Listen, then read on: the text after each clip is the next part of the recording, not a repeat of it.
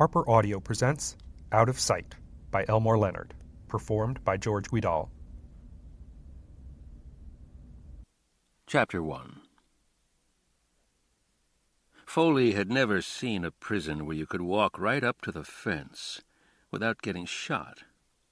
He mentioned it to the guard they called Pup, making conversation. Convict and guard standing in a strip of shade between the chapel and a gun tower. Red brick structures in a red brick prison, both men looking toward the athletic field. Several hundred inmates along the fence out there were watching the game of football played without pads, both sides wearing the same correctional blue, on every play trying to pound each other into the ground. "You know what they're doing," Foley said, "don't you? I mean, besides working off their aggressions?" Pup said, "The hell you talking about?" This was about the dumbest hack Foley had ever met in his 3 falls. 2 state time, 1 federal, plus a half-dozen stays in county lockups. "They're playing in the Super Bowl," Foley said, "pretending they're out at Sun Devil Stadium next Sunday. Both sides thinking they're the Dallas Cowboys."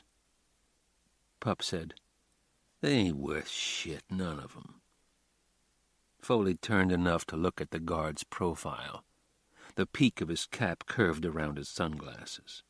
Tan shirt, with dark brown epaulets that matched his pants, radio and flashlight hooked to his belt. No weapon. Foley looked at his size, head-to-head with the Pup at 6'1", but from there, where Foley went pretty much straight up and down in his prison blues, the Pup had about 40 pounds on him, most of it around the guard's middle, his tan shirt fitting him like skin on a sausage. Foley turned back to the game. He watched a shifty colored guy come out for a pass and get clotheslined going for the ball, cut down by another shifty colored guy on defense. The few white guys, bikers who had the nerve and the size, played in the line and used their fists on each other every down. No Latins in the game.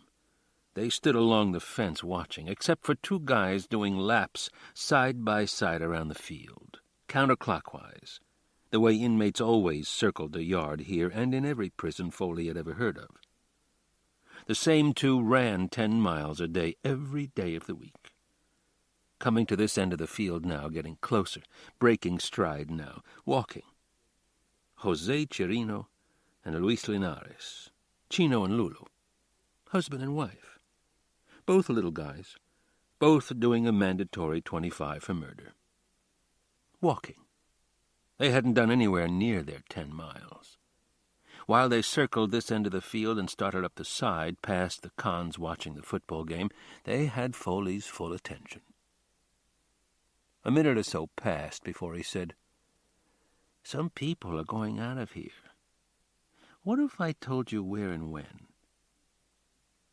The Pup would be staring at him now, eyes half closed to slits behind his shades, the way he judged if a con was telling the truth or giving him a bunch of shit.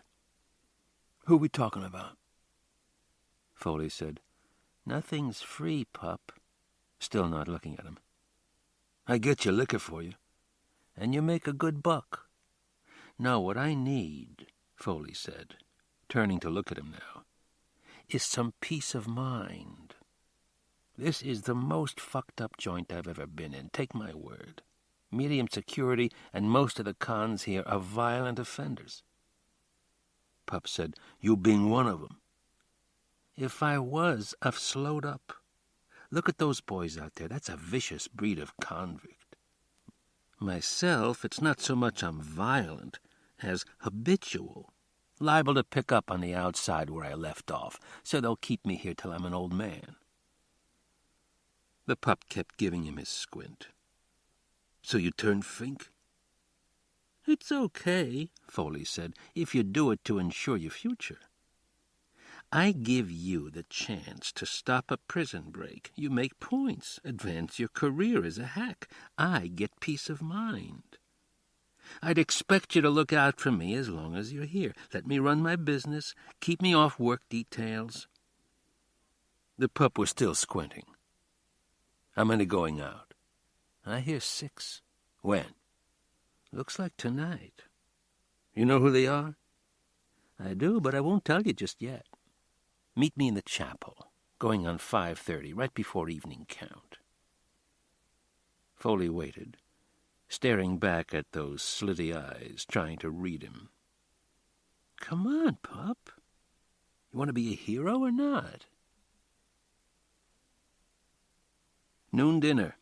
Foley took his pork butts and yams down the center aisle, looking for Chino among all the white T-shirts and dark hair. There he was, at a table of his little guy countrymen, eating macaroni and cheese, a dish Foley has passed on in the chow line. Jesus, eating a pile of it. The guy across from Chino giving him more, scraping macaroni from his tray onto Chino's.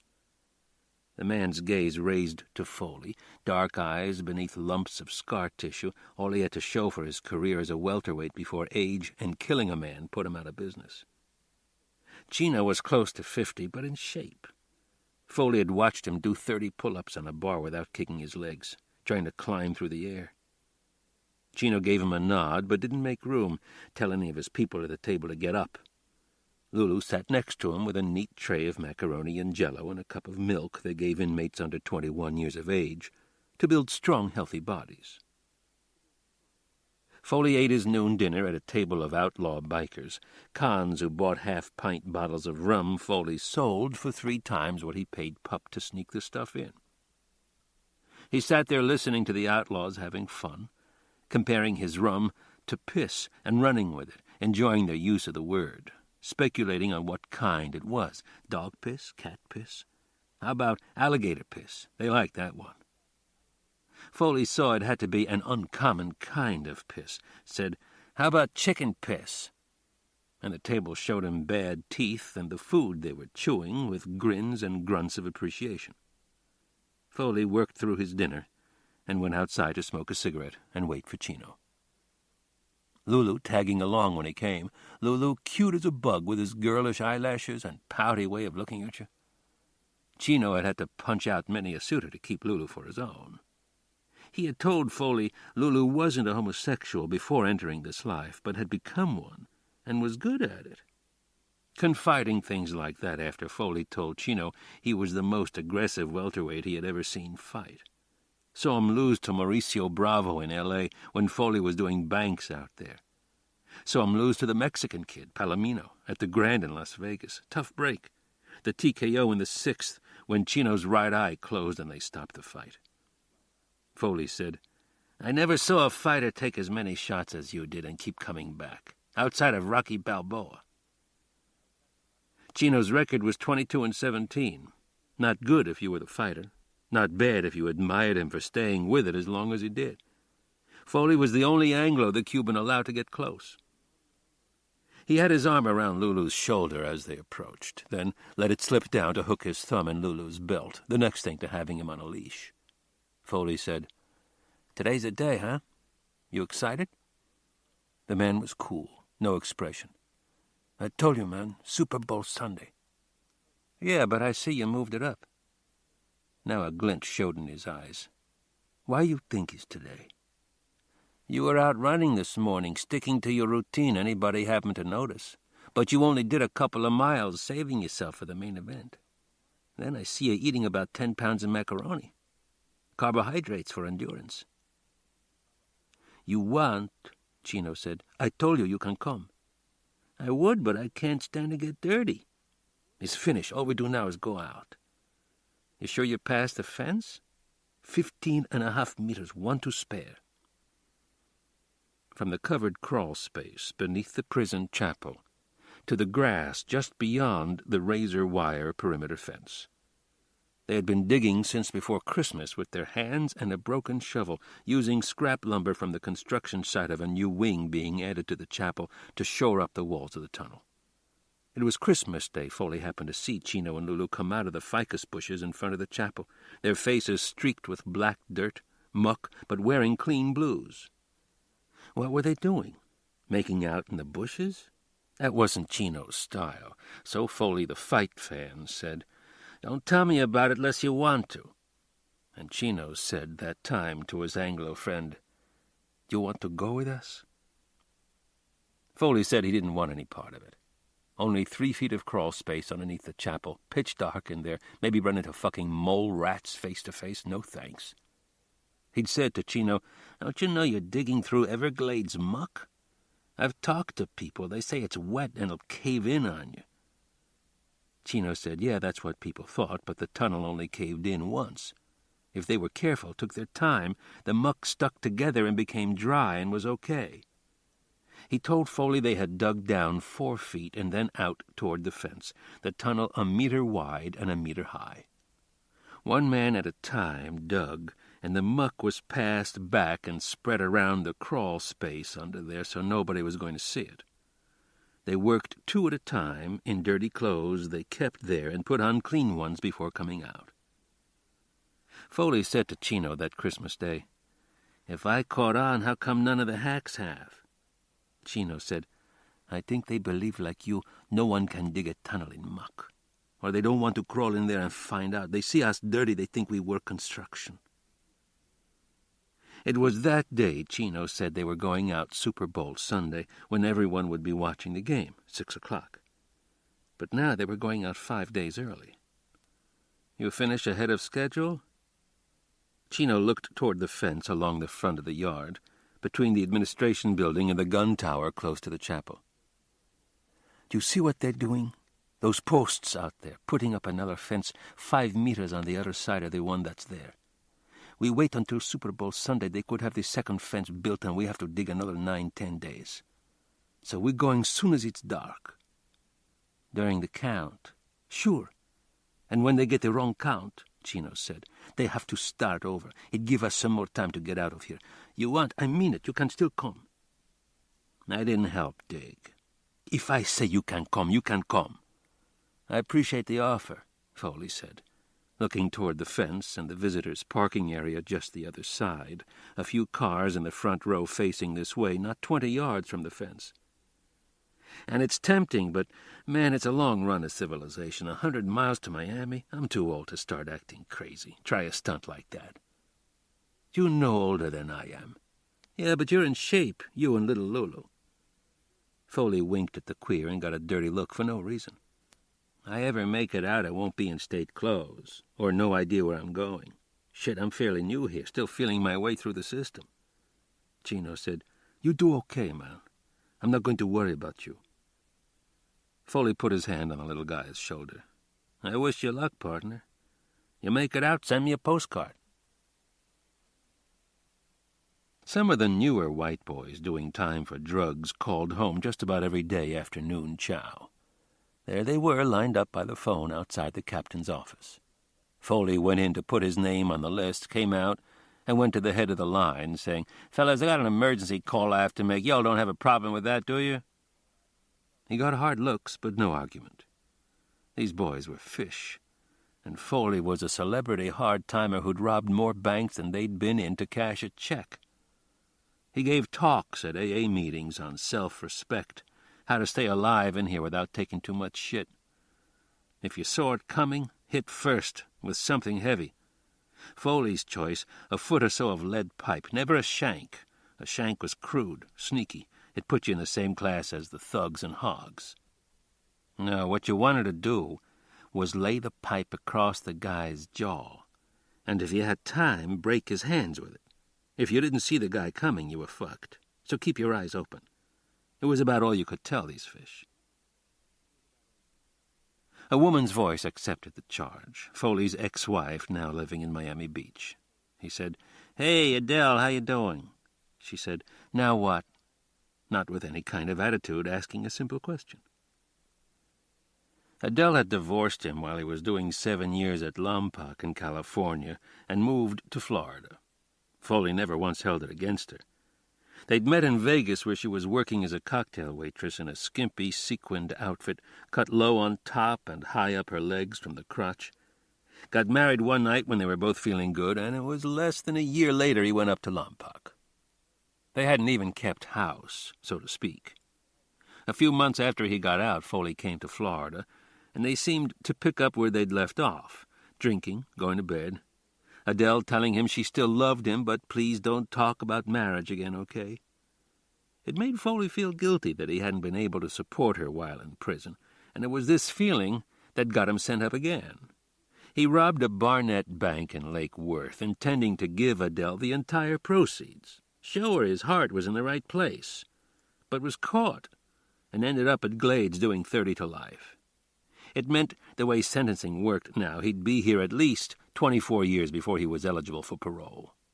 All on account of wanting to be a good guy. He said to Adele, "You know that Super Bowl party? They changed the date. It's on tonight, 6 o'clock. There was a silence on the line before Adele said, "Didn't you tell me one time calls aren't monitored?" "I said not as a rule. So why don't you come right out and tell me what you're talking about?" "Listen to Miss Smarty Mouth," Foley said, "out there in the free world." "What's free about it? I'm looking for work." "What happened to Mandrake the Magician? Emil the Amazing? The Kraut son of a bitch fired me and hired another girl, a blonde." "He must be crazy, want to trade you in." "Emil says I'm too old." "To do what, watch pigeons fly out of a hat? You have that cute, amazed look down cold in your little assistant magician outfit. You'll hook up with another one before you know it. Run an ad. Anyway, not to change the subject," Foley said, "but the reason I called—" "I'm listening." "It's today instead of Sunday. About 6, like only a few hours from now, so you'll have to get hold of Buddy, whatever he might be doing," Adele said. "And the one driving the other car?" "What are you talking about?" "Buddy wants to use 2 cars. "You said he might." "Well, he's going to, so we got this guy you know from Lompoc, Glenn Michaels." Foley didn't say anything, picturing a young guy who wore sunglasses all the time, even watching movies. "Cute but seedy," Adele said. "Has real long hair." But none on his body. Foley remembered the guy in the yard always working on his tan. Glenn Michaels. The guy stole expensive cars on special order and delivered them all over, even Mexico. Acted hip and told stories about women coming on to him, even movie stars. But none Foley or Buddy had ever heard of. They called him studs. "You met him?" "Buddy thought I should, just in case." "In case of what?" "I don't know. Ask him. Glenn said he thought you were real cool." "He did, huh?" "Tell Buddy I see this guy wearing sunglasses, I'll step on him. I might not even take 'em off him first." "You're still weird," Adele said. 1:45 the latest. But don't call him on your phone." "You tell me that every time," Adele said. "Will you be careful, please, and don't get shot?" 5:20. Foley found a child molester they called the Elf alone in the chapel with the lights off. A skinny white kid sitting round-shouldered by the windows, a stack of pamphlets in the pew with him. Foley turned the lights on, and the kid hunched around to look at him, no doubt afraid he was about to get beat up again. The fate of guys with short eyes among a population that felt superior. "You're going to ruin your eyes," Foley said, "trying to read that inspirational shit in the dark. Leave, okay? I need to speak to my Redeemer in private." Once the Elf was out the door, Foley turned the lights off and went along the row of windows, pulling old brown-stained shades down halfway, keeping it just light enough in here to see the shapes of the pews. He walked around to the other side of the chapel now and stepped through an opening to the wing they were adding on, the structure framed in and smelling of new wood, big open spaces where windows would be hung. He looked around at the mess of scrap lumber the prison carpenters, not giving a shit, had wasted. A piece of 2x4 caught his eye. Foley had thought of using pipe for what he'd have to do. There was enough of it around, but he liked the way this piece of scrap wood was split and tapered to a thin end, like a baseball bat. He picked it up, took a swing, and imagined a screaming line drive, sailing out to the athletic field where half the population— he could see them through the window openings, 500-600 cons, slouched around with nothing to do, not enough jobs here to keep them busy. It was going dark now, the sky showing a few last streaks of red. And there it was, the whistle. Everybody back to the dorms for evening count. It would take a half hour, then another 15 minutes to do a recount before they'd know for sure 6 inmates were missing. By the time they got out the dogs, Chino and his boys would be running through sugarcane. Strung-out lines of inmates were coming from the athletic field now, passing through a gate to the prison compound. Foley watched them, thinking, "You're on the clock now, boy." In the chapel again he placed his baseball bat in one of the pews, on the seat, and took off his denim jacket to lay over it. Chino would be down there in the muck, telling his boys to be patient, making sure it was dark before they came out. Foley turned, hearing the chapel door open. He watched the pup come in and glance around before closing the door.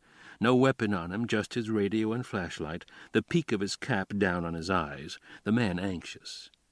His hand went to the light switch on the wall by the door, and Foley said, "Leave it off." The pup looked at him, and Foley put his finger to his lips. It was happening now, and he took his time. "They're right underneath you, pup. They dug a tunnel." Now the guard was unhooking the radio from his belt. Foley said, "Wait, not just yet."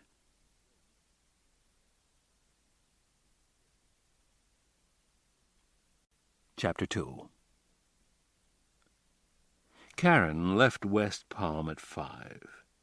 Drove into the sunset past miles and miles of cane, and had her headlights on by the time she turned into the parking area and sat facing the prison.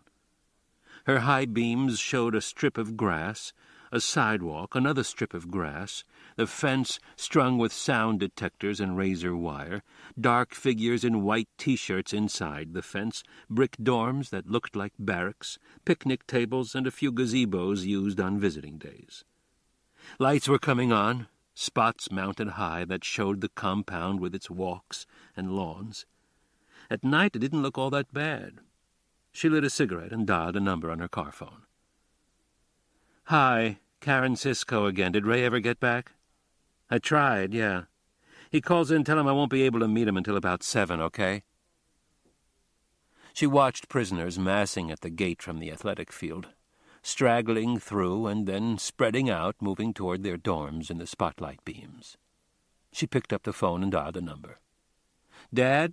Karen, will you do me a big favor?" "Do I have to get up? I just made myself a drink." "I'm out at Glades. I'm supposed to meet Ray Nicolette at 6, and I can't get hold of him." "Which one is that, the Fed, the ATF guy?" "He was. Ray's with the state now, Florida Department of Law Enforcement. He switched over." "He's still married, though, huh?" "Technically. They're separated." "Oh, he's moved out?" "He's about to." "Then they're not separated, are they?" "Will you try calling him, please? He's on the street. Tell him I'm going to be late." She gave her dad Ray's beeper number. "What are you doing at Glades?" "Serving process, a summons and complaint. Drive all the way out here." Headlights hit Karen's rearview mirror, a car pulling into the row behind her. The lights went off, then came on again, and Karen adjusted the mirror to deflect the glare. "I have to drive all the way out here because some con doing mandatory life doesn't like macaroni and cheese. He files suit, says he has no choice in what they serve, and it violates his civil rights." Her dad said, "What did I tell you? Most of the time you'd be serving papers or working security, hanging around courtrooms, driving prisoners to hearings." "You want me to say you were right?" "It wouldn't hurt you." "I'm giving the West Palm office a year. They don't put me back on warrants. I quit." "My daughter, the tough babe. You know, you can always step in here, work with me full-time. I just got a case you'd love, the rights of the victim at stake." "Dad." "Guy pulls a home invasion, beats up an old lady and takes her life savings she has hidden away, $87,000 cash. They get the guy, and his lawyer cuts a deal with the state attorney, 2 to 5, and a guy will come out and make full restitution. He does 15 months, gets his release, and disappears. The old lady's son hires me to find him." Karen said, "You do, then what? The guy pulls armed robberies to pay her back?" "See, you like it, you're thinking. Actually, the old lady's son would settle for beating the shit out of the guy." "I have to go," Karen said. "When am I going to see you?" "I'll come Sunday and watch the game with you if you'll call Ray." "You get dressed up for this guy?" "I'm wearing the Chanel suit, not the new one, the one you gave me for Christmas a year ago. I happen to be wearing it." "With the short skirt? You want him to leave home tomorrow, huh?" "I'll see you," Karen said, and hung up. Her dad, 70, semi-retired after 40 years in the business, ran Marshall Cisco Investigations Incorporated in Coral Gables. Karen Cisco, 29, was a deputy United States Marshal recently transferred from Miami to the West Palm Beach office. She had worked surveillance jobs for her dad while in college, the University of Miami, decided she might like federal law enforcement and transferred to Florida Atlantic in Boca Raton to take their criminal justice program. Different federal agents would come to the school to give talks and recruit. FBI, DEA. Karen was smoking grass at the time, so she didn't consider drug enforcement an option. She thought about Secret Service, but the agents she met were so fucking secretive. Ask a question and they'd go, "You'll have to check with Washington on that." She got to know a couple of marshals, nice guys. They didn't take themselves as seriously as the bureau guys she met. So Karen went with the Marshal Service, and her dad told her she was crazy, have to put up with all that bureaucratic bullshit.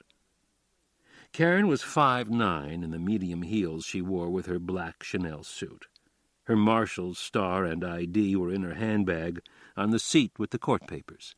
Her pistol, a Sig Sauer .38, was in the trunk with her ballistic vest, her marshal's jacket, several pairs of handcuffs, leg irons with chains, an expandable baton, mace, and a Remington pump-action shotgun. She had locked the pistol in the trunk so she wouldn't have to check it inside the prison. The Sig Sauer was her favorite, her evening wear piece. She didn't want to have to worry about some guard fooling with it. Okay, she was ready. Karen took a final draw on the cigarette and dropped it out the window. She straightened the rearview mirror to look at herself, and right away turned her face from the glare, the headlights of the car behind her, still on high beam.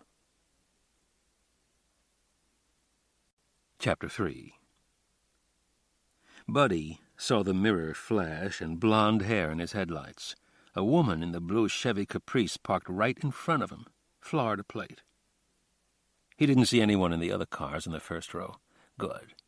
Cons were coming in from the athletic field, but he didn't see any hacks running around like crazy or hear any whistles blowing. That was even better. He was on time. After busting his tail to get out here, he wouldn't mind relaxing for a few minutes. He still couldn't believe his luck, getting a hold of Glenn with just a few hours to spare, tell him it was on. Not Sunday, today, now. Glenn wanting to know how come, Buddy said, "We don't have time to chat, okay? Pick up a car and be waiting where I showed you, sometime after 6. Glenn? A white car." Glenn didn't see what difference it made. "So we're fairly sure it's you," Buddy said. "Not some cop sitting in an unmarked car with a radar gun. And don't wear your sunglasses." Glenn argued about that, too, and Buddy told him, "Boy, do as I say, and you'll get by." Buddy had to hurry to pick up a car himself, a white one Foley would spot without looking all over the parking lot, then drive most of 3 hours to get here from the Miami area. As minutes passed, he wondered if the woman in the Chevy was sitting there waiting for Cubans to come crawling out of a hole. He knew Latins liked Chevys, and this woman could be Latina herself with dyed hair. Buddy turned his head this way and that, looking around, wondering if there were other cars here waiting to pick up convicts. Like a commuter station, wives come to pick up their hubbies. The blonde was in the right spot. Foley had told Adele the second fence post from the gun tower by the chapel. That was where they'd come out. Buddy hated gun towers, even from outside the fence. The idea of a man up there with a high-powered rifle watching every minute you're in the yard.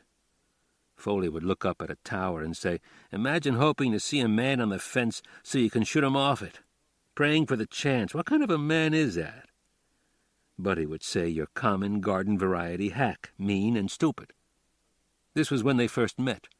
Found they'd both been doing the same kind of work and became friends for life at USP Lompoc, 5 miles from the Pacific Ocean and full of big-time California dopers, con men, swindlers. Foley would say, "Buddy, what are a couple of pros like us doing in this dog pound? Associating with misfits, snitches, and dysfunctional assholes." They got their release 3 months apart. Buddy, out first, stayed in L.A. with his older sister, Regina Mary, an ex-nun who lived on welfare, drank sherry wine, and went to Mass every day to pray for Buddy and the poor souls in purgatory. When Buddy was on the road, doing banks, He'd call her every week and send money. In the joint, all he could do was write, since Regina wouldn't accept charges if he phoned. Foley came out with his $50 gate money and took a bus to L.A., where Buddy was waiting for him in a car he'd boosted for the occasion. That same afternoon, they hit a bank in Pomona, the first time either one had worked with a partner, cleared a total of $5,600 from two different tellers at the same time, and drove to Las Vegas, where they got laid and lost what was left of their $5,600. So they went back to L.A. and worked Southern California a few months as a team. Two tellers at the same time, seeing who could score more than the other without setting off alarms. But he sure missed his partner. When Foley first called him about this business, Buddy was still out in California staying with his sister. He said, "For Jesus' sake, what are you doing back in the can?" "Looking for a way out," Foley said. "A judge with bugs up his ass gave me 30 years, and I don't deserve to be here. It's full of morons and misfits, but only medium security if you get my drift."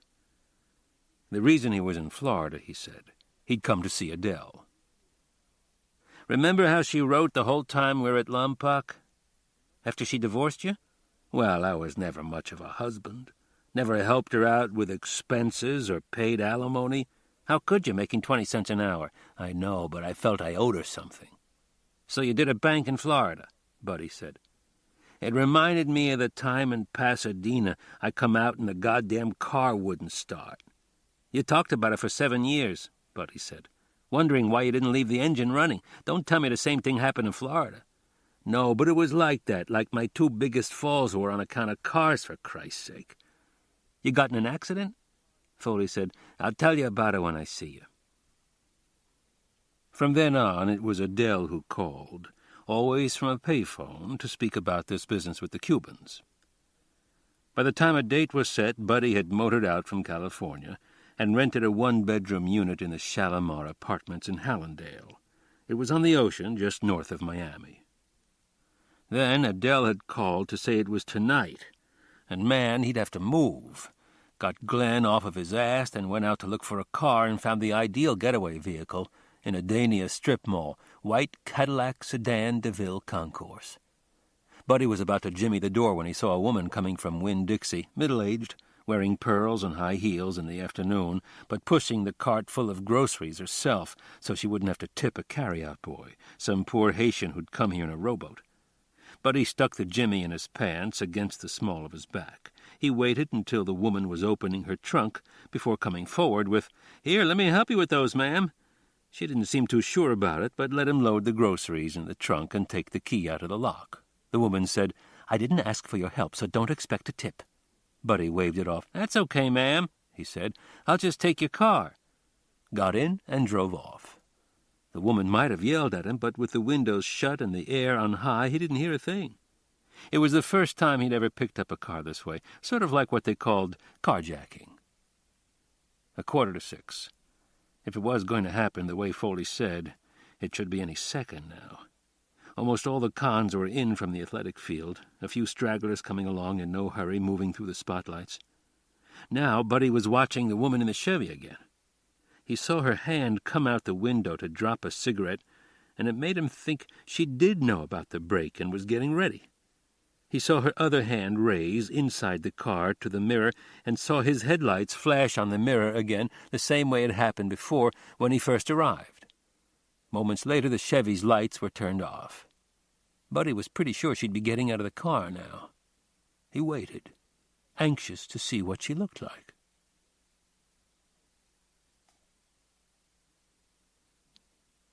Chapter 4. Foley watched the pup creep up the aisle toward the front of the chapel, eyes on the floor, no doubt listening for sounds from below. Sure enough, he said, "I don't hear nothing." "They're not digging now, pup. They're done. 6 of 'em in the tunnel as we speak, ready to go." Foley thought of something he might need to know and said, "What do you say when you're reporting a break?" "That's an Amber Alert," Pup said. "You sure they're down there?" "I saw 'em duck into the crawl space." "Where's the tunnel come out?" "Second fence post from the tower out there." "Go on, take a look." Pup turned his back, walked up the aisle and across the front of the pews to a window. Lights in the compound reflected on the glass and turned the shades a dirty yellow. Pup said, "I don't see nothing there." Foley, picking up his jacket with a 2x4 baseball bat, moving through the pews to the window aisle, said, "You will directly. Keep watching." Pup said, "There's nobody in Tower 6 this time of day if they do come out." Foley said, "You think they don't know that?" Moving up behind Pup, seeing the guard shirt stretched tight across the man's back, a lot of heft to him. Foley let his jacket slip to the floor. He held the 2x4 in his left hand now, down against his leg. Pup said, "There's some car headlights out there." Now he was pulling his radio from his belt, saying, "Jesus Christ," saying into the radio, "Man outside the fence by Tower 6. Nothing about it being an Amber Alert. Too excited, Foley edged in closer to see the car headlights in the parking lot shining on the fence, a dark blue car and a white one behind it that had to be Buddy, bless his heart. Foley on his toes now, looking at freedom, feeling it. Man, right there, as the pup was identifying himself, saying this was Officer Pupko and where he was, sending out the word too soon before Foley was ready. He saw a figure by the fence now, lit blue in the headlights as Pup was yelling into his radio, "I'm looking at him for Christ's sake." Foley took a moment to remind himself not to hold back, to follow through.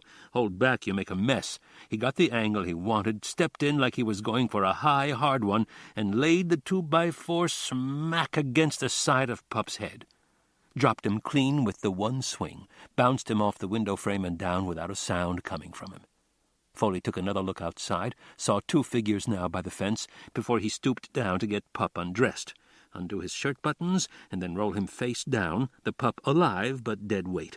Man, it was work getting the shirt off, Pup not helping any. Foley quick put it on over his T-shirt. He heard a car horn blowing now, somebody leaning on it, maybe Buddy trying to tell him something, like, "Come on, move." He saw he wouldn't have time for the pants. He'd have to chance his prison blue wouldn't be noticed in the dark. Foley squared Pup's cap, too small for him, tight over his eyes, picked up the flashlight, and slipped out the front door into the ficus bushes. Karen had the court papers in her hand, ready to get out of the car. She saw prisoners still coming in from the athletic field, passing left to right in her view, all of them some distance from the fence. She opened the car door. Wait a minute. One of the guys, a figure she hadn't noticed before this moment, was right by the fence, close enough to touch it. The guy crouched, or on his hands and knees. Karen popped on her headlights again and saw him clearly. Not crouched. The guy was coming out of the ground, on this side of the fence. Reaching down now as head and shoulders appeared, and another one came out of the ground, right in front of her, not 20 yards from the car. Two guys breaking out, and no siren or whistle going off, prisoners still crossing the compound, not even aware.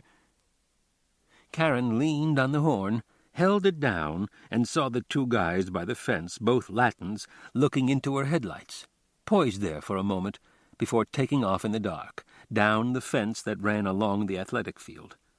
By the time the third one appeared, came out of the hole, followed by another convict on his heels, Karen was out of the car.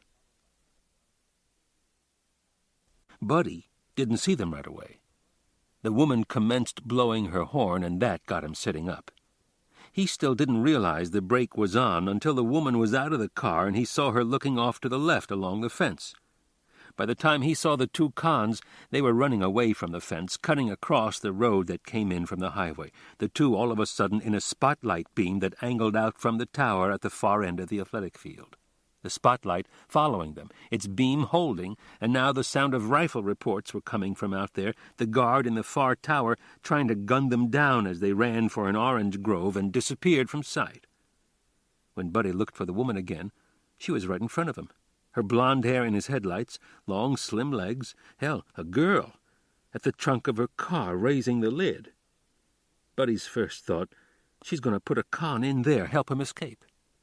He watched her duck her head in the trunk and come out with a holstered pistol, what looked like some kind of automatic.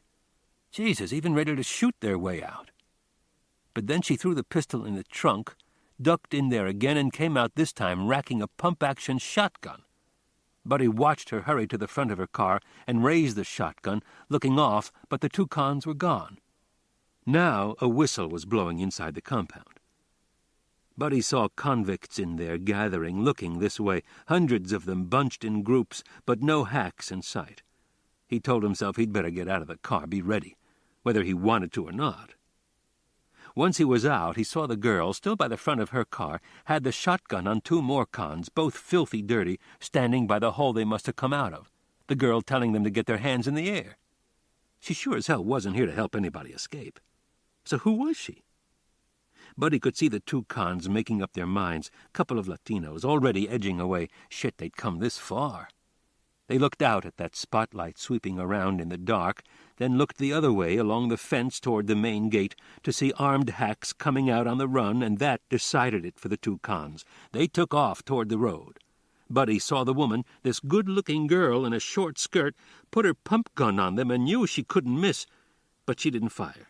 No, the hacks coming from the main gate, 5 of them with rifles and shotguns, they beat her to it, opened up all at once, and kept firing. And Buddy saw the two convicts cut down as they ran. The hacks were looking this way now. They couldn't miss seeing the girl standing there in her headlights, but they didn't bother with her, Buddy realizing they knew who she was. They were more interested in the hole the convicts had come out of. Now they were standing by it, peering in, edging closer with their weapons ready, then all stepped back at once, bumping into each other. A head appeared wearing a guard's baseball cap, head and shoulders now coming out of the hole, the guy saying something to them, his face beneath the cap smeared with muck, shaking his head now, excited. One of the hacks was speaking into his radio. Another extended his rifle for the one in the hole to grab the barrel and get pulled out. But the one in the hole kept yelling and pointing out at the dark toward the orange grove. Finally, when the hacks moved off, they checked the two convicts they'd shot, kicked at them to see if they were still alive, and then kept going, and the one in the hole climbed out. Buddy knew it was Foley, taking his time now to put on a show, standing with his hands on his hips like an honest-to-God hack, that serious cap down on his eyes. Buddy moved up to his headlights, raising his arm and waving at Foley to come on, and saw the girl turn enough to put the shotgun on him. Buddy raised the palm of his hand to her, saying, "It's okay, honey, we're good guys." Buddy, wanting to appear calm, wanting to believe he'd have no problem with this cute-looking blonde, maybe a probation officer, though he didn't think probation officers were ever armed. She said, "What are you doing here?" Not so much asking, putting it to him the way cops did when they were already pretty sure of what you were doing. She glanced around to include Foley. She knew all right, but with the two of them to watch, was too late making her move. She saw Foley coming at her, filthy dirty, like a creature out of the swamp, giving Buddy time to take her around the neck. She fought him, jabbing him in the gut with the butt end of the shotgun, before Foley got in there to wrench it from her grip. They dragged her to the rear end of the Chevy, the trunk lid still up, and crouched there as some hacks came running along the fence, past the dark gun tower, and crossed the road toward the orange grove. Pretty soon they heard bursts of gunfire, then silence. Foley said, "I bet that's all the hacks they send out. Otherwise nobody's left to mind the store." Buddy said, "Why don't we talk about it later?" He turned his head to see Foley and the young woman staring at each other in the Cadillac headlights, neither one seeming mad or scared. Foley saying to her, "Why, you're just a girl. What do you do for a living, you pack a shotgun?" She said to him, "I'm a federal marshal, and you're under arrest, both of you guys." Foley kept staring like he was giving the situation serious thought, deciding now what to do with her. Jesus, a U.S. Marshal. But what he said was, "I bet I smell, don't I?" And then he said, "Listen, you hop in the trunk, and we'll get out of here." Chapter 5. Karen thought they'd put her inside and leave, and she felt around to find her handgun, quick, the Sig Sauer, before they closed the trunk lid and she'd have to kick at it and yell until someone let her out. There she felt the holster, slipped the pistol out and closed her hand around the grip, ready to go for it. 6 hollow points in the magazine and 1 in the throat, ready to come around shooting if she had to. But now the one in the filthy guard uniform gave her a shove and was getting in with her. She couldn't believe it. crawling in to wedge her between the wall of the trunk and his body pressed against her back, like they were cuddled up in bed, the guy bringing his arm around now to hold her to him. And she didn't have room to turn and stick the gun in his face. The trunk lid came down, and they were in darkness, total, not a crack or pinpoint of light showing. Dead silent until the engine came to life, the car moving now, turning out of the lot to the road that went out to the highway. Karen pictured it, remembering the orange grove and a maintenance building, then farther along the road, frame houses and yards where some of the prison personnel lived. His voice in the dark, breathing on her, said, "You comfy?" The con acting cool, nothing to lose. Karen was holding the Sig Sauer between her thighs, protecting it, her skirt hiked up around her hips. She said, "If I could have a little more room. There isn't any." She wondered if she could get her feet against the front wall, push off hard and twist at the same time, and shove the gun into him. Maybe. But then what? She said, "I'm not much of a hostage if no one knows I'm here." She felt his hand move over her shoulder and down her arm. "You aren't a hostage. You're my Zuzu, my treat after 5 months of servitude. Somebody pleasant and smells good for a change. I'm sorry if I smell like a sewer. It's the muck I had to crawl through, all that decayed matter." She felt him moving, squirming around to get comfortable. "You sure have a lot of shit in here. What's all this stuff? Handcuffs? Chains? What's this can?" "For your breath," Karen said. "You could use it. Squirt some in your mouth." "You devil. It's mace, huh? What have you got here, a billy? Use it on poor unfortunate offenders? Where's your gun, your pistol?" "In my bag, in the car." She felt his hand slip from her arm to her hip and rest there, and she said, "You know you don't have a chance of making it. Guards are out here already. They'll stop the car." "They're off in the cane by now, chasing Cubans." His tone quiet, unhurried, and it surprised her. "I timed it to slip between the cracks, you might say. I was even going to blow the whistle myself if I had to, send out the Amber Alert, get them running around in confusion for when I came out of the hole. Boy, it stunk in there."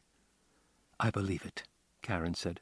"You've ruined a $3,500 suit my dad gave me."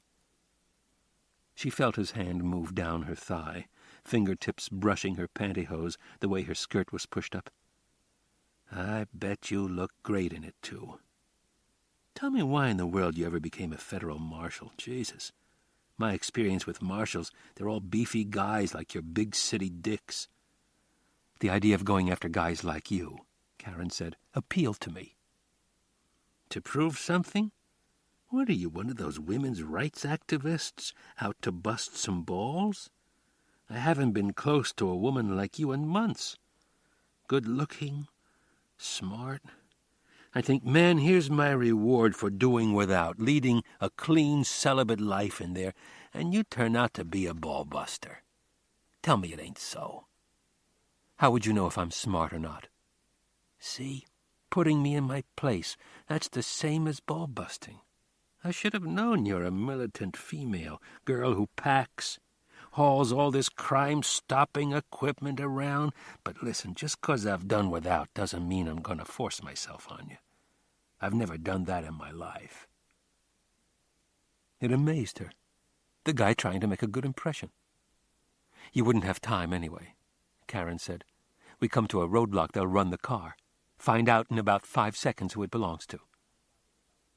His voice, breathing on her, said, "If they get set up in time, which I doubt. Even if they do, they'll be looking for Cubans. Little fellas with black hair, not a big redneck driving a Chevy. I'm leaving this trip in the hands of my Lord and Savior and my old pal Buddy. He's pure redneck.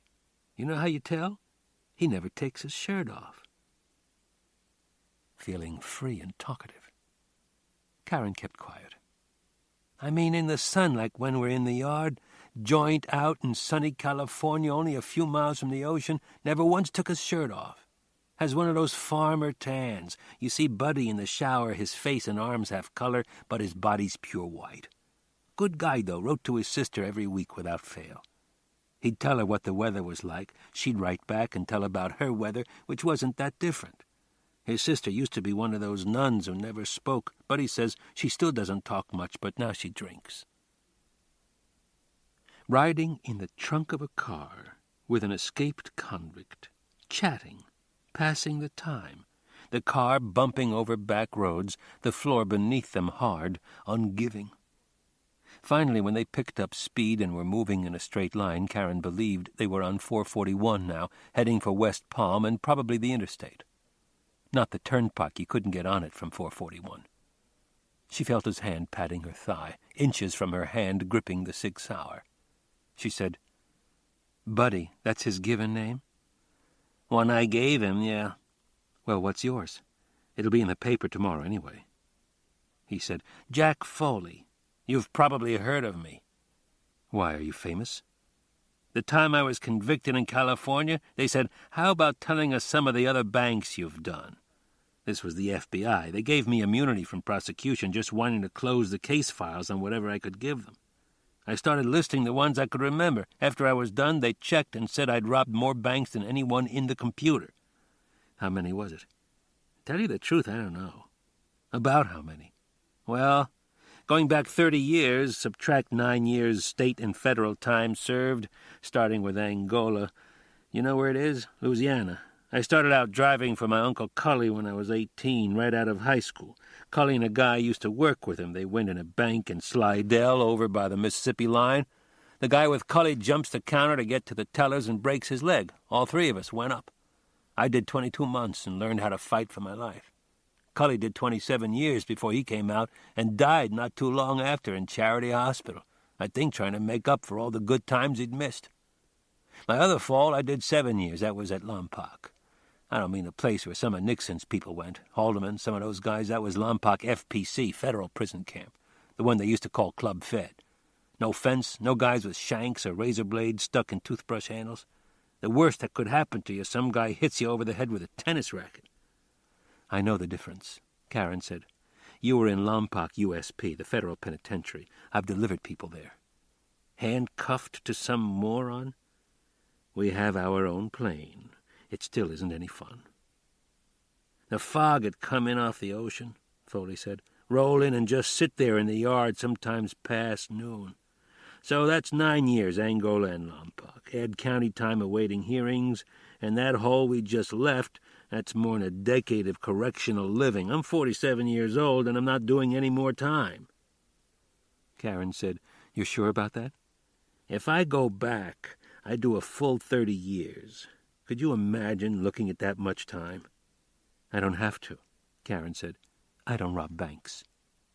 "If it turns out I get shot down like a dog, it'll be in the street, not off a goddamn fence." "You must see yourself as some kind of desperado." He said, "I don't know," and was quiet for several moments. "I never actually thought of myself that way." He paused again. "Unless I did without knowing it. Like some of those boys of yesteryear, Clyde Barrow. You ever see pictures of him? The way he wore his hat? You could tell he had that don't-give-a-shit air about him." "I don't recall his hat," Karen said, "but I've seen pictures of him lying dead, shot by Texas Rangers. Did you know he didn't have his shoes on?" "Is that right?" "They put 187 bullet holes in Clyde, Bonnie Parker, and the car they were driving. Bonnie was eating a sandwich." "You're full of interesting facts, aren't you?" "It was in May 1934, near Gippsland, Louisiana." "That's North Louisiana," Foley said, "a long way from New Orleans, where I was born and raised. Once you leave the Big Easy, you may as well be in Arkansas, where Buddy's from originally. He went up to Detroit to work in an auto plant once, but didn't care for it. Moved to California. I remember seeing the movie. It was after I got out of Angola and started doing banks on my own. That part where they got shot, Warren Beatty and... I can't think of her name." "Faye Dunaway. I loved her in Network." "Yeah, she was good. I liked the guy saying he wasn't going to take any more shit from anybody." "Peter Finch," Karen said. "Yeah, right. Anyway, that scene where Warren Beatty and Faye Dunaway get shot, I remember thinking at the time, it wouldn't be a bad way to go, if you have to." "Bleeding on a county road," Karen said. "It wasn't pretty after," Foley said. "No, but if you were in that car eating a sandwich, You wouldn't have known what hit you. How'd you get the guard uniform? Took it off a hack. You killed him? No. Hit him over the head, the most ignorant man I ever met in my life. He paused and said, I should talk after the stunt I pulled to get sent up this time. I'd just done a Barnett Bank in Lake Worth. I'm on a side street waiting to turn left on Dixie Highway. It's a long story. The only reason I was even in Florida, I was visiting somebody. He paused and said, I better keep quiet. You robbed the bank? Karen said. In your own car? I wasn't that dumb. No, but then I got in a situation with the car. The dumbest thing I've ever done. She felt Foley's fingertips moving idly on her thigh. His voice quiet and close to her, saying, You're sure easy to talk to. I wonder. Say we met under different circumstances and got to talking. I wonder what would happen. Nothing, Karen said. I mean, if you didn't know who I was. You'd tell me, wouldn't you? See, that's what I mean. You're easy to talk to. There isn't any bullshit. You speak your mind. Here you are, locked up in the dark with a guy who's filthy, smells like a sewer, just busted out of prison, and you don't even seem like you're scared. Are you? Of course I am. You don't act like it. What do you want me to do, scream? I don't think it would help much. Foley let his breath out, and she felt it on her neck, almost like a sigh. He said, I still think if we met under different circumstances, like in a bar... Karen said, You have to be kidding. After that, for a few miles, neither of them spoke until Foley said, Another one Faye Dunaway was in I liked. 3 Days of the Condor. With Robert Redford, Karen said, when he was young. I loved it. The lines were so good. Faye Dunaway says it's the next morning after they've slept together. Even though she barely knows him, he asks if she'll do him a favor, and she says, Have I ever denied you anything? Foley said, Yeah. And she waited for him to go on, but now the car was slowing down, coasting, then bumping along the shoulder of the road to a stop. Karen got ready. Foley said, I don't know any more than you where we are. Still out in the country, Karen was sure of that. Maybe halfway to West Palm or a little more. She heard the other one, Buddy, outside, say, You still alive in there? The trunk lid raised. Karen felt Foley's hands on her, then didn't feel them, and heard him say, out of the trunk now, Where in the hell are we? And heard Buddy say, That's a turnpike up there. Glenn's waiting with a car. Glenn. Karen said the name to herself and stored it away. As Foley was saying, How do we get to it? Over there, through the bushes, Buddy's voice. You have to climb up the bank. And now Foley, sounding closer this time, saying, Come on out of there. Karen pushed off, rolled from her right side to her left, bringing up the Sig Sauer in both hands to put it on them, both standing in the opening, in the dark, but right there, close. She said, Get your hands up and turn around, now. They were moving as she heard Foley say, Shit, and saw the trunk lid coming down on her as she fired the .38 point blank, fired again, and fired again, through the trunk lid slamming shut, locking her in with a deafening sound, again in the close dark. They had moved so fast in opposite directions, she didn't think she'd hit either one. She listened, but didn't hear a sound now. Pretty sure they were getting a shotgun from the car, and would be right back. Chapter 6. Buddy said he forgot she had a piece in there, all that was going on. Even saw her throw it back in the trunk when she brought out the shotgun. He said to Foley they may as well leave her. They were leaving the car and had to leave her someplace anyway. What was the difference where? It was already set in Foley's mind she was going with him. He wasn't finished talking to her. He wanted to sit down with her in a nice place and talk like regular people. Start over, let her get a look at him cleaned up. Even if he had time, he wouldn't be able to explain why he wanted to talk to her some more. That wasn't clear in his mind, so all he said was, She's going with us. Buddy gave him a funny look, a frown. He said, "Jesus Christ, what were you doing in there? I can understand you need to get laid, but you have Adele, don't you?" "Get the shotgun," Foley said, "and her purse. I'd like to know who she is." "I already looked," Buddy said. "Her name's Karen Cisco, like the Cisco Kid, only spelled different, S-I-S-C-O. Foley said, "Karen Cisco," nodding a couple of times. "I wonder if she's ever called that, the Cisco Kid." Headlights would come at them from the direction of West Palm, and they'd keep to the narrow space between the car and the concrete abutment of the overpass. A sheriff's office, green and white, went screaming past, gumballs flashing. Then another one and another, a string of green and whites in the space of a minute going out to chase after escaped convicts. No time for a car sitting dark under an overpass. When the road quieted down, Foley stepped up to the Chevy's trunk, keeping to the side of it, and banged on the sheet metal once with his fist. "Karen, be a good girl now, you hear? I'm going to let you out." Foley jumped at the sound of a pistol shot, muffled from inside the trunk, but real, the bullet ripping through metal. He yelled at her, "You're putting holes in your car!" and looked up to see Buddy with the shotgun and a black leather handbag staring at him. Foley took a moment to settle down before saying, "We're not leaving you. I'm going to open the trunk enough for you to throw the gun out, okay? You shoot, Buddy's got your shotgun. He says he'll shoot back if you do, and I can't stop him, so it's up to you." Foley put his hand out, and Buddy, still looking at him funny, gave him the keys. They heard a voice yell, "Hey!" Not from the trunk, a clear sound coming from somewhere above them.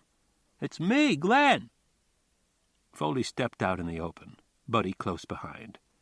They looked up to see a figure head and shoulders against the evening sky leaning on the concrete overpass rail. "Hey, Jack, good to see you, man. The fuck are you guys shooting at?" Buddy raised his voice, saying, "We'll be there in a minute." "I don't mean to complain," Glenn said, "but you know how long I've been here? Florida Highway Patrol comes by, I'm fucked." Foley looked at Buddy. "Do we need him?" "3 green and white saw us," Buddy said. "One of them starts thinking, what's that car doing there? Ties it to the brake and turns around. We got to get out of here." Foley, looking up at the overpass again, said, "Hey, Studs?" sounding surprised. "We thought you were somebody else." Glenn straightened, tossing his hair out of his face. "Man, I haven't heard that since Lompoc." Foley waited. Glenn said, "You guys," shaking his head now, "I'm risking my ass for you, and I don't even know why." "Sure you do," Foley said, making the effort to sound pleasant. "We're your heroes." He walked back to the Chevy and banged on the trunk. "You coming out?" Foley stuck the key in the lock, standing right in front of the trunk, and turned to Buddy. Buddy walked up to the trunk and racked the pump on the shotgun. Foley said, close to the sheet metal, "You hear that?" He turned the key and raised the trunk lid. Karen, hunched in there, extended her arm, her hand holding the 6-hour auto by the barrel. She said, "You win, Jack."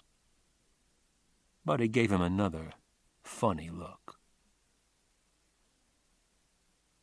If he leaned out over the rail, Glenn could see part of the open trunk, Foley reaching a hand in to help someone get out. Jesus, a girl.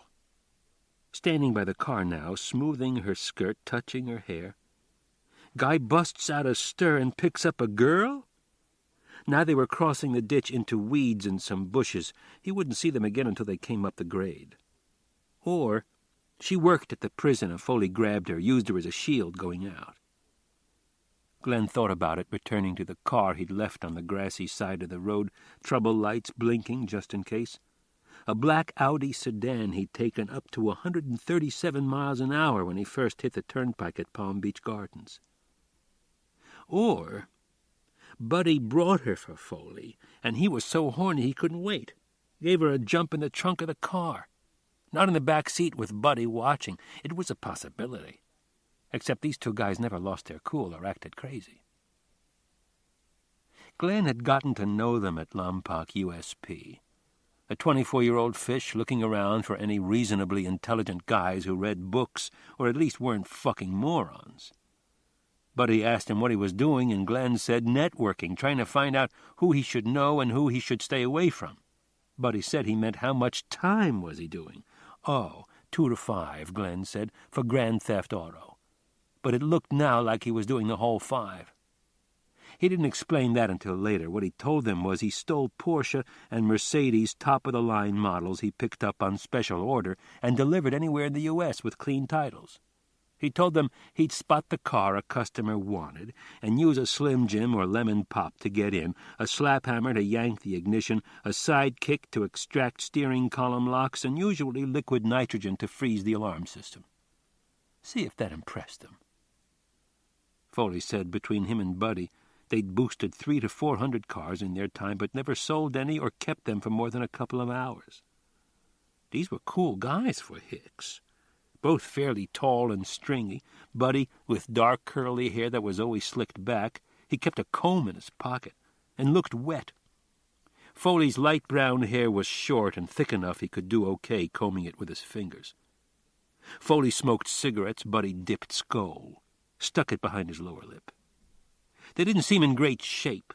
They'd rather watch than work out, but both had that hard-boned look like they'd worked construction or in oil fields all their lives instead of robbing banks. Easy going, but looked you right in the fucking eye when you spoke to them, or they had something to say. Glenn stayed close to them and was never seriously approached by any perverts or butt-fuckers. Foley said, "Don't take it up lest you think you might like it." Buddy said, "What you do, just say no, then kill the guy." They watched each other's backs and never had any trouble they weren't able to stare down, giving ill-tempered assholes a calm look that said, "Fuck with us, man, at your own risk." Glenn believed they let him hang around because he was from L.A., West Hollywood. He knew what was happening. Had even spent a couple of years at Berkeley, but never copped a superior attitude. He'd tell them stories about when he was out in the car detailing business and got laid a lot, how he'd work on cars at these multi-million-dollar homes in Beverly Hills and wait for the lady of the house to make the move. Get asked in for a cold drink, a dip in the pool. It happened, man, more often than you'd think, couple of times, even with movie stars. This was when they started calling him studs.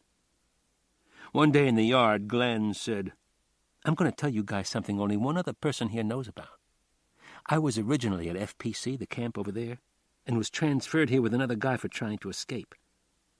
See what they thought. You know Maurice Miller in the boxing program they call Snoopy, fights lightweight?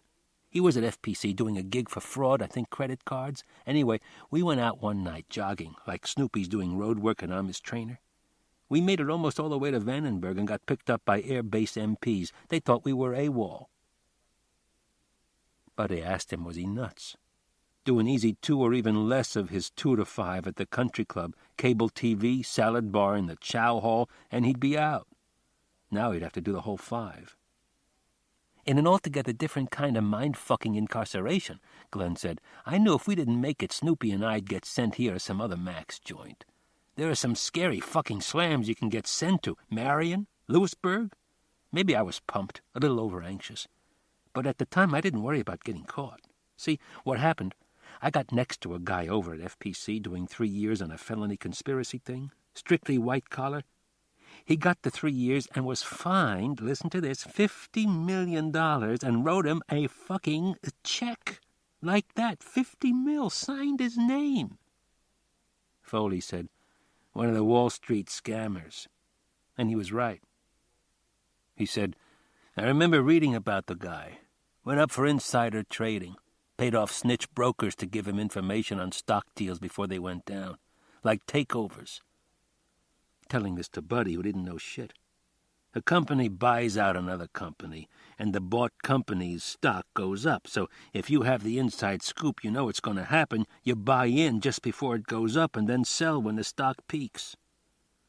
This fucking guy Foley never even went to college. "That's basically what he did," Glenn said. "Made a fortune." "Everybody thought the guy was a genius," Foley said, "till they found out he made it the old-fashioned way. He stole it." "Anyway," Glenn said, "here's a multimillionaire making 11 cents an hour mopping floors. sweeping the tennis courts. Guy that used to be on the phone, he said 18 hours a day, had over 100 extensions in his office, now has to stand in line to make a call. But the thing I'm getting at, the guy loved to talk. Yeah, to the U.S. attorney, Foley said. He rolled over on all the snitches he was doing business with and got him brought up. I can't think of the guy's name. Glenn waited, and Foley said, Ripley. Richard Ripley, called Dick the Ripper on account of how he ripped off the stock market. Big, good-looking guy, but I think he wore a rug. Not at FPC, Glenn said. He was vain, though. What he talked about most of the time, outside of the market, was himself, and I listened. Anybody that can write a check for $15 million, he says anything, I'm all fucking ears. See, my bunk was right above his. I was polite. I played kiss-ass to a degree. I'd stand in the phone line for him. We're out gardening, I'd do the stoop work and let him rake. All this time, he's talking about what a high roller he is, and I'm taking it all in. I learn he's got money in foreign banks, plus around $5 million in hard cash, plus loose diamonds and gold coins, a shitload of coins worth around $4 bills each. The man actually told me $5 million in cash. He said, quote, where I can put my hands on it any time I want. Nothing to it. Foley said, he keeps it at home? Buddy said, yeah, where's the guy live? Glenn hesitated, and Foley said, he must have been getting out soon. He's out now. It was in the paper. I mean, when you and Snoopy jogged away from FPC, you mentioned you were anxious. It sounds like you wanted to get to Ripley's house before he got his release. Is that it? You couldn't wait? You might say I was highly motivated, Glenn said. $5 million? Sitting there waiting? All I have to do is walk out? No fence, no gun towers? The only thing to stop anybody from leaving is a sign that says off limits.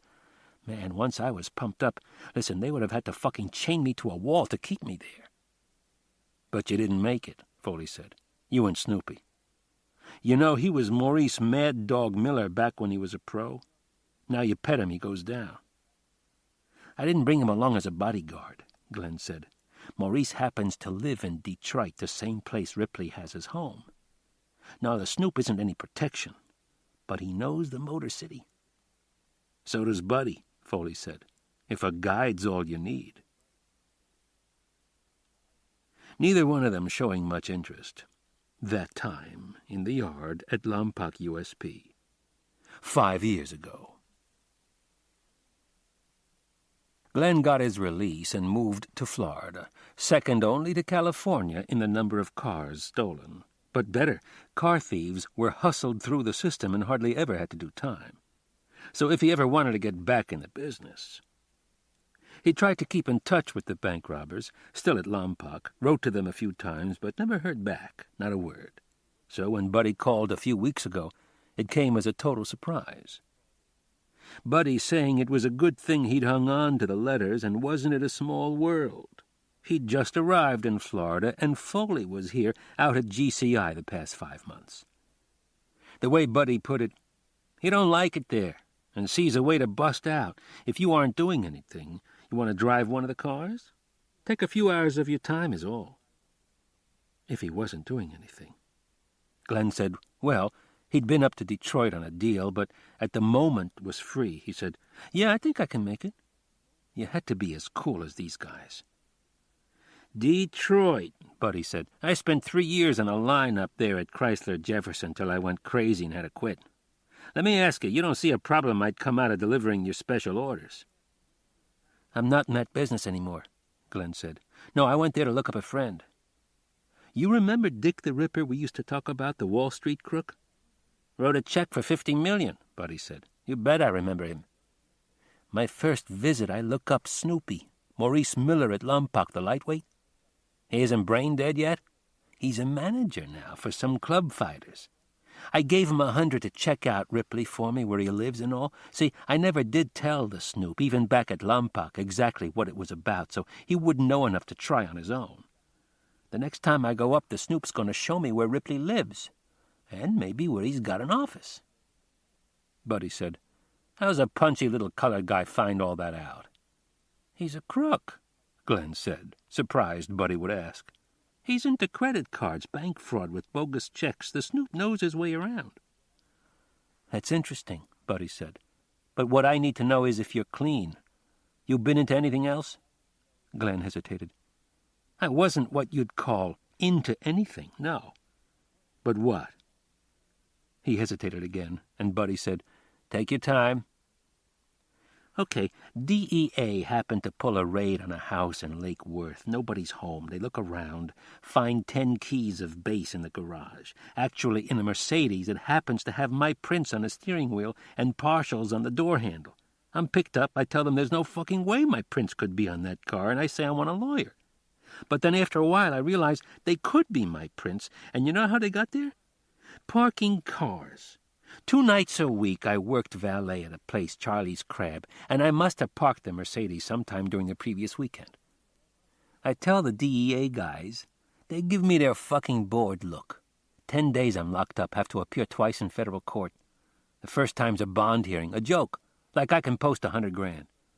The next one's like a show cause hearing. Okay, but by this time the public defender has actually checked and found out the car was at Charlie's Crab the night before. They still have the ticket with the license number on it. The magistrate, a lovely, intelligent woman, dismissed the charge and ate the ass out of the assistant U.S. attorney for being overzealous. Buddy said, "Nothing else pending?" "Nothing. How about if I go see Foley? You don't want your name on the visitors list out there. Sit tight till you hear from me." "You talk to him," Glenn said. "See if he remembers Dick the Ripper. I'd still like you guys to go in with me. You think you might be interested?" Buddy didn't comment right out and say if they would or not. Glenn had seen him 3 times since that phone call.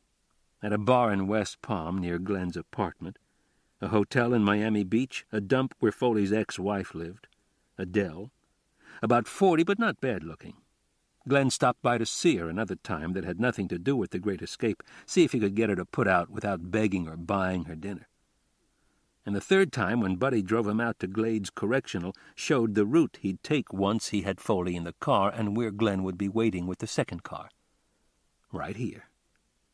20 minutes with the Audi parked off to the side of the turnpike southbound lanes, trouble lights blinking, a note stuck in the side window that said, "Gone to get gas." Glenn waiting now among scrub pines and palmettos a good 50 feet from the car.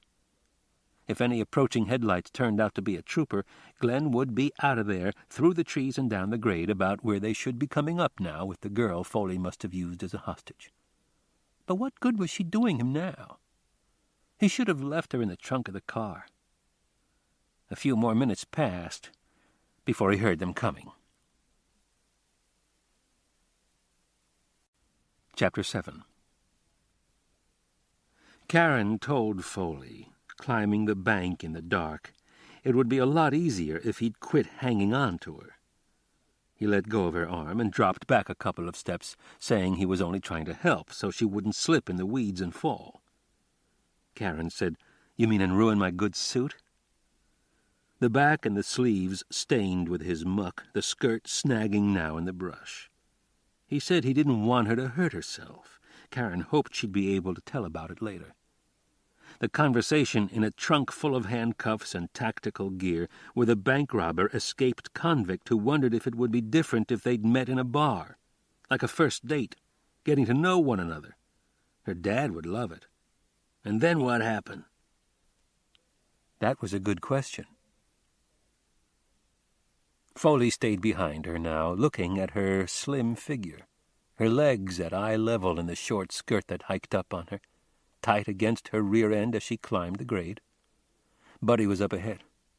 Foley said, "Have your clothes cleaned and send me the bill." Wanting to say something to her, keep it light, but he felt awkward with her now, tense. She said, "I'll send it to you at Glades." Still not acting scared. They reached the top of the grade to move through the scrub, and now he could see the car, amber lights blinking.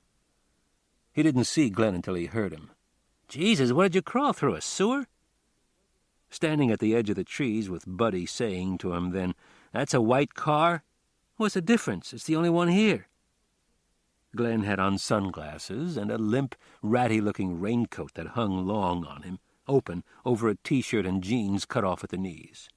Foley said, "Take your sunglasses off." His tone mild, Karen Cisco standing only a few feet away. "I see better with them on," Glenn said. "I'd take 'em off," Foley said, "before they get stepped on." He was aware of Karen turning to look at him, but kept his eyes on Glenn, who gave a shrug, took the glasses off and stuck them in his jeans. "Wait in the car," Foley said. Glenn didn't move. He said, "You're out in civilization now, man. Ease up." "I'd like you to go wait in the car," Foley said. "How's that? Take her with you and put her in back." Glenn said, "In the trunk?" "The back seat." "What do you need her for?" Foley stared at him, waiting. Glenn said, "Busting out a stir can fuck up your nerves, can't it? I know, I've been there, but I'm hanging my ass out for you, man. I don't need any get-in-the-car shit. I'm here, but I don't fucking have to be here." Buddy said, "Be cool, Studs. Are you cool? Go on, quit talking so much." "Studs," Glenn said. "Now we're old pals again, back in the yard at Lompoc. How come that seems like such a long time ago?" He motioned to Karen, saying, "Come on, have to do what I'm told." She walked past Foley without looking at him, and he said, "Wait a minute," to Glenn. "Let me have your raincoat." He said, "Somebody forgot to bring me clean clothes," looking at Buddy with a straight face. He didn't get it. He said, "I brought 'em. They're back at Glades in the Cadillac. You wanted to take her car." And Karen said, "You can blame me if you want. I don't mind." What Foley wanted was to tell them he was kidding, for Christ's sake. He wasn't blaming anyone. He was trying to lighten up, get rid of this awkward feeling he had. And since he couldn't do that, he kept his mouth shut and watched Karen walk over to Glenn as he was slipping the raincoat off. Glenn saying, "Here you are, sir," folding the raincoat once and then rolling it up. He threw the coat to land in the weeds at Foley's feet. Glenn got his sunglasses out of his jeans, then put them on, and took Karen by the arm toward the car, Foley watching them. Close to him, Buddy said, "What's wrong with you?" Foley didn't answer, watching Glenn and Karen standing by the car now, Glenn talking to her, Karen as tall as he was, facing him, listening. Glenn looking back this way before opening the door. Now Karen looked over, ducked her head, and got in the back seat. She watched Glenn walk around the front of the car to the other side, open the door and slide in behind the wheel, the inside light on, Karen getting a look at him before he pulled the door closed. Glenn half-turned now, laying his arm along the top of the seats. He hunched a little to look out the side window, running his hand through his hair. "Like I said, I walked away from a prison myself one time, out in California, so I know what it can do to your nerves, being a wanted fugitive. But if he thinks he can talk to me like that, shit, I've been here over a half hour watching headlights coming this way, hoping to Christ they don't stop, and it's the Florida Highway Patrol, if you think that's fun. I even smoked a doob lurking there in the fucking bushes. I wouldn't mind another one either right now. How about you?" He turned his head enough to look at her, at the same time running his fingers through his hair. "You must be scared shitless, get in a situation like this. You heard me ask him what he's going to do with you? He wouldn't say. You know why? He doesn't know himself. In stir, he's as cool as they come, but you get a guy like that outside. Now he's a fugitive. He's too fucking wired to think straight. Is he going to let you go or shoot you? It's too bad, but I guess you were in the wrong fucking place at the wrong time. I imagine you just got off of work." He turned to stare out the window again. Karen leaned forward to have a look. She saw them against the dark foliage, one holding her shotgun, the other, Foley. It looked like he was unbuttoning his shirt, working at it, his head lowered. They seemed to be talking. "What I mean is, you can be the man inside," Glenn said, still watching them, Karen sitting back now. "But out in the world, if you don't know where you're going, man, you're fucked. I came out, took a trip up north, and I had something laid out. I mean something big. The kind one score you retire. I'd go do it right now, except it's so fucking cold up there in January." He paused for a moment and said, "You know what he's doing? Taking off that filthy uniform. He's going to put my raincoat on and ruin it." I bought it at a flea market out near Plantation. $10. It's old, but shit, it's a genuine Macintosh. Now I'll have to have it cleaned. It didn't do me much good in Detroit. I froze my ass off, and that was in November. California, all the time I was out there, I never even owned a raincoat. Come to sunny Florida, I wasn't here for Andrew, but everybody was talking about it so much. And then the end of last summer, it started raining like hell, the beginning of hurricane season, so I bought a raincoat. That flea market, anytime you go out there, it's full of Haitians buying all kinds of shit. Radios that don't work, clothes, even canned goods. I'm not kidding. Karen said, "Glenn?" His head turned, and she was looking at his designer shades, small oval lenses in a gold wire frame. "You don't remember me, do you?" She watched him hesitate, uncertain. He said, "It couldn't have been out at Glades, if that's what you're thinking. I was never out there." Karen shook her head. He raised his hand to stroke his hair away from his face. "But you're sure we've met, huh?" "A couple of times." "Is that right? Where?" "Last fall," Karen said. "I drove you from the Palm Beach County Jail to the federal courthouse. Twice. You're Glenn Michaels. I never forget anyone I've cuffed and shackled."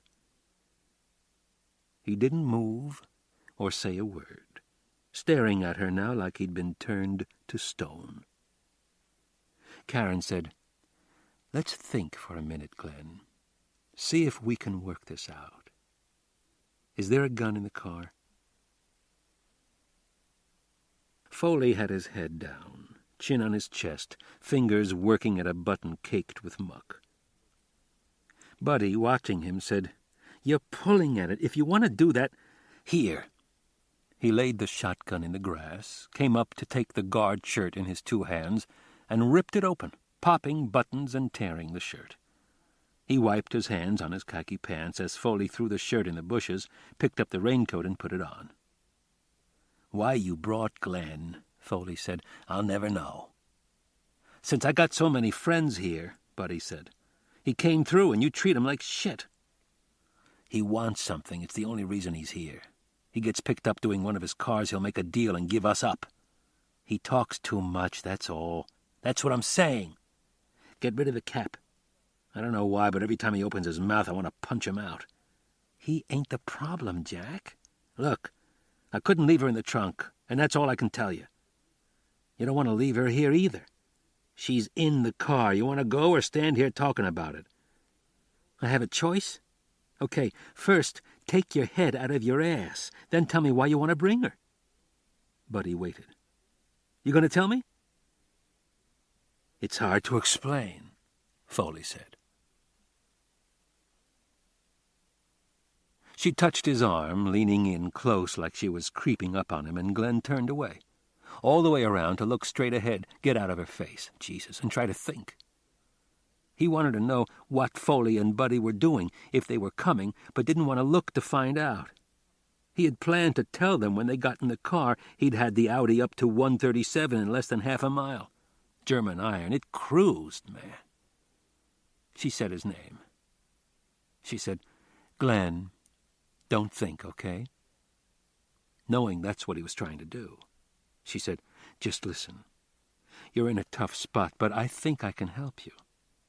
He said, "Hey, wait a minute," but didn't know what to say after that. She asked him again if there was a gun in the car. The way she put it this time, "Do we have a gun in the car? We, like they were together in this." He remembered her voice now from before, riding in the GMC van. She had a nice voice and never raised it, not even when she was in some moron's face who was giving her a hard time.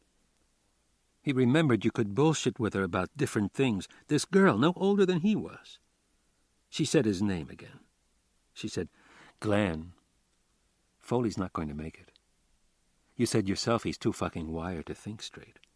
And if he goes down, Glenn, you go with him." She touched his shoulder and he jumped. She said, "If I had hair like yours, all that body, I'd never have to put it up." She said, "I can understand if you and Foley are close." "We're not. I'm helping him, yeah." She stopped him. "Wait. Have you helped him, Glenn? At this point, technically, I doubt you could be charged with aiding a fugitive, so you still have a choice." she said. You can help him and risk going down again, get cuffed and shackled, hope to God you pull a reasonable judge, not some hard-on. Or, if you want to play it another way. She paused, and Glenn said, How? All the time we're in the trunk, Foley said. We're talking. We're getting along, you might say.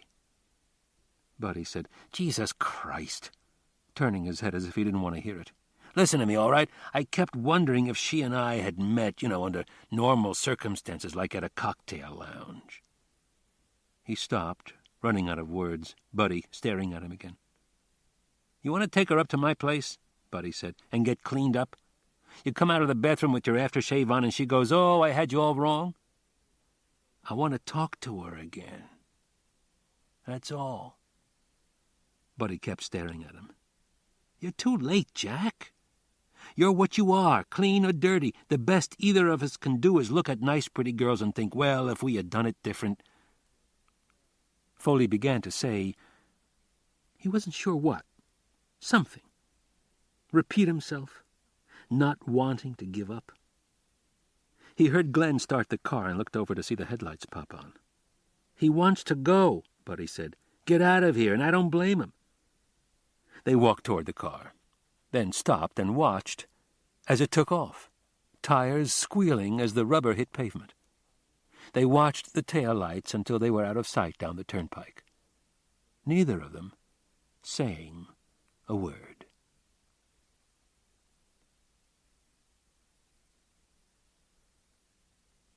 Chapter 8.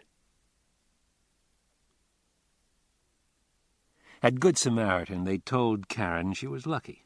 All she had was a concussion. But they'd keep her here till tomorrow, do a few more tests to make sure. Her dad came with newspapers and magazines to camp here and watch over his little girl. Milt Dancy, her supervisor, came up from Miami to stand by her bed for 2 hours. Flowers came. Ray Nicolette came. He kissed Karen on the cheek and touched her hair, but could only stay a few minutes. He was on a violent crimes task force hunting the escapees. More flowers came. When Daniel Burden, FBI special agent, arrived, he asked her dad to please wait outside. They had some business to do here. He had in his hand a copy of the statement Karen had dictated to a court reporter that morning. It was mid-afternoon now, sunny outside, the private room pleasant enough, flower arrangements gathering along the window ledge. Burden asked her, "What's in the IV?" "I think just glucose." "You sweet enough, Karen. Tell me how you got the bump on your head." "Isn't that my report?" "Read it," Milt said. "That's why you have a copy." "I have read it. What I want is to hear Karen tell it if it's all right with her," Burden said. "I don't give a shit if it's all right with you, Milt, or it isn't all right. You don't even have to be in the room. This is my investigation." Karen's gaze moved from the black special agent, who looked like a lawyer, to the overweight old boy marshal, who was all cop, and said, "Don't hit him, Milt. Daniel's being important. I don't mind." Burden smiled at her. "I love the way you talk, Karen, like you one of the boys. So tell me what happened. You tried to grab the wheel. Where was this?" "Coming to the Okeechobee exit. I wanted to get to a phone and thought of the toll booth. We went off the exit ramp down the grade and I guess hit the abutment." "Must not have had your seatbelt on." Milt said, "For Christ's sake!" "No, but I did think about it," Karen said, "once I was in the front seat. I climbed over." Swung her leg over the seat in the tight skirt and told Glenn not to look. Actually told him that, "Don't look," and smiled for just a moment, remembering it. Burden was frowning at her. She said, "Glenn had it up to 120, blowing past cars. I don't mean when we went off the road. As soon as I saw the exit and grabbed the wheel, he hit the brakes. We were going about 50 when we went off." "When he had it up to speed," Burden said, "where was he going in such a hurry?" "He didn't know. He was running, getting away.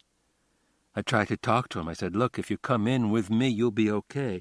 You haven't really done anything yet.'" Burden said, "Hadn't done anything? The man conspired to aid a fugitive, and he's driving a stolen car." I told him not to worry about the car. You have to be brought up on grand theft at least 3 times before you go down, and even then it isn't a sure thing. 40,000 cars stolen last year in Dade County, 3,000 arrests, and half of them never went to court. Recite all those stats to him, Burden said. It sounds like you're aiding and abetting. I wanted to bring him in. After you piled up, you didn't see him? The next thing I knew, the paramedics were taking me out of the car. And nobody else saw him, Burden said, that we know of. Milt stepped in again. That's all, leave her alone now. Burden raised his hand to the marshal without looking at him. There are a couple of points I keep wondering about, have to do with the 2 guys that grabbed you. Buddy, is it? And this fella Jack Foley? I looked him up. I swear the man must have robbed 200 banks in his time. Karen said, Really? Impressed, but sounding tired. I asked him how many. He said he wasn't sure. He's been doing it since he was 18. You talked to him, huh? In the trunk, yeah. What'd you talk about? Oh, different things. Prison. Movies. This fella has you hostage. You talk about movies? It was an unusual experience, Karen said, looking right at Burden, the dude bureau man in his neat gray suit, pale blue shirt and necktie. But I wasn't a hostage. What were you then? I was his treat after 5 months of servitude. Burden frowned. He assaulted you sexually? I wasn't that kind of a treat, Karen said. Now Burden was studying her, lying there in her hospital gown, sheet up to her chest, something dripping from the IV into her arm. Maybe he didn't know where to go with it now, and Karen felt no desire to help him. Wanted to be close to a woman, so he crawled in a trunk with you. I don't know, Karen said, looking up at Burden, standing 10 feet tall by the bed. He said, Foley made me think of that fella Carl Tillman, the one you were seeing. It turns out the same time he was doing banks. You recall that? I said at the time it was a highly unusual situation. Find out a U.S. Marshal's fucking a bank robber. He smiled just a little. See, then you let this guy Foley get away. I couldn't help but wonder, you know. What? If bank robbers turn you on? You're serious? Maybe. I'm not sure I am or not. When I was seeing Carl Tillman, I didn't know he robbed banks. Yeah, but I had enough reason to believe he did, and I told you, so you had to at least suspect him. Karen said, And what happened to Carl? Burden smiled again. The time came you shot him. But you didn't shoot Foley or the guy with him. They're unarmed. You had a shotgun, and you let them throw you in the trunk. Okay, now you got your cig in your hand. You say in the report you couldn't turn around. He had you pinned down, but when the trunk opened, how come you didn't cap the 2 guys then? Karen said, Is that what you would have done? You say in the report Glenn didn't have a gun, but you let him get away. Karen said, Daniel, you're not carrying, are you? Not today. How'd you know? What do you work on most of the time? Fraud? You go after crooked bookkeepers? Karen, I've been with the Bureau 15 years on all kinds of investigations. Have you ever shot a man? How many times have you been primary through the door? I have to qualify, is that it? You have to know what you're talking about. She watched him shrug and start to turn away, smoothing the front of his gray double-breasted suit. He paused and said, We'll talk another time, Karen, all right? I'd like to know why Foley put you in that second car when he didn't need you anymore. You'll have to ask him, Karen said. Sounds to me he liked having you around. I'll see you, Karen. Burden turned and walked out. A few moments later her dad came in as Milt Dancy was saying, The white man's burden. That's what we call him in Miami. Her dad said, That's what everybody calls him in Miami, Miami Beach, the Metro Dade guys. He's got a knack for pissing people off. Yeah, but he's got style, Karen said. You noticed that suit he had on? "That combination," her dad said. "It reminded me of the way Fred Astaire used to dress. The shirt and tie the same shade. There was a guy with style, Fred Astaire." He said, "How you feeling? You hungry? You want something to eat? How about a beer? I can go out and get some." "Tomorrow," Karen said. "I'm not supposed to do anything for at least a week. I was wondering, how about if I stay with you a few days? We'd finally have time to talk." "About what?" Her dad cocked his head, looking at her. "These guys you let get away? You want to use me, don't you? Get me to work for nothing." "You're my dad." "So?"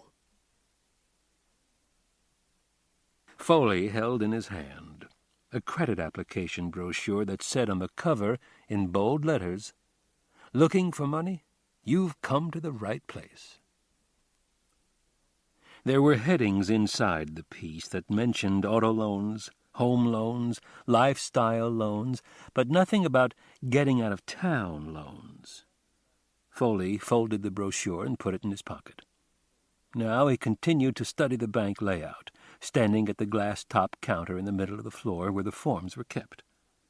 There were tellers at 3 of the 5 windows, cameras mounted high on the wall behind them, no security guard in sight, a customer leaving, and one coming in, a guy in a suit with an attaché case. Foley watched him move through the gate into the fenced-off business area at the front of the bank, where one of the executives rose from his desk, shook the guy's hand, and they both sat down. As the guy began opening his case, Foley, wearing a brand-new Marlins baseball cap and sunglasses, crossed to the teller window, where a nameplate on the counter said this young woman with a pile of dark hair smiling at him was Loretta. She said, "How can I help you, sir?" Foley said, "Loretta, you see that guy talking to your manager has his case open?" She said, "That's Mr. Gwindon, one of our assistant managers. Our manager is Mr. Schoen, but he's not in today." "But you see the guy," Foley said, "with the attaché case?" Loretta looked over. "Yes." "That's my partner. He has a gun in there, and if you don't do exactly what I tell you, or you give me any kind of a problem, I'll look over at my partner, and he'll shoot your Mr. Gwindon between the eyes. Now take one of those big envelopes and put as many hundreds, 50s, and 20s as you can pack into it. Nothing with bank straps or rubber bands. I don't want any die packs. I don't want any bait money. Start with the second drawer, then the one over there under the computer. Come on, Loretta, let's go. Don't be nervous. The key's right there next to you. No bills off the bottom of the drawer. That's the way. You're doing fine. The 20s go in if there's room. Smile so you won't look like you're being held up. Here, give me the 20s. I'll put 'em in my pocket. Okay, I haven't had to give my partner a sign. That's good. Now, he's going to wait 30 seconds till after I'm out the door. Make sure you haven't slipped me a die pack or set off the alarm. If you have, he's going to shoot Mr. Gwindon between the eyes. Okay? I think that'll do it. Thank you, Loretta, and have a nice day." Foley walked out the front entrance with his head lowered and his knees bent. Some banks put a mark on the doorway at 6 feet so the teller watching the guy go out can estimate his height. Buddy was waiting for him across Collins Avenue in a black Honda.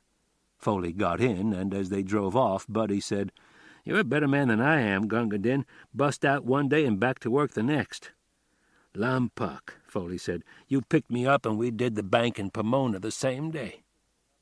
He was quiet then, looking out the window at pink hotels, white ones, yellow ones, all past their prime but still doing business. He said, "I always feel a letdown after." "Once you start breathing again," Buddy said. Foley handed him the brochure he'd taken, and Buddy smiled. "Looking for money, you've come to the right place. They got that right. It's like they're asking for it. I can't figure out how 9 out of 10 bank robbers get caught." "They talk about it," Foley said, "or do something dumb, call attention to themselves. The time I did the bank in Lake Worth for Adele and ended up in Glades, I drove away from the bank and cut through side streets till I came to Dixie Highway. I'm waiting for traffic to clear so I can make a left. I hear this car behind me revving its engine. Guy in a red Firebird Trans Am can't wait. He backs up about 10 feet, guns it, cuts around me, tires screaming. It's like he thinks I'm one of those retirees, takes forever to make a turn. I'd just robbed a fucking bank, and this guy in the Firebird's showing me what a hot dog he is. So you went after him, Buddy said. I made the left and tore after him, caught him about a mile down the road and came up on the driver's side, close, seeing how close I could come while I stared at him, gave him the look. He pulled ahead, I came up again, and this time I gave him a nudge, sideswiped him. I was in a Honda, I think just like this one. I read it's the #1 choice of car thieves, Buddy said. Your Honda. Yeah, I read that too. Anyway, what happened when I sideswiped the guy, I blew a tire and fucked up the steering. The car kept going to the right, so I had to pull over. The guy in the Firebird, I don't think he had any idea what this was about. He's gone. I wasn't there 2 minutes, a sheriff's radio car pulls up. What seems to be the trouble, sir? No trouble, I just robbed a bank and my fucking car broke down. Outside of that, he's checking my license when he gets a report about the bank. Somebody spotted the car, so the next time I see him, he's pointing a big chromed-up Smith & Wesson in my face. The only time I can ever remember losing my temper like that, and I draw 30 to life. Time goes by, Buddy said. You'll think it's a funny story. If I'm still around. I'll tell my sister, see if she laughs, Buddy said. I have to think of things to say to her before making the weekly call, otherwise we have these long pauses. Between your weather reports, Foley said. Going over the causeway at Hallover Cut, Foley threw his brand-new Marlins baseball cap out the window. A few minutes later, they dropped the Honda off at a strip mall and picked up Buddy's car, an '89 Olds Cutlass Supreme in faded maroon he'd paid cash for in L.A., costing him, Buddy said, a bank job and change. Foley sat in the middle of an imitation Danish sofa in a room with bare white walls, a TV set, and houseplants Buddy had bought.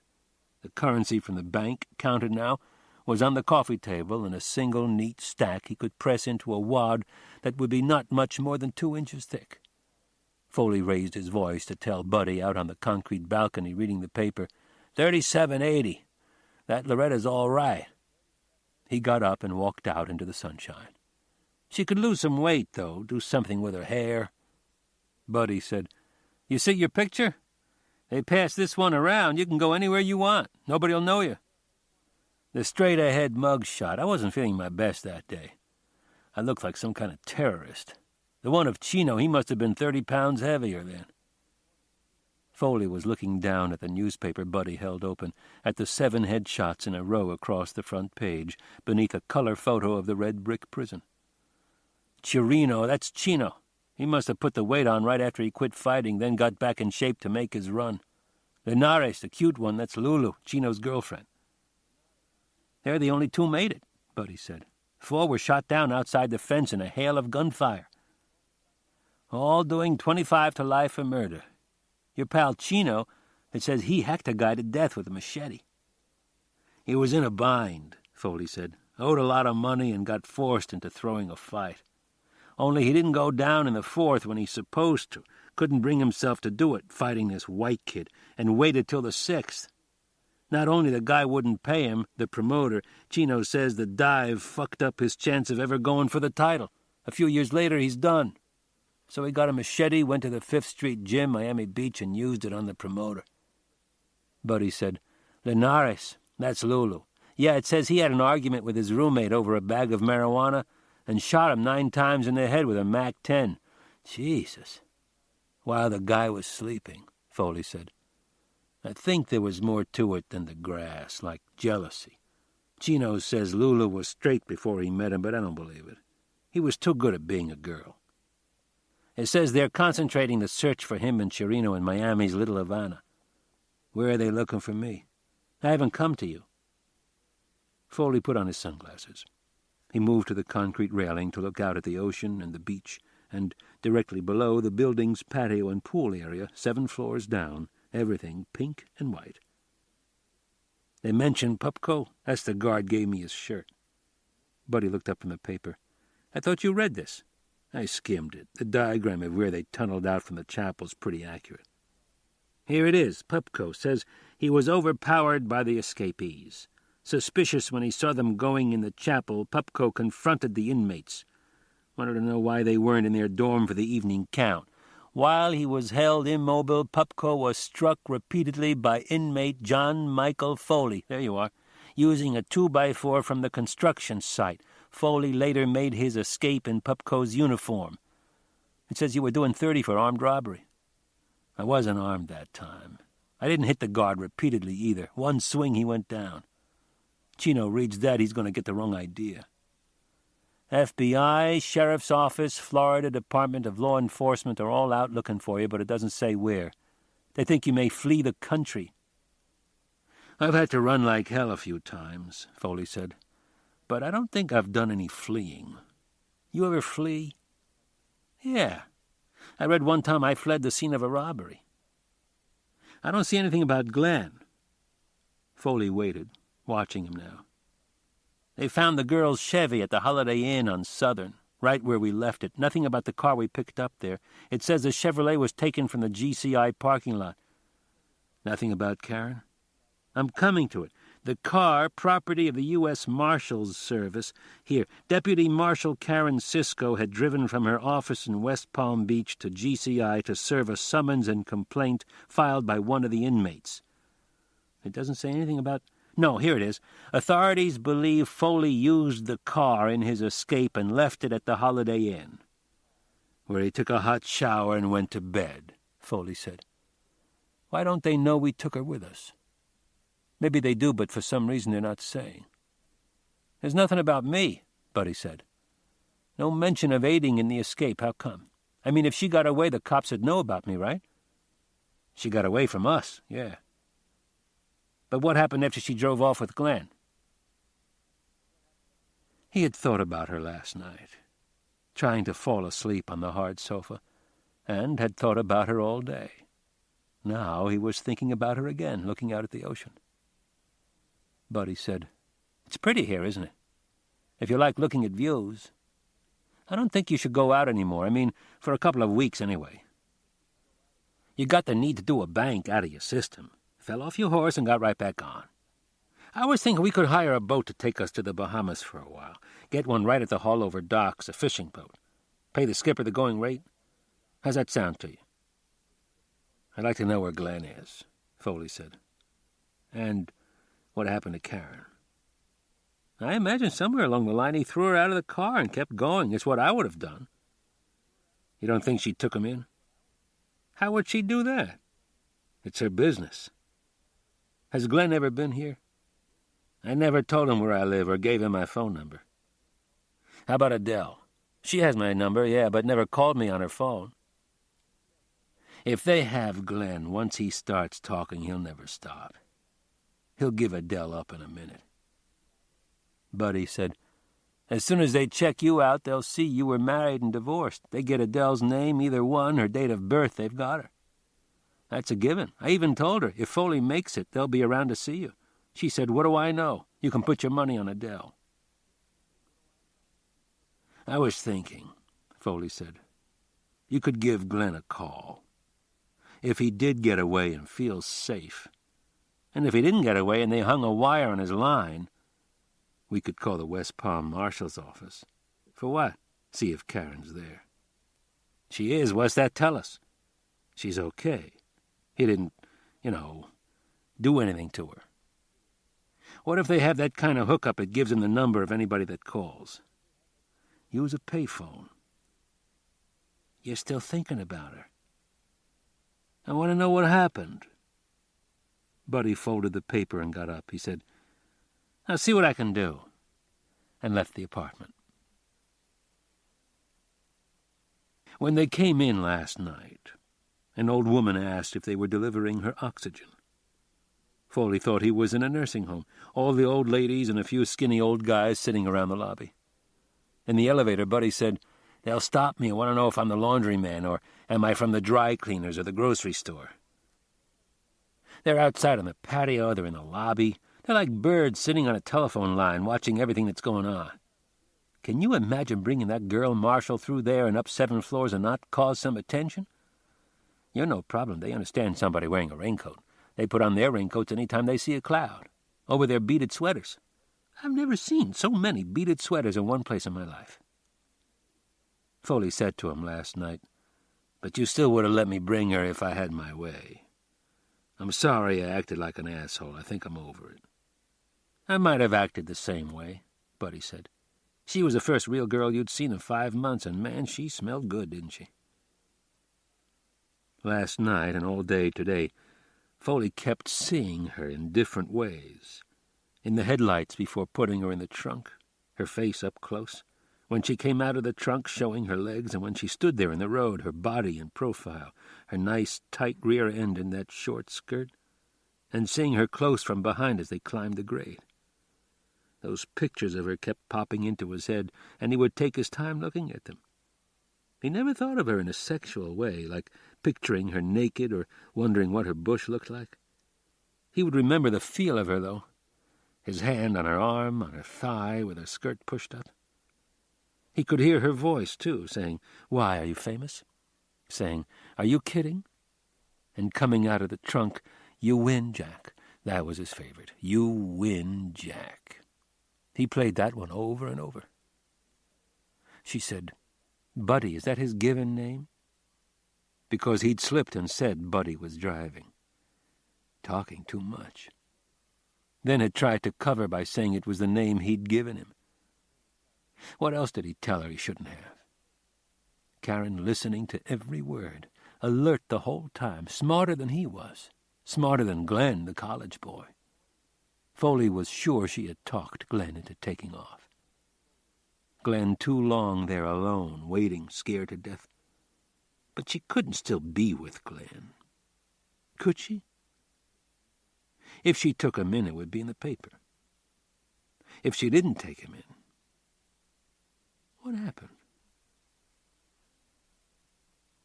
But he wasn't gone long. He came out to the balcony where Foley was taking the sun and sat down in one of the plastic deck chairs. "I called Glenn.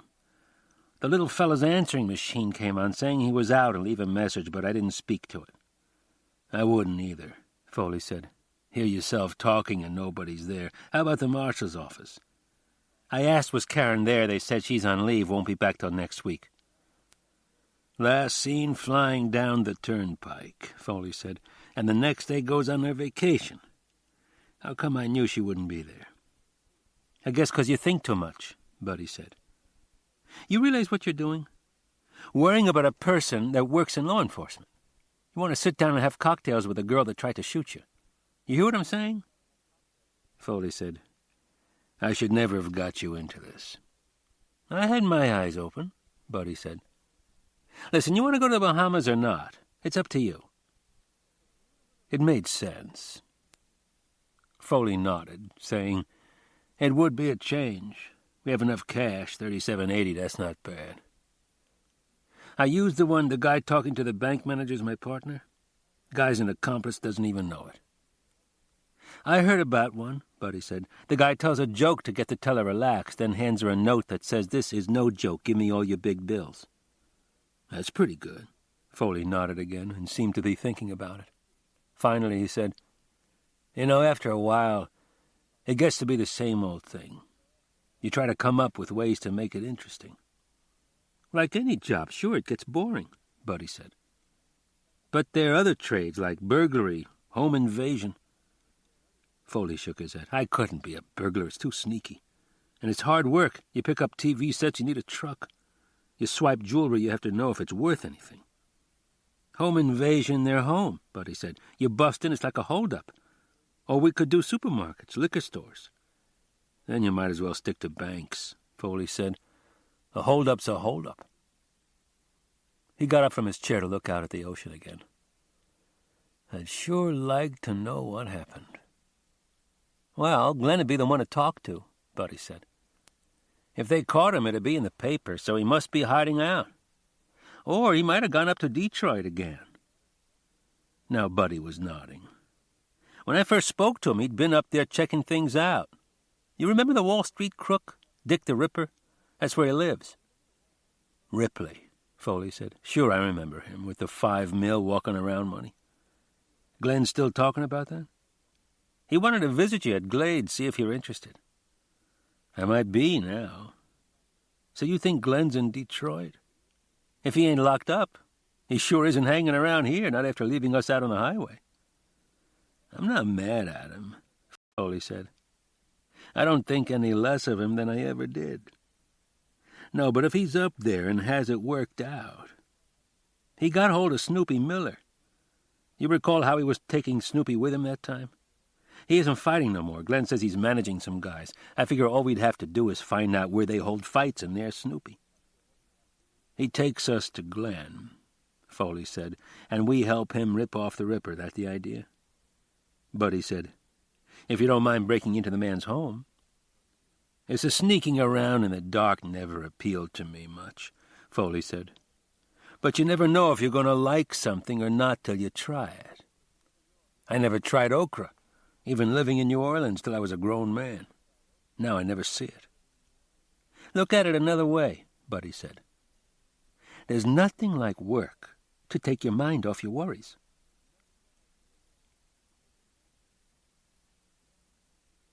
Chapter 9. Her dad, reading the paper, said, "They're finally offering a reward, 10 grand for information leading to the arrest." The doorbell rang. "That's on each one. Somebody could make 30 grand. Karen got up. Leaving the room, she heard her dad say, "He's late," and something about missing his program. It was 8:50 in the evening of the third day following the escape. She opened the door for Ray Nicolette, smiling at her in the porch light. He said he couldn't find the house, all the trees and vegetation, and came in saying, "It's like a jungle out there." "It is a jungle," Karen said. "I asked my dad if he remembers what the house looks like. He said, yeah, it's white." "He needs a gardener." "He has gardeners. He likes the seclusion. When my mom was alive, you could see the house from the street. She was outside every day, trimming, weeding." "So, you having a nice visit?" He took the week off so we'd have time together. So far he's played golf every day. He watches Jeopardy during dinner and English murder mysteries after. Inspector Morse, Wexford. You never see a MAC-10 or blood on the walls. She told Ray this, bringing him through the dark house to a screened sitting room of chairs and sofas, slip-covered in green and red hibiscus patterns. Her dad sat in soft lamplight with the paper. Outside, beyond the garden and a sweep of lawn, was the fifth fairway of the Lucadendra Country Club. Karen said, "Dad, Ray Nicolette?" Watching them shake hands, she said, "Ray's with the Violent Crimes Task Force, working on the prison break." "I see that," her dad said, and Ray turned to Karen, holding his jacket open to show the task force inscription on his T-shirt in red, her dad saying, "In case no one knows what he does." Ray said, "The reason I'm late," got that far as her dad said, "Ray, answer a question for me." Karen felt her body tense, but then decided it was okay. Her dad had the paper open looking for a story. He wasn't going to ask Ray about his personal life, his marriage, separation, was he still living at home, any of that. "Here it is. It says in the headline, 'I slept with a murderer,' says shaken Miami woman. She lives in Little Havana. The guy comes to her door, says he's a rafter, just made it here from Cuba, and doesn't know anybody or have a place to stay. She fixes him pork chops and rice. The next thing you know, they're making love on a sofa. She says he was very gentle." "I spoke to her," Ray said. "The guy told her he missed his little girl and she felt sorry for him." Her dad said, "That's how you score now?" He looked at the paper again. "Listen to this. Afterward, she went to sleep in the bedroom with her children. She says, quote, 'I don't allow any man other than my husband in our bed.' The husband's out of town working. The next morning she fixes the guy Kellogg's cornflakes for breakfast and sends one of the kids to the store to get him a can of Colgate shaving cream, regular scent." "You see it," Karen said, "as a testimonial. An ad, escaped con swears by Colgate shaving cream." "Regular scent," her dad said. "No, I was wondering how they know this guy's Chirino." "From her description of him," Ray said. "Down to his tattoos, a bee on each forearm. Stings like a bee. The guy was a fighter before he went up. The woman also said he stole her husband's gun, a .22 pistol, and some of his clothes," Ray said. "But listen, I have to tell you the latest." "Wait." Karen's dad held up his hand. "The woman's married. She goes to bed with this guy because he misses his little girl and then tells the world about it. But you don't reveal her name. You protect her." "It sounds like you're saying it's okay as long as her husband doesn't find out about it. Like the guy who cheats on his wife saying what she doesn't know won't hurt her." Her dad picked up his drink, and Karen said, "Why don't we let Ray tell us what's going on, okay?" "I'm pretty sure it'll be on the news tonight," Ray said. "We got one of them." Her dad put his drink down. "No kidding. Where was this?" "Out in West Dade, near the turnpike." "As soon as I saw you offering a reward," Karen said, "Dad, I said to myself, those guys are done. It's over." Karen said, "Dad." He looked up at her. She said to Ray, "Was it Foley?" They'd had to run almost 5 miles along the cane before they came to the gas station on 27, climbed in the back of an empty truck, a big semi-trailer, and came all the way here that night to find this place called El Hueco, the Hole, hidden away in the weeds, a camp of vagrants, men who lived in shacks made from things thrown away, sheets of plywood, corrugated metal, old doors, seats from cars. All the men here Cuban. There were no women. Chino said he was from a raft that broke up but came ashore, thanks to Holy Mary, Mother of God. He said he didn't know the other one who came, wearing the same clothes he did, and tried not to be seen with Lulu, telling him, "Don't follow me anymore. Stay away." By the 3rd day, the two of them worth $20,000 to any vagrant who could read a newspaper and think, yes, maybe, why not, and walk 1 mile to the highway police. It was Lulu who came to him this morning with the newspaper and accused him of being with the woman, showing him in the paper where the woman said she slept with a murderer. Chino said, yes, of course, he went to find a woman. It had been 8 years since he was with one. And Lulu said, "You've been with me." Hurt, but also with the anger beyond reason of a jealous woman. Perhaps the same way he was when he shot his roommate, 9 times in the head, with a machine gun. Chino gave Lulu a shirt and a pair of pants from the woman's house and told him he'd see him later when it was dark. Now he went to talk to a man who prepared café cubano and smoked cohiba panatellas listening to Radio Mambi on his ghetto box. A man named Santiago who trained fighting cocks, the roosters with their thighs shaved he kept behind chicken wire in cages. A man who had been here since Mariel, the boat lift, and knew this world. Chino said to him, "You know the one you've seen speaking to me? He's a homosexual." "I believe it," Santiago said. "I know he's also a murderer and wants to kill me for a personal reason. But I can't go to the police. They know me from another time. But if you go and tell them where to find the homosexual, they'll give you $10,000. Do you understand what I'm telling you?" "Clearly," Santiago said. Our phone number and the address of the command post on Northwest 27th were in the paper, so the guy knew where to come. Ray Nicolette sat at one end of the sofa now, close to Karen's dad. Ray would look up at Karen, standing, she wouldn't sit down, in her jeans and shirt hanging out, and then look at her old man sipping his drink as Ray told them.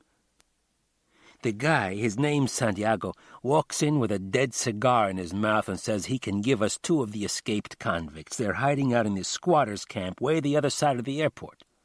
I'd been there before, raiding cockfights. It's like a junkyard with banana trees. We showed him a mess of pictures. He points to Chirino and Linares and goes, 'Him and him. When do I get my $20,000? We told him to sit tight. We'd be right back. By 6:30 we're out there. FDLE, FBI, Metro Dade, local cops. There were even guys from Fish and Game. Once we were in position, helicopters came in and lit up the camp like a football field. You heard roosters, you heard these people yelling in Spanish, scared to death. They're coming out of the shanties with their hands up. The order was, you see anybody run, give them a warning, and if they don't stop on a dime, shoot. Linares ran right into a Metro-Dade cop, kept running, and was popped 4 times. We looked all over for Chirino, under every rock, you might say, but he wasn't there. Linares died on the way to Jackson Memorial. Karen got out a cigarette and picked up the lighter on the table next to her dad's chair. He was asking Ray, "Did you pay the guy the reward?" "Yeah, as soon as we got back." "What do you do? Write a check?" "No, we paid it in cash. It was late. The banks were closed. I asked Santiago if he wanted to keep the money in our safe till tomorrow. You kidding? No way. Skinny old guy with dark skin. He looked like a chicken. He walked out with the 10 grand in a shopping bag." Karen drew on her cigarette and blew the smoke out. Foley hadn't been there? "This place was strictly Cuban," Ray said. "If Foley had a ride, he must have his own agenda. He's the only one seems to know what he's doing." The late TV news became weather reports, and Buddy clicked the remote to turn off the set, on a stand surrounded by plants. Foley and Buddy on the imitation Danish sofa didn't move. "What do you think?" "I thought Chino would have a better place to hide. It looked like a hobo jungle. They said he wasn't there. If Lulu was, he was. He got out." "You know what I'm wondering?" Foley said. "If he thinks I set him up. See, he asked me if I want to go with him. I said no, but didn't tell him I'd made my own plans." "Why not?" "It wasn't any of his business. But now he reads the paper, he sees I'm out. He knows it didn't happen the way Pup said, all of us ganging up on him in the chapel. He's going to ask himself what I was doing there with Pup. Did I tell him they were going out? I did, but it was to get Pup in the chapel for his uniform. It wasn't like they would have all made it if Pup hadn't been there and seen them. As soon as they're out, you know they're going to be spotted. The hack in Tower 7, or they touch the fence, the shaker wire sets off the alarm. He's running for his life," Buddy said. "He doesn't give a shit about you. Unless he thinks I snitched him out. He does, he'll come looking. It's the way those guys are. They're big on revenge." "Yeah, but he'll never find you. How could he?" "Maybe through Adele." "He knows where she lives?" "I didn't tell him, no, but we were talking one time, sipping rum and confiding, you might say. He tells me how he came here from Cuba, 12 years old, born in 47. He tells me how he always wanted to be a fighter, might have had a chance at a title and blew it when he took the dive, all that.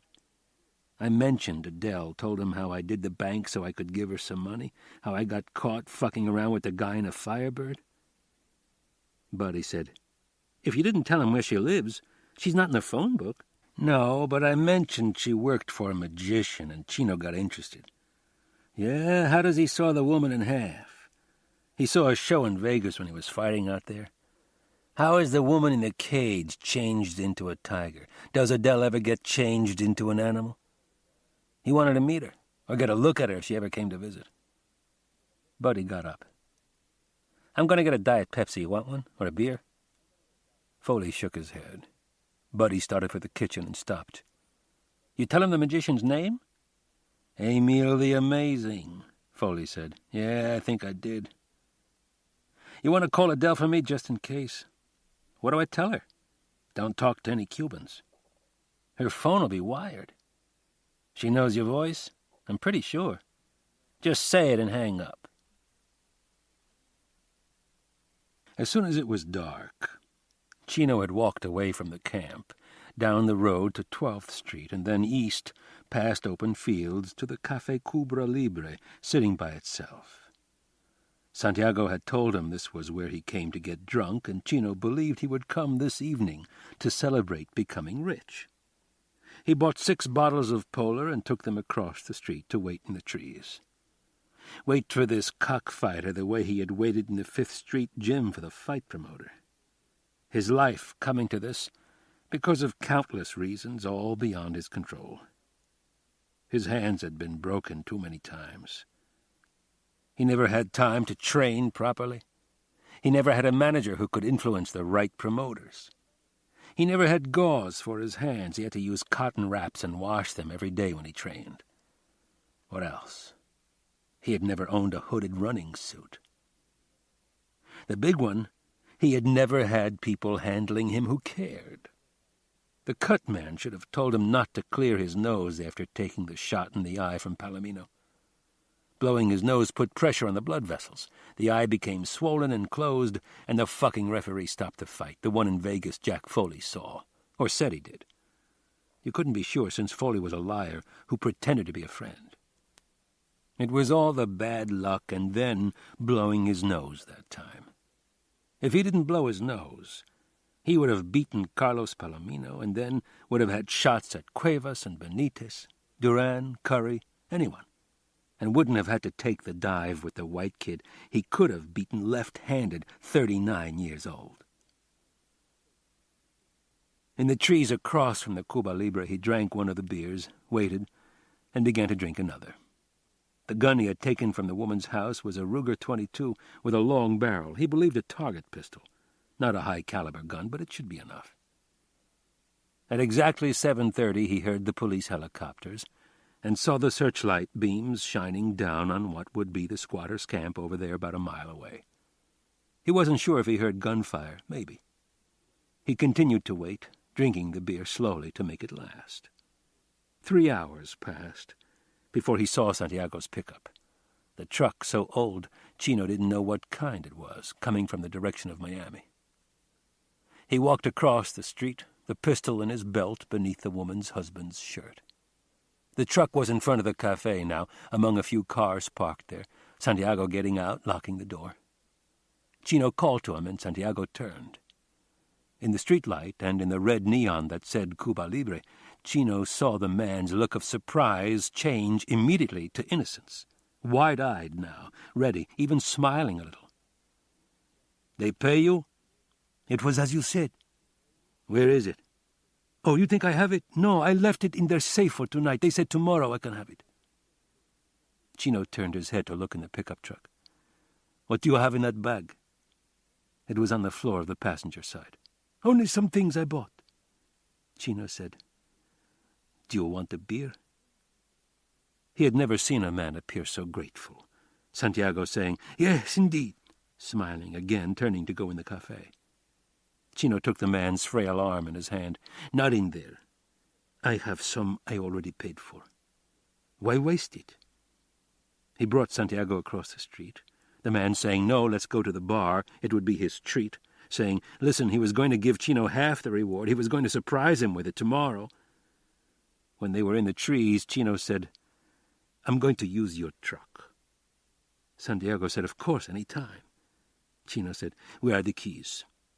Santiago said, "Here, in his jacket." It was a black nylon with a hood that hung down in back. Chino said, "Take it off." Santiago said it was his, whatever he wanted. He turned to look across the street at the cafe in red neon, at the cars and the pickup truck in front, people inside but no one coming out as he took off the jacket. Chino, behind him, drew the pistol from his belt. He shot Santiago in the back of the head and shot him twice again, lying on the ground. Chino walked to the truck with the jacket covering the gun in his hand, got in, and drove toward Miami to find a telephone book.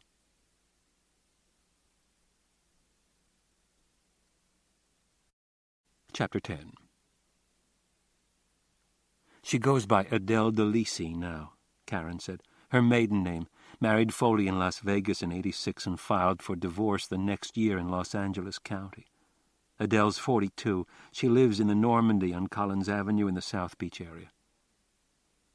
They were at the kitchen table, Karen having a cigarette and a cup of coffee. Her dad, in one of his golf outfits, was having breakfast, a cheese and jelly sandwich on French bread and coffee before leaving for the club. "Anybody check her phone records?" 6 times in the past month Adele accepted collect calls from GCI, the last one the day of the escape. But she never visited him the 5 months he was there. "Didn't want her name on the list." Burden asked why he kept calling her. She said because he was depressed. She said she hadn't seen him in 8 years. "She's in on it," Karen's dad said. "I think so, too. Foley told me the reason he came to Florida was to visit someone, and then dropped it. He said, I better keep quiet." "He called her? Who did she call?" Her sister-in-law, Anne, she's a disc jockey, I think, in Canada, and a magician she worked for, Emile something. The amazing, a third-rate act, her dad said, eating his sandwich, sipping his black coffee. The amazing thing about Emile is he's still around. Works with pigeons. Talking to Burden, she referred to Emile as that Crouch son of a bitch. He let her go right before Christmas and hired a younger girl. Adele's been surveilled since the day after the escape, but hasn't gone anywhere to speak of. She put an ad in the Herald, in the Personals, to get another job with a magician. Good luck, huh? Burden says they've tapped her line and hung a wire. I bet she knows it, too. Why don't you go talk to her? I was thinking about it. I mentioned it to Burden. He said he has all the help he needs. Why don't you talk to her anyway? Do it right, she'll tell you things she wouldn't tell Burden. Pay attention to how she talks about Foley, her tone. Tell her you think he's a nice guy. No, first tell her about being in the trunk with him, in the dark, for half an hour, and see how she takes it. If she's in on it, what does she get for all the aggravation? Cops breathing on her? I bet nothing. So she still likes him enough to stick her neck out. You think that's possible? What kind of a guy is he? He's pretty laid back, confident. Cocky? No, but he was surprised I hadn't heard of him. Maybe I should have. He remind you of that guy, Tillman? Not at all. Remember calling me? You'd been out with him, I think, 3 times. You tell me the guy's a bank robber suspect and you don't know what to do. I told you to get another boyfriend. You said if I want to know if it's true, ask him. Yeah, bring up the subject, see how he reacts. If he breaks out in a sweat, call for backup. But this guy Foley, you know he's dirty and you still want to see him again. I want to bust his ass, put him in shackles. Yeah, okay. Don't overdo it. Your pride's hurt. You were armed and he took you. That bothers you. I can understand how you feel. But you're also curious about the man. Last night, twice you asked your married boyfriend, Nicolette, about him. You were concerned, but didn't want to show it. My married boyfriend. Setting him up with that news story so you could talk about infidelity. I couldn't believe it. Yes, I could. That's why I never brought my boyfriends home. You interrogated them. Mom used to yell at you for that all the time. Your mother never raised her voice, God rest her soul. She'd give me the look. No, what I was doing, I'd screen your boyfriends and tell you which ones were jerks. Help you weed out the guys who were unfit. Take this guy, Nicolette. He's okay, I guess, but he's a cowboy. The mag stuck in his jeans. You like the wild ones, don't you? You know I've always said there's a thin line between the cowboy cops and the armed robbers, all those guys that love to pack. Maybe that accounts for your interest in Foley, the old pro-bank robber. He kidnapped me. Yeah, but you talked all the way from GCI to the Turnpike. It sounds more like a first date than a kidnapping. You ever hear the Stockholm Syndrome? Now, wait a minute, Karen said. The bank robbery in Stockholm, her dad said. 2 guys, one of them's name, I can't think of it. Olofsson, Karen said. Her dad winked at her. You know what I'm talking about. They're trapped in the bank, and they're a few days holding the women hostage. They come out, 3 of the women say they're in love with this Olofsson. I wasn't a hostage, Karen said. We were in the trunk together maybe a half hour. I don't know. This Foley sounds a lot like Olofsson. Talk to his ex-wife, see what she says about him. I know what he is. An habitual offender, a con. Before, you said he was laid back, confident, like you admired him. Karen watched her dad bite through the crust of the French bread, eating his cheese and jelly sandwich, making her want one. She watched him sip his coffee, head lowered over the table. He looked somewhat like a short Walter Matthau. Once when he had a subject under surveillance and was waiting in his car, 2 women rushed up to him saying, "My God, it's Walter Matthau." The subject came out of a bar and drove off before her dad could get away from the 2 women. He said, I know what I wanted to ask you. How come there's no mention of Glenn Michaels in any of the news stories? Burden says Glenn isn't anyone's business but theirs, the Bureau. I told him what Glenn said in the car about working on a score up north, a big one. Burden wanted to know where up north. I said, well, Glenn mentioned freezing his ass off in Detroit last November. You could try there. This morning he called to say no one named Glenn Michaels flew from here to anywhere in November. I said maybe he drove. Burden said don't worry about it. He didn't say, don't worry, you pretty head. Yeah, he did. And that makes you want to kick him in the crotch. No, it makes me want to bring in Glenn. I already want Foley. Buddy, if he's around. Pour me a half a cup, would you, please? And tell me what we know about Buddy. Not much, Karen said, getting up. She came back to the table with the coffee, served her dad, and sat down again. He's about Foley's age. Has a sister who used to be a nun, but we don't know where she lives. He and Foley were both at Lompoc and probably met there. And that's where Glenn got to know them. Burden's going to call the prison, see if they can come up with a name, someone who was a friend of Foley's. They'll be lucky if anybody remembers Foley. What's the population out there, a couple thousand? About 1,600 the last time I went out. They expect some administrative hack or a trustee to go through the computer hoping to find a Buddy? Even if they knew his first name. When did he come in? How many years would the search have to cover? You don't know that unless you know his sentence. You imagine calling out to that penitentiary and asking, say, any of you people remember a con named Buddy? He sipped his coffee, getting it all, and said, listen, I have to run. Karen watched him get up from the table to stand looking out the kitchen window at the fairway, hiking up his yellow slacks that drooped in the can. She said, I asked Foley if Buddy was his given name, and he said, yeah, he gave it to him. But what if it's his real name? Her dad turned to look at her and seemed for a moment surprised. Where's he from, originally? Arkansas.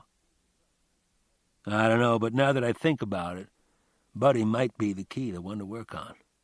He risks everything, including his life, to help some guy he jailed with. What does he get out of it? He does it as a friend or because there's a payoff. You see what I mean? Either way, Karen said, Foley owes him. So whatever Buddy wants to do next, her dad said, the chances are Foley will go along. Find Buddy, and you've got him.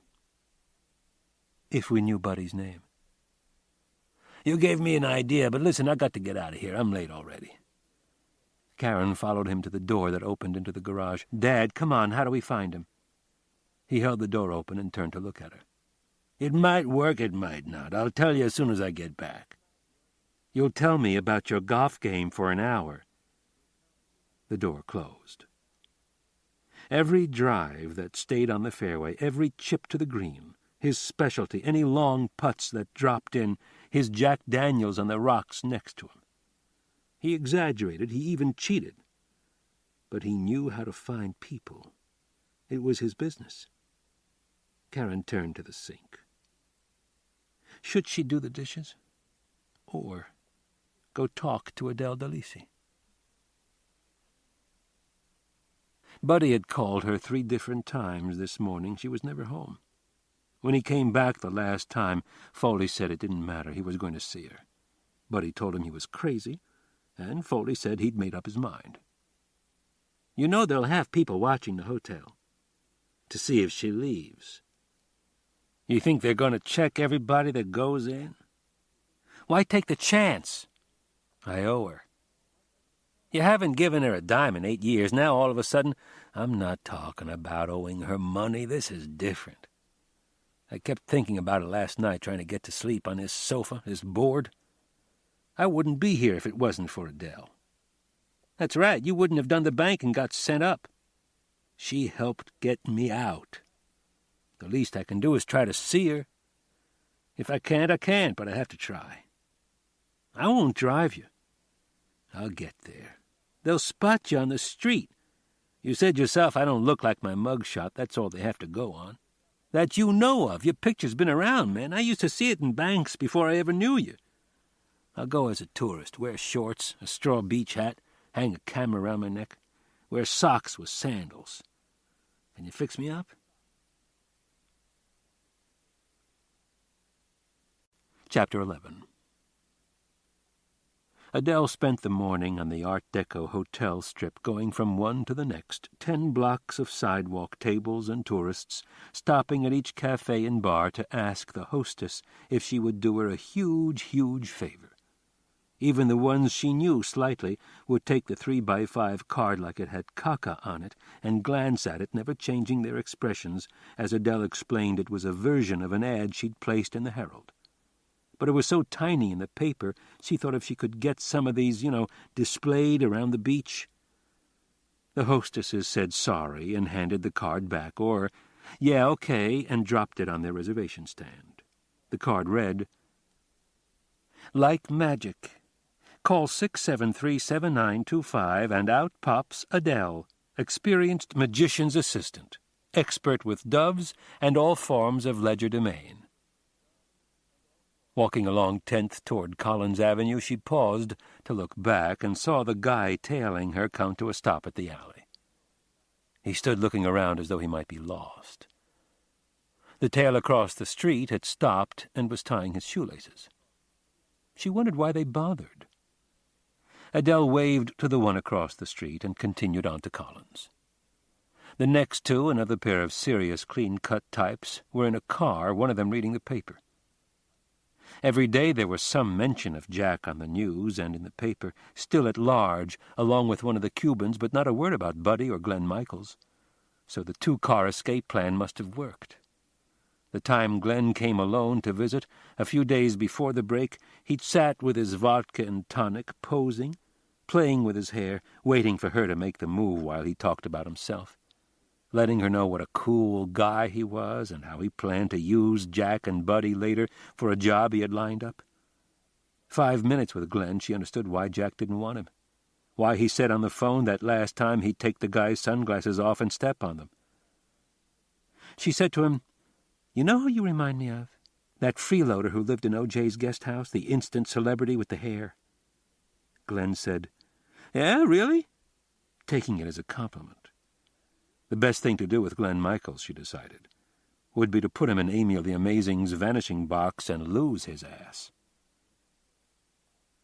She came to the Normandy in a row of pastel-colored apartment hotels and nodded to the old ladies on the porch, waiting out their lives. Crossing the lobby, she said hi to Sheldon behind the desk, and he showed her his bad teeth. At least he smiled. None of the tight-assed hostesses on the strip smiled or gave her one fucking word of encouragement. Adele went up the stairs to the 2nd floor and into her apartment, done in blonde furniture from 50 years ago. Miami Beach moderne, with sailboats and palm trees on the limp curtains. She turned on the window air conditioner. Every time she looked out now, she hoped to God she wouldn't see Jack across the street, like in a movie, leaning against a post. He lights a cigarette and looks up at the window. Jack posed, too, but was good at it. She dropped the like magic 3x5 cards she had left over on the glass-top dining table and stood looking down at them. Expert with doves and all forms of legerdemain. Expert at cleaning up dove shit in the dressing rooms. A natural at standing with one 4-inch heel precisely in front of the other, smiling, glowing, her arm rising in a graceful gesture to the birds flying out of Emil's filthy coat. What she should do, hell, advertise herself as a magician and play birthdays, schools, company parties, that kind of thing. Prisons, why not? She could do rope tricks, cut and restore, threading the needle, the coat escape using volunteers. She could do handkerchief tricks, Fatima the dancer, the serpentine silk, the dissolving knot. She could do card tricks, the Hindu shuffle, overhand shuffle, the double lift, the glide. The phone rang, on the desk by the window. She could do sealed envelopes, the gypsy mind reader, impossible penetrations. "Hi, this is Adele speaking." A male voice said, "Oh, is this Adele?" with an accent, Cuban or one of those. Yes, it is. Are you calling in answer to my ad in the paper? No, I don't see it. You picked up one of my announcements? You must have been right behind me when I passed them out. I talked to the guy you work for, Emil.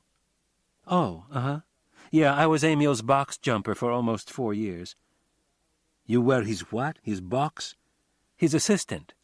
What did he say about me? He told me your number and where you live. See, I'm looking for an assistant and would like to speak to you. May I ask, sir, do you perform in the Miami area? Yes, around here. I was a magician in Cuba before I come here. Manuel the Magician was my name. Let me ask you something. You do this sewing of your box and half trick with you inside? Adele paused. Yes? How do you do that trick? How do you do it? Forgive me, I ask you this wanting to be sure you are experienced.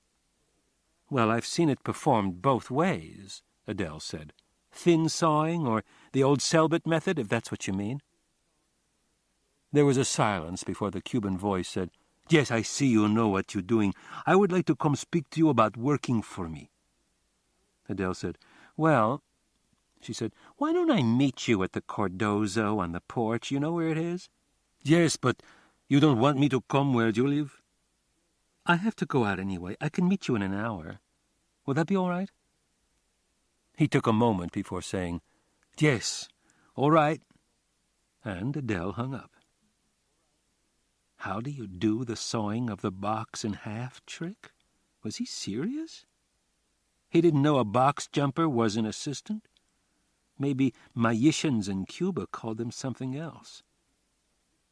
The phone rang. She'd wear shorts, show off her legs. Hi, this is Adele speaking. Whoever it was hung up. Buddy came out of Wolfie's and got in the car. She's home. He turned south onto Collins and didn't say another word until they had gone 10 blocks and were passing the Normandy. There it is. You see the guy sitting on the porch? The old ladies and one guy? You know they'll have a couple more in a car. Foley was looking around. I didn't notice any. You know they're there. I'll keep my eyes open. Buddy turned right on 10th and right again into the alley to pass behind the row of hotels. He said, Nobody hanging out back here, that's good. They came to 11th at the end of the alley, and Buddy stopped. He said to Foley, You bring the gun? Foley lifted the straw bag from his lap. In here with my suntan lotion and beach towel. You giving her some cash? What I got the other day. Buddy nodded, staring at Foley, studying him. I still think you ought to wear a hat. All the shots of me in banks, I have a hat on or a cap. I doubt anyone's seen me without one. Look at your watch, Buddy said. It's 11:20. I'll be back here in half an hour at 10 of 12. You don't show, I'll be back here at 12:20. You still don't show, I'll see you in 30 years. This cafe was run by Puerto Ricans. Chino could tell by the way they spoke, but it was okay. The coffee was like Cubano, and they didn't bother him sitting at the counter or looking out the front window through the backward words on the glass and see the hotel almost directly across the street, the Normandy, 4 stories high. Jack Foley's former wife was on the 2nd floor in 208, maybe a room in front, and she was looking out the window as he looked at the hotel. He had phoned from here. He didn't like the plan of meeting her on the porch of the Cardozo Hotel. People passing by. He'd have this coffee and a little more and go up to her room to talk to her in private. What could she do? Foley walked from the alley to Collins Avenue and stopped on the corner to watch cars creeping by in both directions, tourists taking in South Beach or looking for a place to park. He started walking toward the hotel in the middle of the block, taking his time. But he was right. There'd be a car somewhere close by with 2 guys in it. He watched a car up ahead pull away from the curb and a Honda nose into the parking space, a woman at the wheel. He wondered if they used women on surveillance. What he'd do, walk in the hotel. If the guy on the porch followed him in, he'd start talking to whoever was behind the desk about rates for next season. Make up a story. as if he could see a room or use the men's, hang around until he could slip upstairs. He didn't think the guy in the porch would pay any attention to him. He was approaching the Honda now, the woman out of the car, standing at the parking meter in profile, feeling her pockets for change. Blonde hair, tan jacket and shoulder bag, long legs and slim jeans and heels, plain pink medium heels that caught his eye, pink shoes, a nice touch with the jeans. The hair, the profile, made him think of Karen Cisco. She turned from the parking meter, and he was looking at Karen Cisco. It was, right there, not 10 feet away. It was Karen. Looking at him now, waiting. She said, "You wouldn't happen to have change, would you, for $1?" Foley shifted the straw bag to his left hand, still looking at her, telling himself to keep going, don't stop, don't say a word. But he did. He said, "Sorry." He was past her now without breaking stride, holding to the same unhurried pace, glancing around at signs, the sights, the people, but not looking back, telling himself to keep walking. It was her, all of a sudden, right in front of him. He saw her, and saw her eyes, and for a moment the way she was looking at him. He told himself if he looked back he'd be turned into a convict on the spot, in state blue, so don't even think of looking back. You saw her again, and that's it. All you get. Karen watched him walk past the Normandy, past the women on the porch, the agent sitting there now. She thought, no, it couldn't be. She saw Foley's face streaked with muck in bright headlights, the guard's cap hiding his eyes.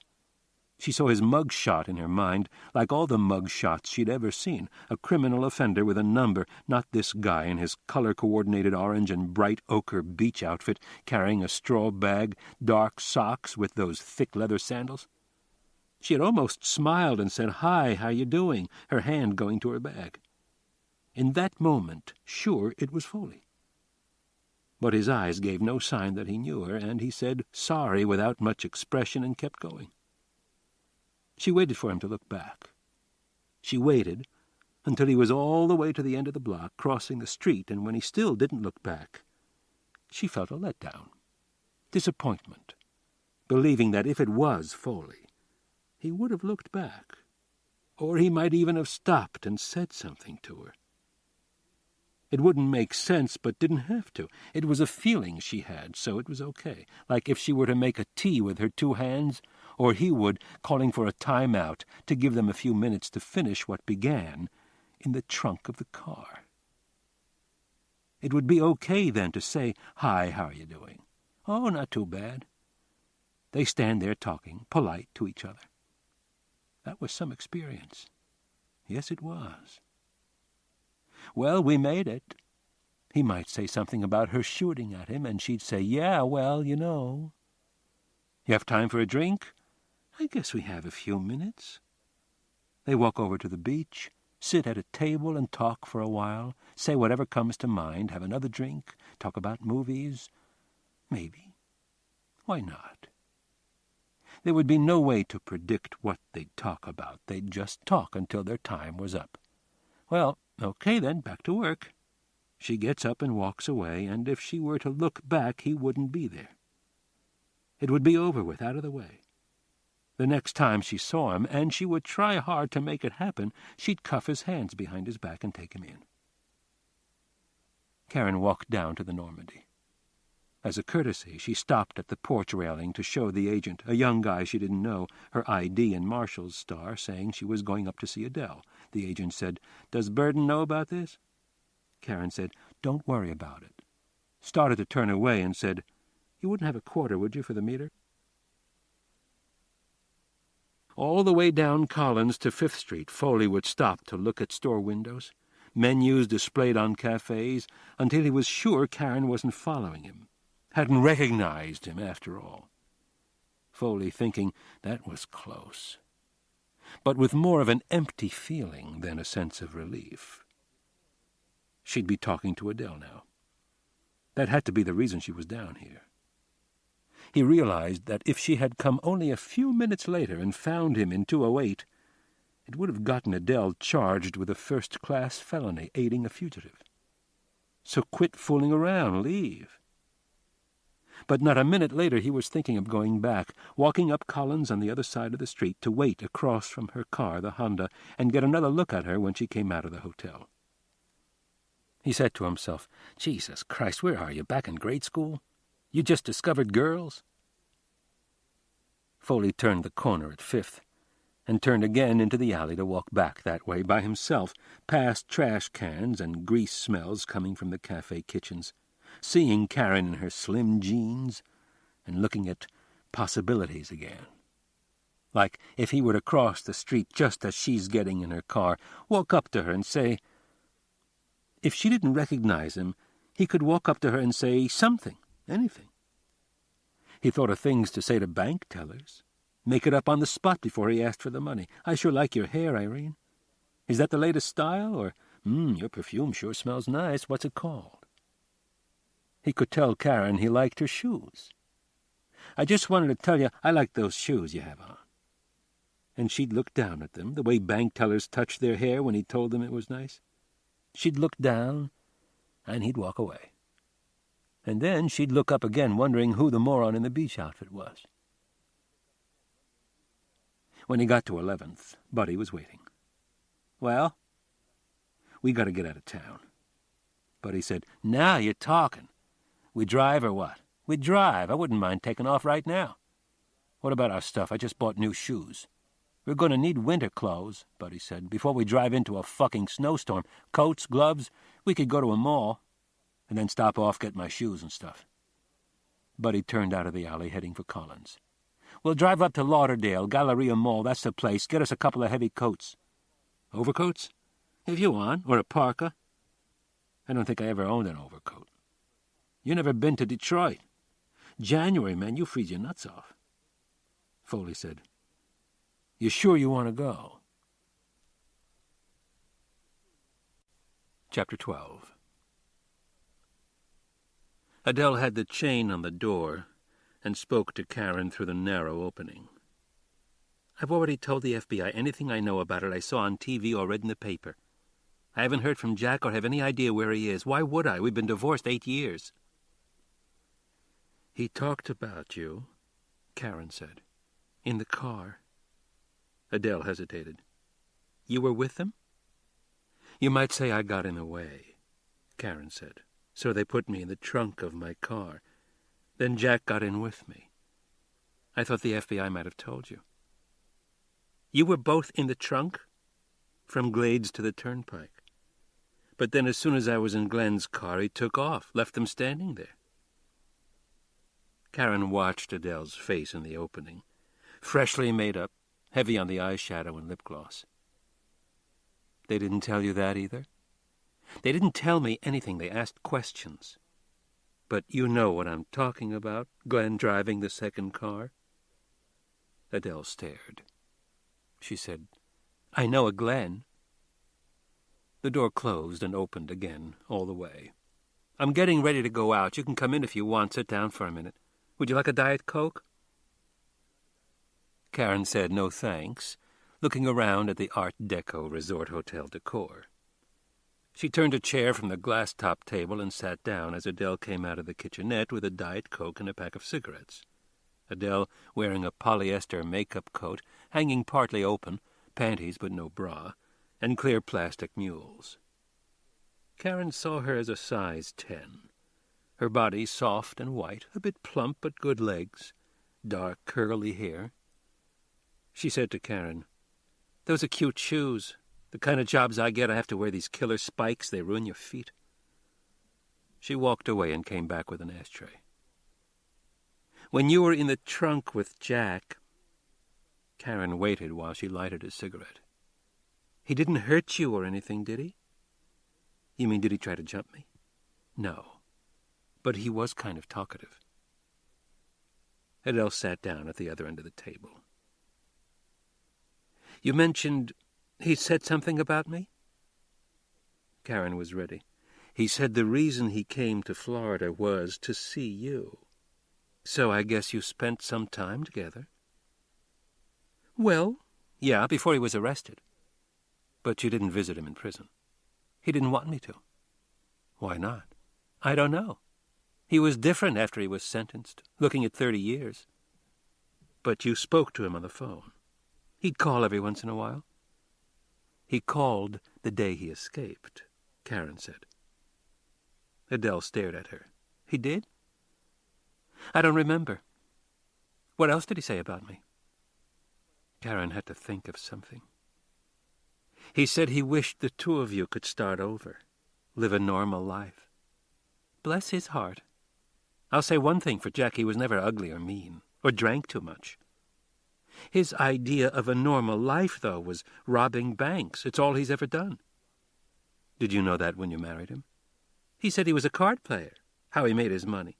I could live with that. Or he'd come home with a bundle and say he was out to the track, Santa Anita, and I suppose sometimes he was. He liked to gamble. I never knew he robbed banks till he got caught with that car that wouldn't start. If you can imagine something like that happening, comes out of the bank and the car won't start. I did go see him at Lompoc. I guess you know he did time there, to tell him I was filing for divorce. He said, Adele shrugged, okay. Jack's so easygoing. He was fun, but never what you'd call a real husband. He met Buddy at Lompoc, Karen said. Yeah, and Glenn, the creep. She squinted at Karen through cigarette smoke. Why isn't there anything about him in the paper? They don't know where he is, Karen said. And I guess they don't want to have to admit it. She said, it looks like Glenn took off by himself. The weasel. You know what I wish? You could put him away and forget about Jack. He doesn't deserve 30 years. I'd give anything to find Glenn, Karen said. I had him in custody once. He sure loves to talk. Yeah, about himself, what a cool guy he is. He said he's lined up a job and was going to use Jack and Buddy. Fat fucking chance. What kind of job? He didn't say. Adele paused to smoke. The only reason I met him, he was a friend of Jack's at one time, and that's all I'm saying. And I guess you met Buddy. You can guess all you want. I can't help you. I have to finish dressing anyway. I'm seeing a man about a job. He claims he's a magician, only he's Latin, and I have my doubts about him. You know I worked for a magician? Emil the Amazing? Yeah, the prick. This guy that called, he goes, how do you do that sawing of the woman in half trick? I go, are you kidding? I should have said it's not a trick, it's an illusion. He said he was testing me to see if I was experienced. What I can't figure out, Karen said, is how the two halves of the box can be separated while you're in it, and you see your head in one and your feet in the other, moving. It's magic, Adele said. Or the one the girl gets in the cage, Karen said. It's covered, the cover comes off. You spin the cage around first, Adele said. You spin the cage around, the cover comes off, and the girl's gone and there's a tiger inside. Emil does it with a lion. Get out of here. A male we'd rent for the evening, an old one, but still had a lot of teeth. How do you do it? Adele shook her head. I can't tell you. It would be unethical. I'm just curious, Karen said. I won't tell anybody. Adele said, have you ever heard or read about how illusions are done? No, because it's a secret. It's the way they're done. That's what it's all about. How isn't that interesting? Did you ever tell Jack? Adele took time to draw on her cigarette. Once in a while he'd ask. I might have told him about some of the easy ones. How do you do the switch with a lion? If I tell you, you'll be disappointed. It's always simpler than it looks. Come on, just that one. I won't ask you about anything else. No more about Jack or those guys? I'll leave you alone, Karen said. You promise you won't tell anyone? I swear, cross my heart, Karen said, facing Adele sitting at the end of the table. Karen saw her about to speak and saw her jump at the sound of 3 quick raps on the door, 3 and 3 more, and a voice then from outside in the hall. Adele, I want to speak with you, please. Sounding far away. Karen watched Adele turn her head. Who is it? I'm the man call you about work. I said I'd meet you. Look, I'm here. Open the door. I'm not dressed. He said, listen to me. And in a lower voice, I'm a good friend of Jack Foley. Karen got to her feet, bringing her bag to the edge of the table. She saw Adele staring at her and said, "Ask him his name." Adele turned her head again, the rest of her rigid, upright in the chair, her cigarette held in front of her between two fingers. "Who are you?" There was a pause. "Jose Chirino." Karen brought her beretta out of the bag. "Or maybe you hear Jack Foley call me Chino. I'm the same person." Karen moved along the table to Adele. She said, barely above a whisper, "Tell him to wait in the hall. You have to get dressed. Say it loud. Raise your voice." She did, yelled it out, and her words covered the sound of Karen racking the slide on the 9mm pistol. The voice outside the door said, "Tell me where is Jack Foley. I don't bother you no more." Karen said, "Tell him you don't know." She did, and Chino said, "Listen, I'm the one helped Jack escape from prison. He told me I can't find him to see you." "I said I don't know where he is." "Listen, why don't you open this fucking door, okay, so we can speak?" Staring at Karen, Adele said, "Go away or I'll call the police." "Why you want to do that, to a friend?" Adele didn't answer, and there was a silence. Now he said, "Okay, you don't want to help me? I'm leaving." Adele started to get up, and Karen put her hand on her shoulder.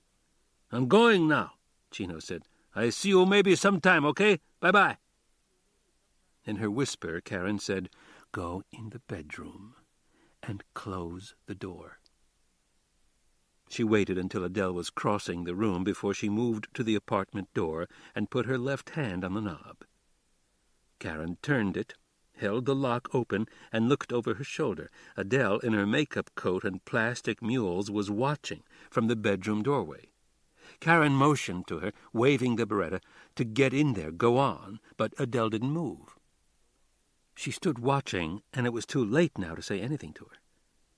Karen brought the door toward her, opening it a few inches, listening, then stepped aside out of the way. A moment before, the door banged open, and Chino, a solid figure in black, was in the room. Chino going for Adele, and was past the table when he stopped, glanced around, and then turned to Karen, and she saw the gun in his right hand, the .22 pistol, its slender barrel pointing down, close to his leg.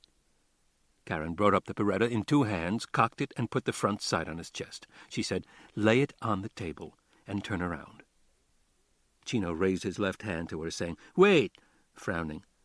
"You not Adele?" "I'm a federal marshal," Karen said, "and you're under arrest. Put the gun on the table. I mean now." "For what? I haven't done nothing." "If you're not Adele," Chino said, "this must be Adele, huh?" He turned to face her. And now Karen was looking at him in profile, the pistol in his right hand away from her. She glanced at Adele. "Go in the room." Adele didn't move, staring at Chino. "Do it, and close the door." Adele started to turn as Chino said, "No, I come to see you." He raised the pistol, aiming it point blank at Adele, and she stopped. Karen said, "Put it down, or I'll shoot." She watched him look past his shoulder at her, raising his eyebrows, saying, "Oh, is that right? You going to shoot me? Nice girl like you?" Smiling at her as he said, "No, I don't think so." That little smile hooked her. Karen said, "You don't, huh?" and started toward him, and saw his expression change, the smile gone.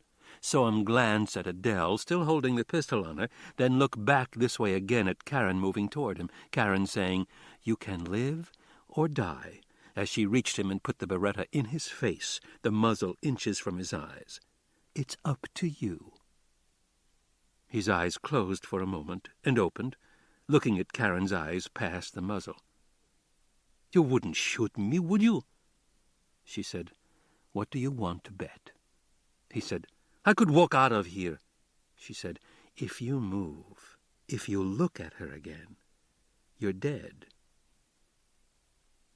They stared at each other.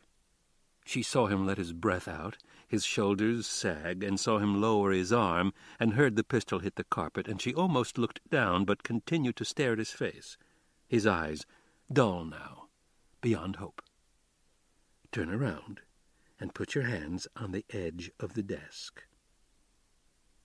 When he was leaning against it, off balance, Karen raised his jacket, felt around his waist from behind, and when she was finished, kicked his feet out from under him. Chino dropped to his knees, grabbing for the desk and hitting his head on the edge. He looked up at her in pain. "I think you would shoot me." Karen picked up his gun and told him to lie face down on the floor. She stepped around him to the desk, punched a number on the phone, and looked over at Adele staring at her. "Daniel Burden, please. Karen Cisco." She waited, Adele still watching her, then turned to the window as she said, "Daniel, I've got a proposition for you."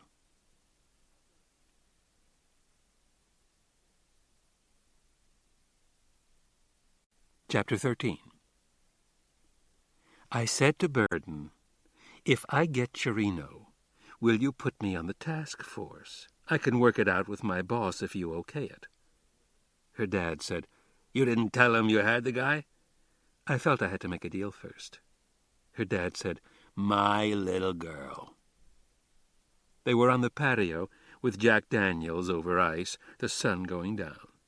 Her dad had told her often enough it was Walter Euston's favorite time of day in the Virginian, and Walter was right. This evening he didn't mention it. Burden naturally was suspicious. He said, "Girl, are you trying to run some kind of game on me?"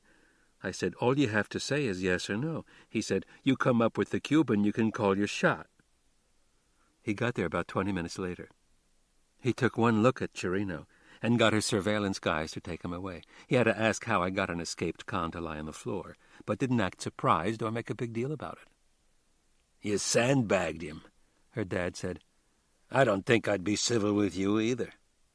He had to decide what kind of attitude to have, how to treat me, and he wasn't sure yet. He talked to Adele, asked her a lot of questions. She was pretty cool about the whole thing. I was surprised. "If anybody was cool," her dad said, and raised his glass to her. Karen sipped her drink. Her eyes raised to her dad, and she said, "Once you're into it and you're pumped up, and you know who the guy is, and you know you can't give him one fucking inch, he has the choice, you don't." "You tell that to Burden?" "No, but he said, let's go have us a cold beverage and talk some." We went over to the Cardozo for about an hour. "What's he drink, water?" "Yeah, Evian, one of those." He warmed up. For the first time since I've known him, he came down from heaven and acted like a normal guy. He asked me if I would have shot Chirino if he didn't drop the gun. I said yes, and he said he believed it. He wanted to have dinner. He's asked me before, but always made it sound like he was making my day. Wow, I get to go out with Daniel Burden. I turn him down, and he thinks it's a racial thing with me. When I was in college, almost every black guy who asked me out was like that. I'd say no thanks, because the guy was an idiot or an asshole or had bad breath, and he'd accuse me of being racist. "What's Burden's problem?" "He thinks he's irresistible. He wants to get me in bed, that's all, and I don't see any future in it. Ray Nicolette is the same way. He's getting around to it. All those macho guys. Jesus, give me a break." Her dad said, "I don't want to know everything, okay?" He sipped his drink, looking out at the lawn. After a bit, he said, "How come we don't play catch anymore?" She smiled at him. "Any time you want. How's your arm?" "I don't know. It's been so long." 12 years old, she had her own glove, a Dave Concepcion model, and they'd throw a hardball at each other out on the lawn. "You discovered boys and quit playing ball." "I didn't want to show them up." "You could have, too. You had an arm. You never threw like a girl." They were quiet for a while in the last of the day's light. Her dad said, "I don't want to lose you. I think I'm going to live forever, and I need my daughter around. I lost your mother, that's enough." There was a silence again. This time he said, "You're too smart to pack a gun and deal with felons. You're too smart and you're too nice a person."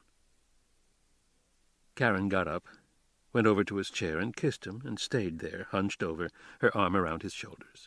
She said, "I didn't go out with Burden, 'cause I wanted to stay home with you. Before that, the plan was to see Adele and come right home and be waiting for you. You know why?" "Because you love your dad." "Because I love you, and because you have an idea how to find Buddy." You gave me the idea. Remember you said, what if Buddy's his real name? Karen got up. And it is? No, but it was something to go on. Karen turned to sit on the wrought iron cocktail table facing him now. I called my main source. Her dad paused to sip his drink, and Karen said, Greg, the computer whiz. Just tell me, okay? Don't drag it out. That's what I'm doing, acting a little offended. I'm telling you. I called Greg. I said, what can you do with this combination? Your search criteria is the name Buddy, bank robbery or armed robbery, and California between 1970 and 1990. I told him Buddy got out of Lompoc either this year or last year, but we don't know how long he was in. Karen lit a cigarette. Her dad took it from her for himself, and she had to light another one. You happen to have any grass? I don't do that anymore. Come on, what about Buddy? You start with a nickname, it looks impossible, doesn't it? But if you can add a few facts, and if you're lucky, Greg used, I don't know, Nexus, Lexus, one of the programs he has, and came up with Orrin Edward Bragg, arrested March 22, 1985, and charged with robbing a branch of City Federal on Sepulveda in Los Angeles 3 months before. And how do they find him? The way they get most. Turned out to be from the guy's sister, of all people. One of the detectives quotes her as saying it was Buddy Bragg who robbed the City Federal Bank and some others, too. May Almighty God forgive him. That was the only reference to a Buddy associated with bank robbery, buried way down in the news story, and Greg had it in about 5 minutes, printed it out and faxed it. It's inside. Karen stood up and then sat down again. We don't know for sure, though, do we, if it's our Buddy? I called Florence. You met her one time, still one of my best sources. I said, see if you can run an Orrin Bragg for me in Dade, Broward, or Palm Beach County. I called her from the club, the same as I did Greg. I come home, both faxes are waiting. Orrin Bragg has accounts with Florida Power and Light and Bell South. His phone number's in there, too. Buddy resides in Hallandale at the Shalimar Apartments on A1A. He's in 708. That's our Buddy, Karen said. She stood up again. My sources, her dad said, will bill you about $50 each. I'll give you the invoices when they come. Karen stood facing him, nodding and then saying, Why do you suppose Buddy's own sister ratted him out like that? Her dad said, she felt it was for his own good. Or maybe she never liked him. He was a brat, made her life miserable when they were kids. Foley said she was a nun, or used to be. I don't know, her dad said. I always liked nuns. They're so clean. They never seem to sweat. She finished her drink and saw her dad watching her. You're not thinking of calling, are you? Ask if your friend's there. Please don't tell me that. Karen said, Okay, I won't. It was an idea, though, she did think about. Call Buddy's number and ask for someone, a name, any name. Pretty sure she'd recognize Buddy's voice, or Foley's if he answered, if he was there. And they'd tell her she had the wrong number and hang up. She was tempted, wanting to do it. But if they recognized her voice... She thought of asking her dad to call and decided no, go by the book. So she called Burton. He was cool, wanting to know how she came about this information, and after she told him, he said, Karen, you're for real, aren't you? You can come along if you want. He'd stop by the home of a judge friend for a warrant, get a SWAT team together, and meet her at the Shalimar Apartments as soon as they could make it.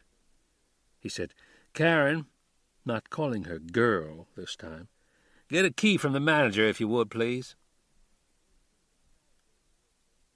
Karen was aware of details she would tell her dad about later this evening. The smell of sauerkraut in the manager's first-floor apartment, his watery, wide-open eyes as she assured him the residents wouldn't be disturbed, telling him this as she imagined their reaction to the SWAT team invading the place. The senior citizens in the lobby, mostly women, sweaters over their shoulders, bifocals shining, real fear in their eyes at the sight of black uniforms and jackboots, the helmets, the ballistic vests with FBI in yellow, big on the backs of the vests, the automatic weapons at port arms, the SWAT team coming through the lobby like a troop of Darth Vaders. She thought, no, these old people wouldn't think of Darth Vader. They'd seen Nazi stormtroopers coming in to haul them away because it could have happened to some of them. She had seen old ladies in Miami with faded numbers on their arms. Karen would tell her dad what she expected and then say she was surprised Burden didn't make it a full-scale SWAT assault. Very surprised. He came with 8 guys in jackets and wool shirts hanging out, running shoes, half of them carrying bags that could hold tennis rackets or different kinds of athletic gear. The residents did stop what they were doing, watching television, playing gin. They had to wonder what was going on, curious, but didn't seem alarmed. Burden posted 2 men outside, back and front, and sent 2 more up to 7 to cover both ends of the hall. He said to Karen, "You ready?" Then had to pause as a woman asked, "Are you delivering the oxygen?" Burden, Karen, and the remaining 4 SWAT team agents got on the elevator. On the way up, Burden looked at them one at a time. "You're primary, you're secondary, you're point man," he said to the 4th. "You're going to use a ram?" He carried it in what looked like a Navy sea bag. Karen said, "The manager's door is metal. You know what I mean? They might all be." Burden looked at her. "Yeah, you've been through doors, haven't you?" "A ram on a metal door," Karen said, "makes an awful lot of noise for what good it does." She'd tell her dad how you grabbed the handle on top that was like a dorsal fin and the handle at the back end and swing the ram hard against the door. If it was wood, the ram would shatter it. Metal, you might only dent it, but the 4th man also had a shotgun with a shock lock round in it, and that would do the job. They reached the 7th floor, and the SWAT agents took off the jackets and wool shirts they'd worn over their ballistic vests, heavy ones with a ceramic plate covering the hard area. Karen handed the key to the agent with the canvas bag. He had his shotgun out now, a Remington with a 3-inch strip of metal taped to the muzzle. They approached 708. The primary and secondary stood to the right of the door, Beretta 9s held upright. The point man, who would be the 3rd one in and would cover them, held an MP5 submachine gun. The one with the shotgun eased the key into the lock and turned it. The door wouldn't budge, a deadbolt holding it shut. He raised the shotgun and put the strip of metal against the seam where the lock entered the frame, the muzzle of the shotgun exactly 3 inches now from the deadbolt, and looked over his shoulder at Burden and Karen. Burden nodded. With the sound of the shotgun blast, the primary hit the door going in, secondary and point went in right behind him, and Karen, her ears ringing, pulled her Beretta, expecting in a moment to hear gunfire. Chapter 14. Foley said unless you wanted to go skiing or hunting, they sure had a piss-poor selection of winter coats here. Buddy said they had some pretty nice jackets. Foley said he didn't even see any wool gloves. Buddy said, well, what did you expect? We're in Florida. Foley said he expected to see some overcoats. Why else did they come all the way up to this mall? Part of it was he felt like a fool walking through stores in his orange and baby-shit yellow beach outfit, the socks and sandals. Driving back, Buddy said it looked like they'd have to wait till they got up north, say when they crossed the river from Kentucky and came to Cincinnati, Ohio. And then said, no, wait a minute, I know the place we should go. They turned off 95 onto Hallandale Beach Boulevard and in a minute came to the Jewish Recycling Center. Buddy said, it's like the Salvation Army or St. Vincent de Paul, only Jewish. It's got everything we'll need. Over 3,000 new items daily, the sign said on the way in.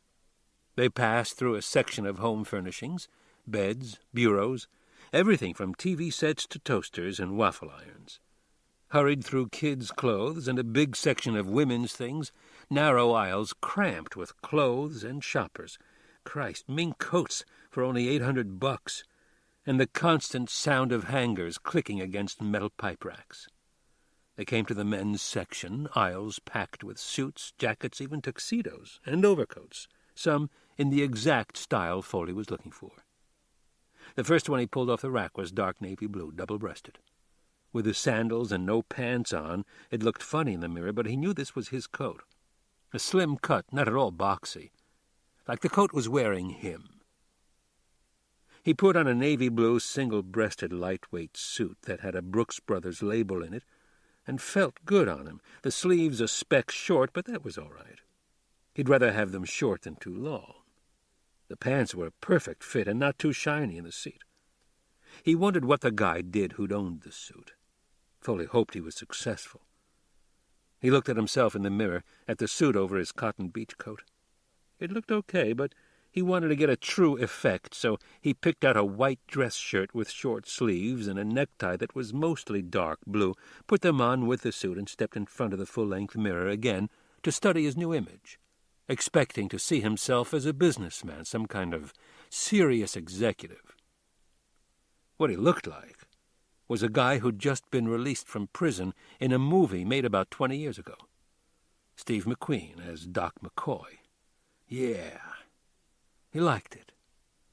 He half-turned and cocked his hip in a pose. A photo of Jack Foley taken shortly after his daring prison escape. His mind flicked to a picture of Clyde Barrow, hat cocked down on one eye, and right away saw Karen Cisco coming out of the Chevy trunk in her short skirt, and then on the street in her jeans and pink shoes. He imagined her seeing him in this suit. A semi-dark cocktail lounge. They look at each other. Buddy came over in an overcoat, a double-breasted gray herringbone, saying, "What do you think?" Foley nodded, raising his eyebrows. Buddy said, "I always wanted one like this. I think I need a hat to go with it. I like a hat." Foley asked how he looked, and Buddy took a few moments to say, "Like a stockbroker." After that, Foley tried on a tuxedo to see what it was like. Buddy told him now he looked like a waiter, one that drank and was always getting fired. They were having fun, two grown men playing dress-up. There were clothes in the apartment, new shoes, food and drink in the refrigerator, orange juice, Diet Pepsi-Cola in half-gallon plastic bottles, 6 packs of beer. Burden said, "Don't anybody touch that leftover pizza. Buddy's coming back, and we're going to be waiting for him. Here in the apartment, and somebody in the lobby with a radio till the people go to bed. Karen, I'd like you to call Hallandale PD, ask if they have a quiet, unassuming evidence tech they can send over to dust around. Do the doorknobs, glasses in the kitchen, empty bottles, the handle on the toilet. Say to come in an unmarked car, please. They'll send us some little girl wants to be a police officer. Karen, you see anything interests you or you recognize?" The raincoat in the hall closet. Glenn Michaels was wearing it. She paused and said, Foley asked if he could wear it so he could take off the shirt he had on. It was filthy. "The guard's shirt," Burden said. "The guy Foley assaulted with a 2x4, so he was here. Or he still is, huh? I prefer to think of it that way. Get this done. Karen, you're on my task force. Don't worry, I'll fix it with your boss. Then when this is closed, we're going to have a talk, see about getting you transferred over to the bureau." Karen didn't say a word. She nodded and made the call to Hallandale PD. After that, she began looking around the apartment again for traces of Foley, something that would tell her he was staying here. She looked at the shoes again, dark brown loafers, size 10, so new they hadn't been worn. She believed they were Foley's because they were by the sofa with a pair of white Nikes, same size, also new but showing some signs of wear. The shoes in the bedroom closet, 2 pairs, well broken in, were no doubt Buddy's. There were magazines in the living room, Sports Illustrated, National Enquirer, and a stack of newspapers, the Miami Herald and Fort Lauderdale Sun-Sentinel, for the entire week, Monday, the day of the prison break, through today, Friday. Karen found Foley's mugshot in the Herald and stared at it, trying to see in this face what she remembered of the guy on Collins Avenue dressed for the beach. If it was Foley, he might have sat right here to take the Nikes off and strap on the sandals. Going to see Adele, a high-risk move, but so was busting out of prison. He had the nerve. And maybe the beach outfit showed a weird sense of humor, in his own mind a disguise because ordinarily he would never in the world dress like a tourist. Karen's feeling was that after a half hour alone with Foley in the dark, she could say he was pretty cool, and cool guys didn't wear orange and ochre beach outfits and socks with sandals. Burden said, "We have here Mr. Orrin Bragg's phone bill. 4 long-distance calls last month to the same 213 area. That's Los Angeles. Who does he know out there, Karen?" She shook her head. "Well, we're going to find out. You been in the kitchen?" "Not yet. There's a shoebox in the trash. Looks like a receipt in it. Must be for the new shoes. You can go by the store tomorrow, see if they remember who bought 'em. I mean, if we don't do any good here." "But you think they're coming back?" Karen said. "Yes, indeed, and we're going to have a surprise party. I want you to take a radio, go down to the lobby, and hang out with the folks. You see Foley and this guy Bragg, what do? Call and tell you. And you let them come up, you understand? You don't try to make the bust yourself." Burden slipping back into his official mode. Karen said, "What if they see me?" "You don't let that happen," Burden said. "I want them upstairs." But he turned south off Allendale Beach Boulevard onto A1A, 3 blocks from the Shalimar Apartments. He said, "It's about roughly 1,500 miles. You can do it in 2 days. We leave tonight and drive straight through. We get there 2, 3 o'clock Sunday morning.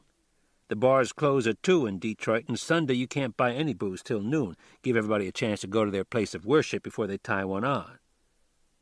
Foley said, "What are you trying to say?" "You want to leave tonight or tomorrow? We leave tomorrow morning, say around 7, and drive straight through. We'd get in early Sunday afternoon. The game starts at 6, so we'd have plenty of time to find a place and get in some provisions. Unless you want to watch the game at a bar, a sports bar with a big screen." "Who do you want?" "The Steelers, and all the points I can get. Or we could leave tonight, stop early in the morning someplace in Georgia, sleep a few hours, have a good breakfast. You like grits?" "I love grits. Biscuits and red-eye gravy?" They were turning in at the Shalimar now, following the drive that went down to the building's underground parking area. Foley saying, "I don't care for the gravy. What I like to do is crumble up my bacon in the grits." He said, "It's up to you whenever you want to get going." But he said, "We don't want to be too leisurely about it, like we got all the time in the world." He nosed the Olds into a space near the elevator. "What do you think, leave our new duds in the car? We may as well." An old gent in a golf cap asked Karen if she wanted to play gin. Several ladies, stopping by on their way to the elevator, asked if she was a new resident. Another, a frail little gray mouse of a woman in her 80s, leaning on a Malacca cane, asked if she was visiting her mother. Karen made the mistake of saying no, her mother had passed away. Then had to gather up the radio and copy of the National Enquirer she'd brought from Buddy's so the woman could sit down close to her on the sofa. She took Karen's hand and began to pat it, saying something about God's will, then asking what her mother had died of. Karen said non-Hodgkin's lymphoma, 12 years ago. The mouse woman said, "Oh," gave Karen's hand a few more pats, looked around in a vague sort of way, and said it was time for her pills. Karen watched her creep off toward the elevator, the little mouse woman with her big black cane, and thought again of her mother, who would be only 57 at home, not hobbling around in a place like this. She would be outside in her straw hat and gloves, trimming, weeding, and you'd be able to see the house from the street. She told friends that and remembered telling Ray Nicolette and thought of the task force again and the SWAT team upstairs waiting, and Burden saying, "You let them come up. You don't try to make the collar yourself." Karen looked off to the left, past a lamp next to the sofa and a giant chef Lara in a planter, to the lobby street entrance. The elevator was directly in front of her, not much more than 30 feet away. The little gray mouse woman was still waiting, leaning on her cane. The elevator door opened, and Karen was looking at 2 men inside, both about the same height, facing this way. One in a dark shirt and trousers, the other in an orange and ochre beach outfit holding a straw bag. Now the mouse woman was entering, feeling with her cane 1 step at a time. The one in the dark shirt and trousers reached out to help her aboard. The one in the orange and ochre outfit continued to look straight ahead at Karen on the sofa, looking back at him in the elevator's fluorescent glow, lighting him and the other one like two suspects standing in a lineup. He didn't move. Not until the elevator door began to close. Then raised his hand. He did. Karen, positive now it was Foley, raised his hand to her as the door closed. The elevator stopped at 3. The old woman didn't move, and Buddy said to her, "Is this your floor, Mother?" She looked up at the panel of numbers, the light indicating the floor. She said, "Yes, it is." Foley said, "It's ours, too," and turned his head to Buddy, looking at him. "Karen Cisco's in the lobby. I imagine there's some fellas upstairs." They had to wait for the woman to get off, poking the floor with her cane, then eased past her, ran down the hall to the exit sign, and took the stairs to the garage. Once they were in the car, Buddy said, "I guess we're going tonight, huh?" Foley liked his tone. He didn't have to tell Buddy to take it easy, not be in so big a hurry to get out they'd bang into cars. Buddy said, "She'll see the elevators going up to 7. That ought to give us some time." They were leaving the building now, turning out into traffic. "She saw us," Foley said, "so she'll know we got off." Buddy said, "Well, if they know where I live, I guess they know what I drive. Should we pick up another car? This one's still got California plates on it. Or take 'em off and pick us up a Florida plate. I got a screwdriver in the glove box. They only use one license plate in Florida. I guess other states, too. Stop off and lift one before we get on 95. There's a Walmart over on Hallandale Beach Boulevard, has a big lot always full of cars. What do you think?" "She looked right at me," Foley said. "She didn't yell or get excited. She didn't move." They were on A1A in northbound traffic, a 2-lane street full of headlights. "We got one thing going for us," Buddy said, keeping an eye on his rearview mirror. "It's dark out." "She just sat there," Foley said, "looking right at me."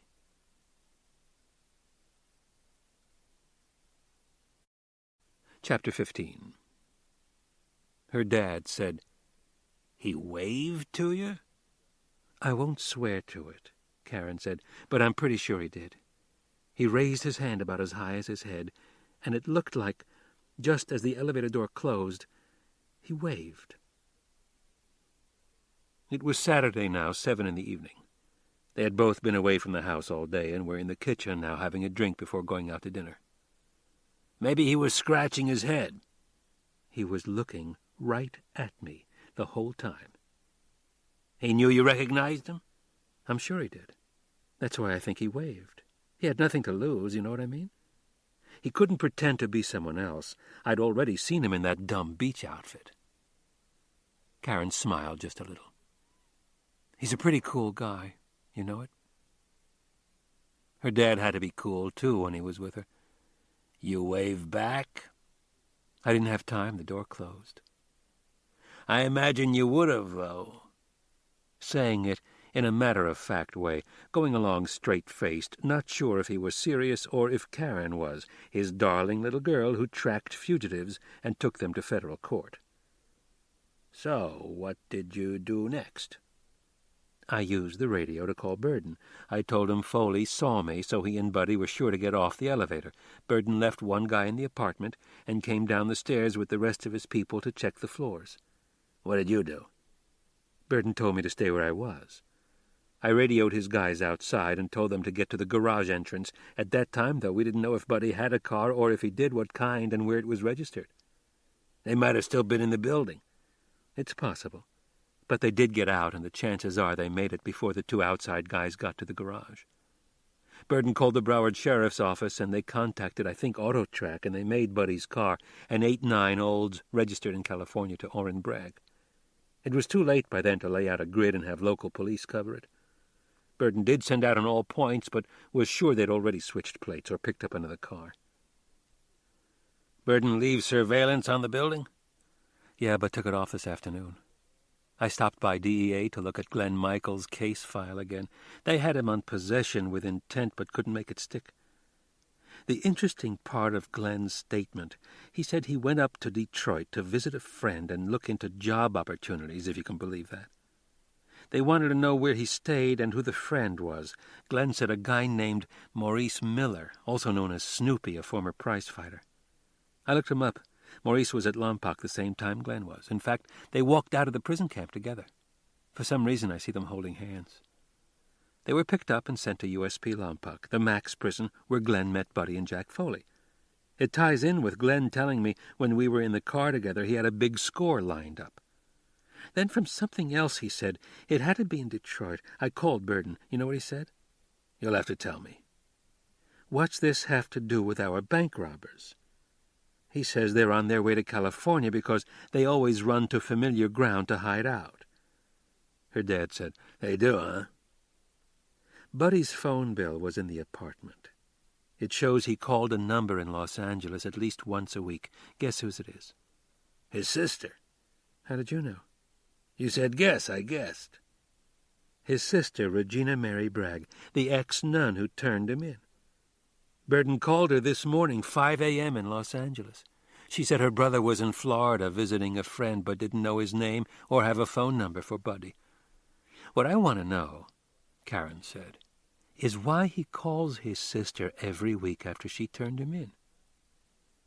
Her dad said, Well, he doesn't seem to hold a grudge. I think he's basically a nice guy. Does it out of kindness. Or maybe, her dad said, she has some kind of nervous disorder from years of celibacy and his phone calls keep her stable. Foley said she drinks. Her dad thought about it and said, But not at 5 o'clock in the morning when you say Burden called her. If she's any kind of alcoholic, she'd have been hung over and trying to think straight, careful about what she's saying. I guess the time to talk to her, Karen said, nodding, is when she's into the sauce. Now her dad was nodding. Sometime in the evening, but not too late. They went to Joe's Stone Crab for dinner. When they got back, Karen stayed in the kitchen to call Regina Mary Bragg. 8 p.m. in Los Angeles. Her dad went to his chair in the screened-in room to watch television, a cognac next to him on the lamp table. He moved through channels with the remote, looking until he came to Robert Redford and Max von Sydow in the library of someone's home, the man seated at the desk. Redford is pointing what looks like a Colt .45 at him, but Max, with a Walther PPK, a much more intelligent gun, has the drop on Redford and tells him to put his gun on the desk. It reminded him of Karen having lost the Sig Sauer he gave her 3 Christmases ago. The day she spent in the hospital, he told her if she was a good girl she might get another one for her birthday in April. She said, I'll get my gun back when I find Jack Foley. What I need are shoes, but don't get me anything, okay? Really. Which was what she said every year. And every year she would be his little girl again, unwrapping presents, eager, taking great pleasure in it while his pleasure was watching her. Watching Max von Sydow now walk over to the seated man and shoot him in the right temple, to Redford's amazement, and place the Walther in the man's hand. 40 years as a private investigator, Marshal Cisco had never carried a gun or kept one in his office or home. None of his investigators did either, or Karen when she worked surveillance jobs for him. The cute girl following slip and fall and whiplash cheaters looking for insurance payoffs. They had talked about those times at dinner, Marshall trying to sell his little girl on the idea of returning to private investigating, run the office, make some real money representing big companies being sued, supermarkets and restaurants, hospitals, bike and car manufacturers. She wouldn't have to carry a gun or load her trunk with all that law enforcement stuff. She'd meet lawyers, doctors. Nothing wrong with them necessarily if they were divorced. Why settle for some cowboy cop who drank too much and cheated on his wife? That's the way those hot shots were, all of them. Karen was a nice girl, well-behaved in her own way. She listened to him at dinner, nodding a few times while picking her crab claws clean, and asked him if he thought Buddy and Foley would stick together. Wouldn't they be better off if they split up? He thought, what are you going to do? His little girl was preoccupied. She'd mentioned Buddy, but it was Foley she had on her mind. He said to her, yeah, they'd have a better chance of making it if they split up, but if Buddy had something he wanted to do and needed Foley, and since Foley owed him... Max von Sydow and Redford are coming out of the house now. Max turns to Redford, who has just watched him commit a murder, and says, "Can I drop you?" Coming into the room, Karen said, 3 Days of the Condor. I love that movie. Do you know the title of the book it was based on? Tell me. 6 Days of the Condor. I spoke to Regina Mary. She has a very quiet voice, like this, barely above a whisper. Yes, may I help you? Enunciating. So I think she was definitely a little ripped. I took a shot. I said, Regina, this is Karen, Buddy's friend in Miami. I said, he told me where he'll be staying, and I wrote down the address, but now I can't find it. I think it confused her. She said, oh, in that voice, I don't have any idea. And I thought, well, that's it. But then she said, Karen dropped her voice, getting a hushed tone, he called just a while ago to let me know he's all right. I couldn't believe it. I said, he only left last night and he's there already? She said, oh, no, he's in Lexington, Kentucky. Karen said to her dad, are you ready? And then she said, he won't be in Detroit till tomorrow. Her dad was smiling at her. Beautiful. I said, Buddy's awfully thoughtful, isn't he, to call you? And you know what she said? He'd better if he wants to save his immortal soul. What do you suppose that means? Like she's his ticket to heaven, her dad said. So he'd better keep in touch. Regina may be out of the habit, but still has a lot of old-time nun left in her. What else did she say? That was about it.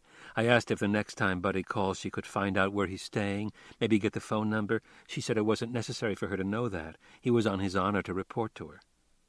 Well, nuns weren't all sweethearts, her dad said. Regina sounds like the kind they'd make you hold your hand out and then whack it with a ruler. Hurt like hell. Karen sipped her drink, quiet for several moments. You have to tell Burden, her dad said. And you'd rather not, am I right? Karen looked up. She said, the FBI has warrants right now for over 6,000 fugitives. What do they need 2 more for? Her dad said, you're kidding. Karen sipped her drink. Her dad said, aren't you? Sunday. It was halftime at the Super Bowl by the time Karen got home. She saw her dad trying to act like it didn't bother him. I'm sorry I'm late. What's the score? Her dad, with his beer and a bowl of peanuts, said, 13-7 Dallas. It's still a game, but not as close as it looks. The Cowboys had to kick a couple of field goals when they should have gone in. So they can't be acting too arrogant. Give him time, Karen said. I went to see Burden. Her dad turned his head to look at her now. He wasn't watching the game? He wanted to, but had to get rid of me first. Karen started out of the room and stopped. 13-7, that's a total of only 20 so far. What's your bet, 60? 61, based on a final score of 44-17. The Cowboys in control all the way. So they'll have to score 31 points for you in the second half. I'm not worried, her dad said. Last year, the 49ers and the San Diego Chargers scored a total of 75 points. The year before Dallas over Buffalo, they scored a total of 69. Where you going? Get a beer. I'll be right back. It gave her dad time to think about their bet.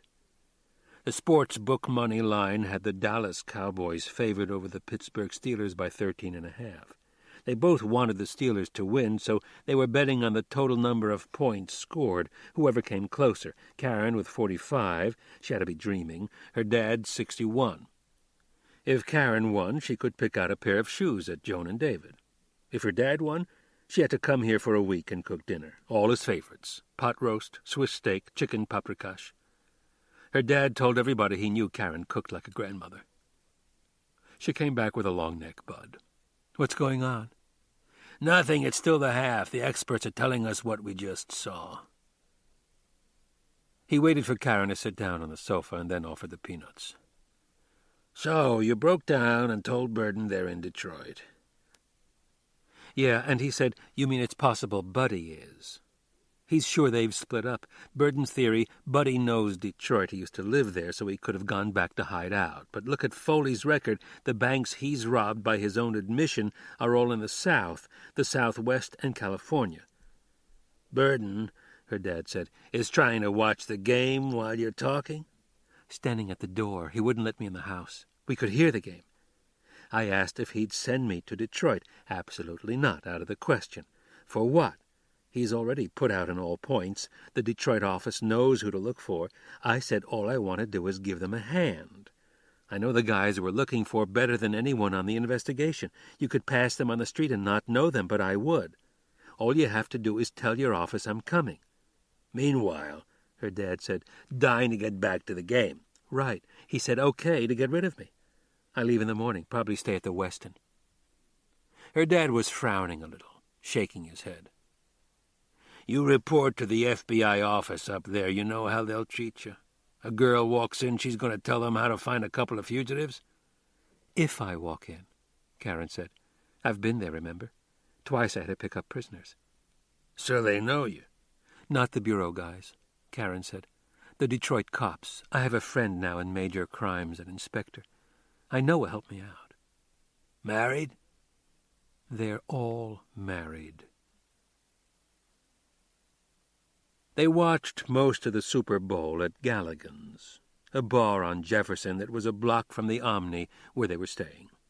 Foley had turned the game on in his room. Buddy brought a bottle of Jim Beam, and they watched the first quarter from the chair in the bed until Foley said they should go to a bar, see the game with a crowd of people making some noise. So they walked to Galligan's, Foley hunching his shoulders in his new overcoat, and joined 4 other guys from out of town stuck here over the weekend, and a woman who said she lived in Greektown but didn't look at all Greek. Blonde, somewhere in her 50s. She said her name, but Foley forgot it right away, and she left at the half, saying she had an appointment. The only reason Foley and Buddy liked the Steelers was that they didn't like the showboating Cowboys, though they had little to strut about today. It wasn't much of a game. Final score 27-17, Dallas. Foley left the table to talk to the bartender. Buddy ordered a couple more Jim Beams with a splash for the road. Foley came back and sat down. They have fights at Cobo Hall sometimes. The Palace, he says, where the Pistons play, and the State Theater on Woodward Avenue. He says you can walk from here. He's never heard of Maurice Snoopy Miller. I asked him how come they don't have fights at Joe Louis Arena. He said they do. It's where the Wings play hockey. Then he said, yeah, they've had title fights at the Joe, but no regular program. That's what they call it, the Joe. You know, Louis is from here, Buddy said. The old brown bomber. They have like a statue. It's just his right arm and the fist out there on Jefferson. The brown bomber, Foley said. It sounds racist. You have to be careful these days. You can sound like a racist without even trying. Anyway, the guy said if Snoopy Miller's in the fight game, we might find him at the Kronk Gym. It's where Thomas Hearns trained. I saw the hitman get the decision over Benitez in New Orleans. I happened to be home. I asked him where the Kronk Gym was. He said he didn't know, somewhere on the west side. I was an East Sider, Buddy said, turning to the window. Look out there. You ever see so much glass in your life? All those buildings over there like giant tubes of glass. The tallest one's the hotel, the Westin. There's a restaurant and cocktail lounge on top, something like 70 floors up, turns around, real slow. You don't even feel it. You're looking out at the Motor City, have another drink, you're looking across the river at Canada. You want, we could go up there, get a good look at the city. From what I've seen, Foley said, it looks deserted, like everybody's left town. It's Sunday, Jack. Everybody's home watching the game. You want to go over to the Westin, see what's there? Maybe go up to the top? If we didn't have to go outside.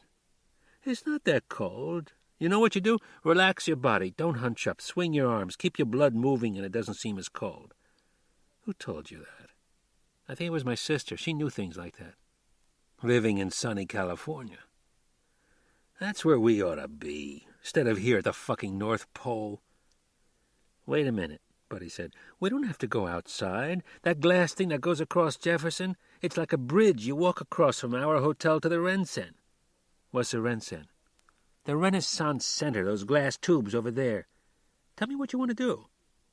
I don't know, Foley said. What do you do in Detroit on a Sunday when you can't think of anything and the banks are closed? Foley sipped his drink.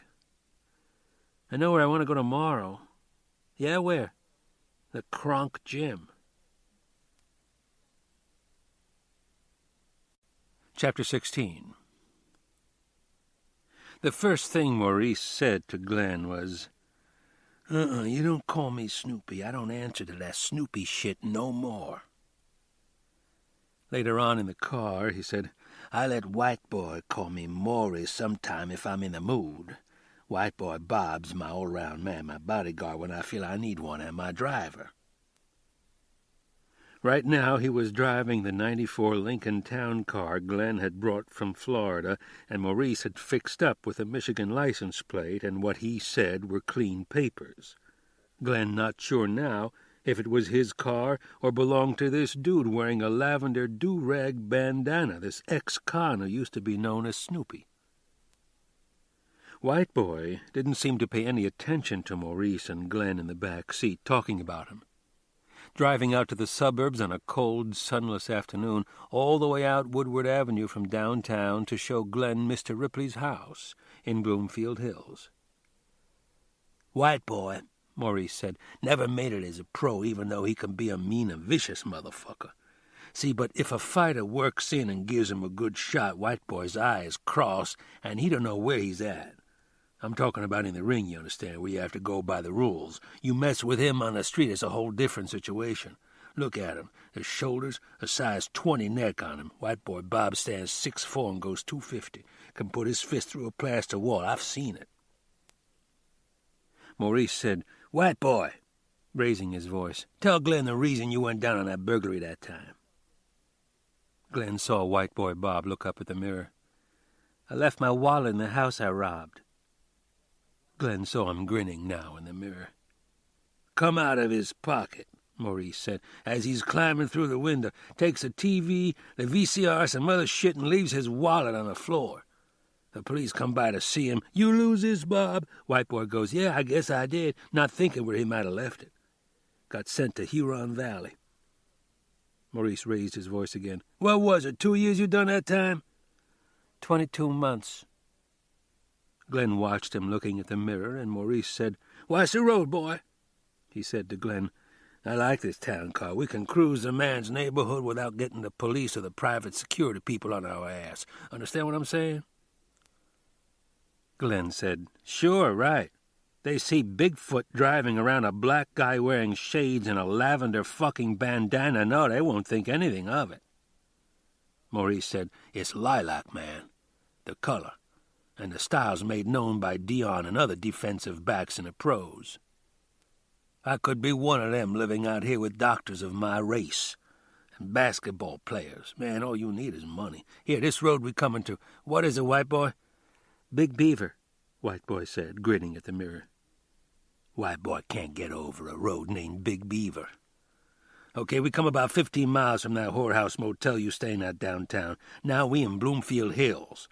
We go left a ways and then right. Ain't no hills to speak of, huh, but lots of trees. Remember, Lompoc, we had that nice view of trees and the warden had 'em all cut down? Eucalyptus, Glenn said. New warden, Maurice said. Cut down the trees and kept the yard closed till noon every day. I worked nights, see, in the bakery. Used to come off and do my training, so I couldn't do it no more, work on my legs. You don't have legs, you got no business in the ring. White Boy said, I let Maury hit me in the gut as hard as he can. Maurice said, What's the road, boy? Slow down, I think it's the next street. Yeah, Vaughan Road, nothing but money. Here come Mr. Ripley's house up on the left. Yeah, the brick wall. There's his drive right there.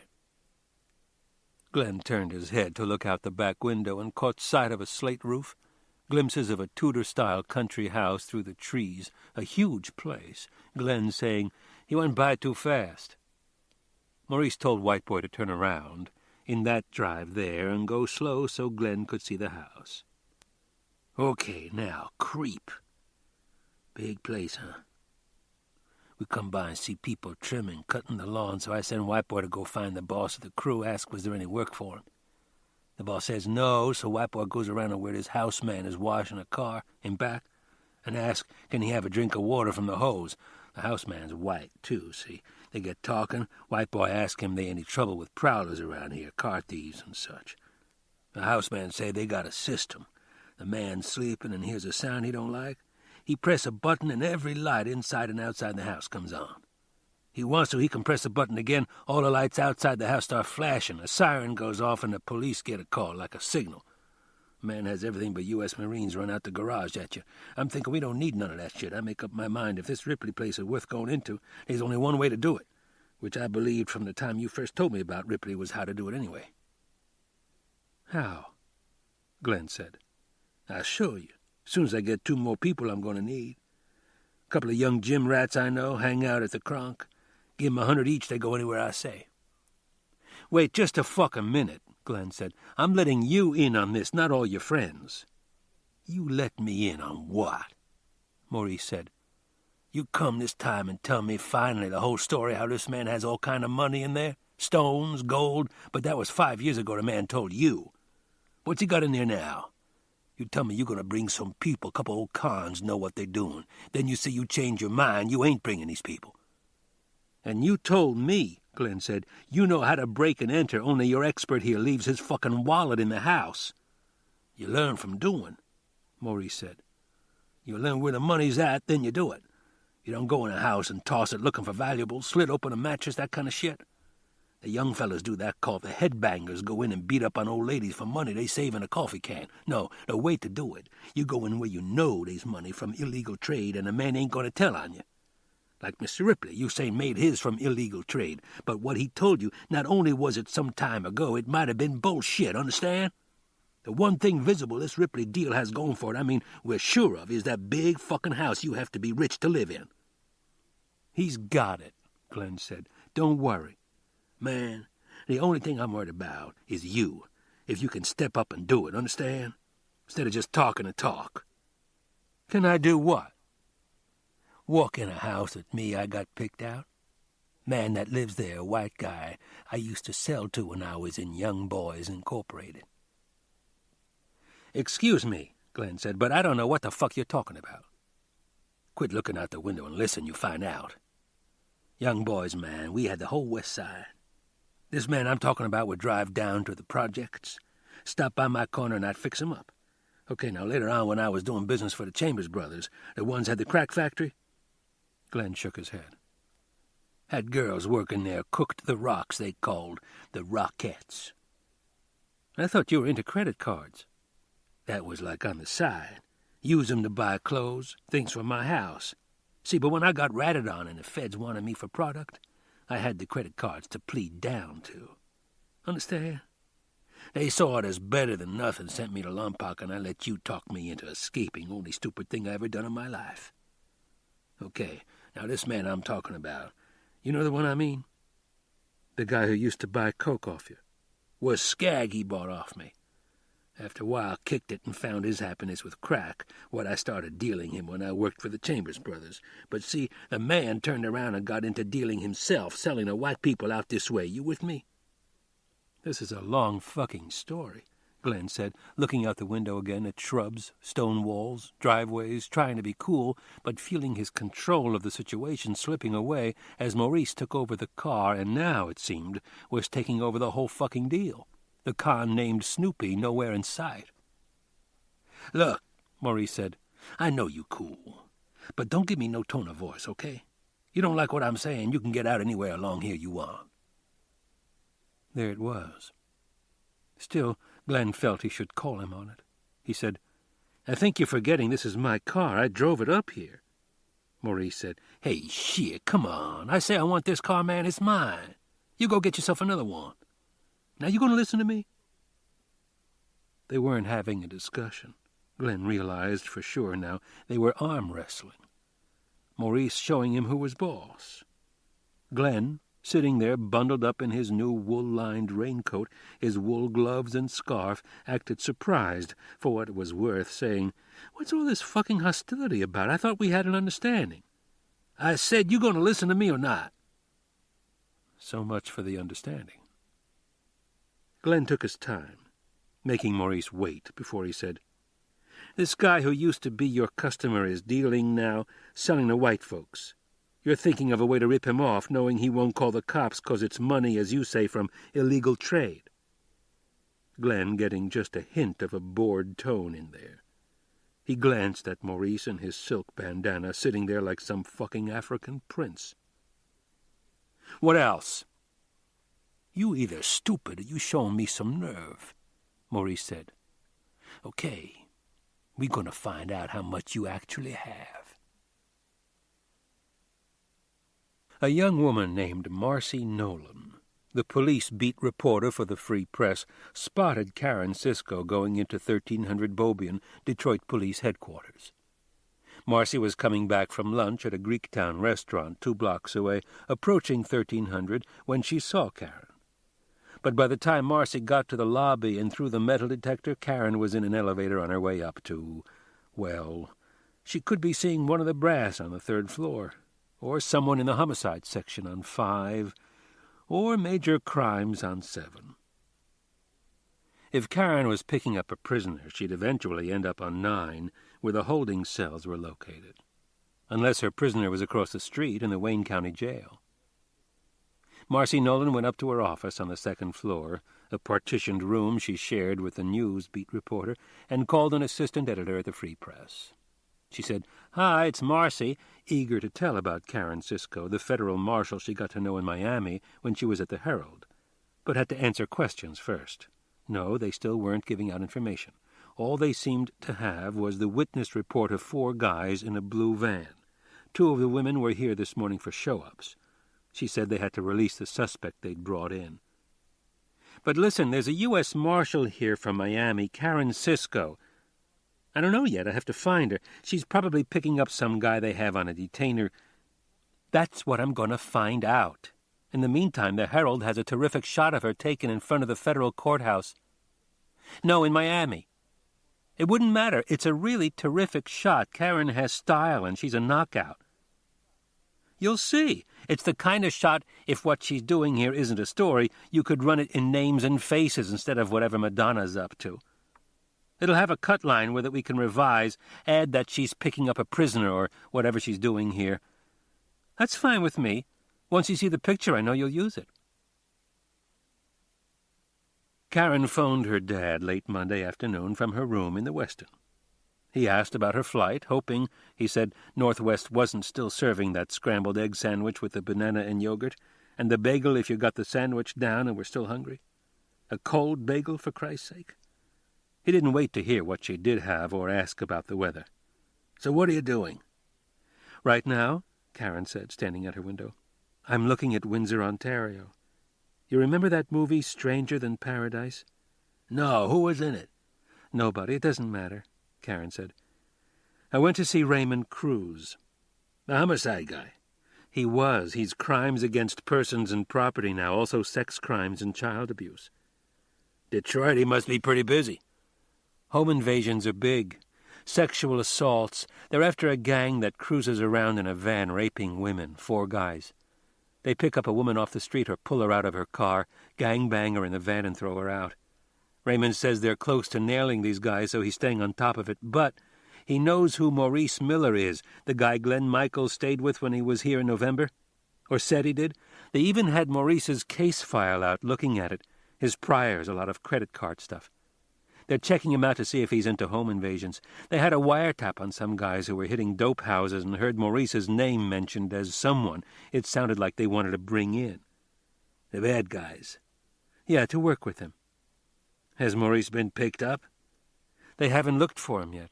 I told Raymond maybe I could save him the trouble. He gave me Maurice's last known address but doesn't want me to go after him alone. I said, "Raymond, I'm a federal officer. I'm armed. What it is, he wants to go with me, but he's tied up." "Would this be like a date?" Some of the things her dad said, she ignored. "I noticed in Maurice's case file," Karen said, "something that might interest you. He gave his occupation as prize fighter and his employer the Kronk Recreation Center. You've heard of it, haven't you?" "The Kronk? Sure. All the good Detroit fighters the last 20 years came out of there. Emmanuel Stewart's program, the guy who trained those fighters, Tommy Hearns." Her dad paused. "McRory?" Karen said. "Yeah, Milton McRory." "There was a lightweight Kenty?" "Hilmer Kenty. You remember those guys?" "You were a little girl. Your friends were at the mall. You're home watching the fights." "Well, once in a while I did. And soaps," Karen said. "General Hospital. I almost became a nurse." "What are you doing tonight?" Nothing. Watch TV if there's anything on. Monday night, Poirot's on, followed by Miss Marple. You thinking of going to the Kronk? I might, just to see what it's like. A place like that, her dad said. The fighters are okay. They're in there working their tail off. Then there are the guys who want you to think they're fighters. They might even shuffle around like they're doing their footwork, hit the bags, but they never go in the ring. And you got the ones who hang out there 'cause it makes them feel like they're tough guys. You know, the atmosphere. But you can take care of yourself, right? I'll call you tomorrow, let you know how I'm doing. I forgot to ask you, her dad said. What's the weather like?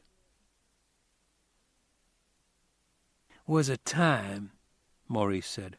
You see a gold Mercedes over in the parking lot has a license plate on it say Hitman? You know Tommy Hearns is inside. Seeing the car would get our juices flowing. Glenn said he thought there'd be guys hanging around outside or running, doing their road work. Man, it was a bleak, depressing neighborhood. Trash blowing in the street. Maurice said it was too cold to be outside.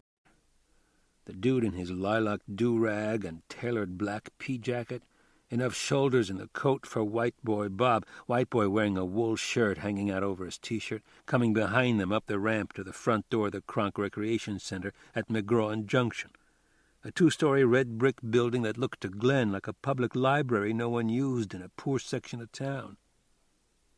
The streets around here were a clutter of up-and-down 2-family flats with porches, dingy cars out front narrowing the streets. Inside, at a table, they signed their names, the time, and wrote boxing in the last column. Glenn could hear kids' voices, basketballs beating on a wood floor. In there, where auditorium doors were closed, as they walked past to a stairway, went down to the basement and along a hallway that brought them to Kronk Boxing, lettered on a door painted yellow across the top, and the rest of it a bright red, with more words on it that said, "This door has led many to pain and fame." More the one than the other, Maurice said, waiting for White Boy to edge past them and open the door. Going in, Maurice said to Glenn, "You feel the heat, huh? Hits you smack in the face." Maurice slipping off his pea-jacket now, getting down to his black silk shirt and pleated trousers a shade of taupe. "Even how much they sweat in here don't smell bad, does it? Go sit over there on those benches. I'll be with you in a few minutes."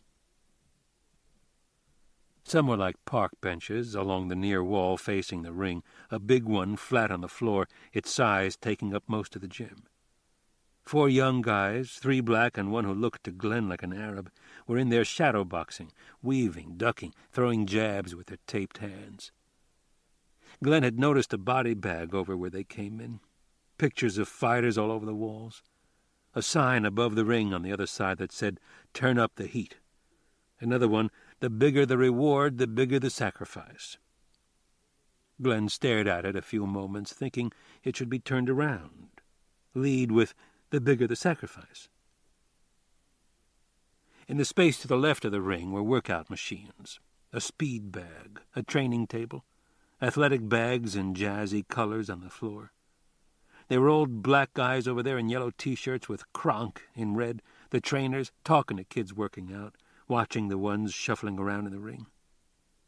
Maurice and White Boy were over there now, Maurice approaching the trainers one at a time, faking jabs, rolling his bony shoulders, jiving with them, but not getting any kind of cordial response, no smiles.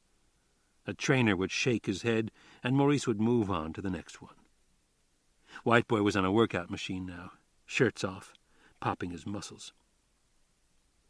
Glenn brought a cigarette out of his shirt, looking at another one of the signs, "No pain, no gain."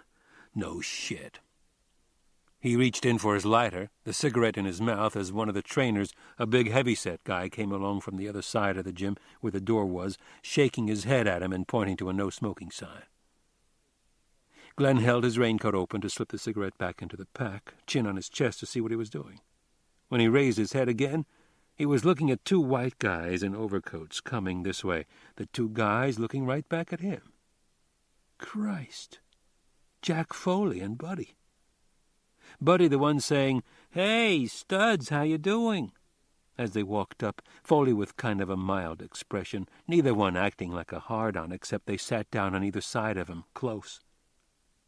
It gave Glenn only a few moments to deal with his nerves. He said, "Jesus Christ, what are you guys doing here?" And it didn't sound too bad.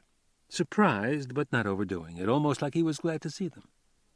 Foley said, "Weren't you expecting us?" Getting to it right away, Glenn said, "Listen, I'll tell you what happened." It was awkward the way they were sitting, the three of them facing the ring, only two guys in there now. He said to Foley on his right, "That broad you picked up, did you know she was a U.S. Marshal, for Christ's sake?" He turned to Buddy as Buddy stood up, took off his overcoat, and sat down again. "She knew me from that bullshit dope bust. She drove me to court twice. You know what she said? We're in the car on the turnpike. I never forget anybody I've cuffed and shackled." Foley said, "Yeah? She said that to you?" Glenn turned to see Foley, still with a mild expression, almost smiling. Glenn said, "She asked me if I had a gun," and saw a little more of the smile, not much, just a hint, but like Foley thought it was funny. "She told me to drive, leave you there, or I was going down for the rest of my life." Foley said, "Then what happened?" "I drove. What would you do?" Foley didn't answer, his face close, deadpan now. Glenn turned his head and was looking at the two guys in the ring, sparring, dancing around each other, ducking, throwing jabs, smacking each other's gloves. "What happened after that?" "She wanted me to get off the turnpike so she could take me in. No, thank you. I had it on the floor. The next thing I know, she wigged on me, grabbed the wheel, and we spun out and piled up." "What did you do then?" "Got out of the car and ran." "She tried to stop you?" "She was out cold." "How do you know she wasn't dead?" "She was breathing. But she could have been hurt." "What was I supposed to do, get help? She wakes up, she's going to fucking put me away. I got out of there, man. I ran. I picked up a ride, drove to Orlando, and hung around Disney World. In crowds, man. I hid in crowds of people till I figured out what to do." Foley said, "You hid out with Mickey Mouse, huh?" "Yeah, Mickey and Minnie, the whole crowd. I thought about it and decided I could kill two birds, hide out up here and do the job I told you about at Lompoc. You know the one I mean?" Foley nodded. "So I called Maurice." "Who's Maurice?" "Snoopy," Buddy said, leaning over now to get his suit coat off. "Snoopy Miller." Glenn, it was weird, felt a sense of relief come over him hearing the name Snoopy. For some reason he thought of Snoopy the dog, saw him in his mind the way Snoopy appeared in the comic strip, before thinking of the other Snoopy who wasn't Snoopy anymore, the one over there with the trainers. No, talking to White Boy now, and they were coming this way, White Boy carrying his shirts. Glenn had to wonder why only a few moments ago he'd felt cornered. Leaning against Foley, he said, "Here comes Snoopy now. You recognize him?" Foley wasn't sure. He had seen him fight only a couple of times at Lompoc, about the same time they began calling him Snoopy instead of Mad Dog, and he quit the ring. And had seen him once in a while with Glenn in the yard. Glenn got up and Foley looked over at Buddy. "The guy in the do-rag." "Yeah, that's Snoopy." "Little squirt," Buddy said. "What's he do now, tell fortunes?"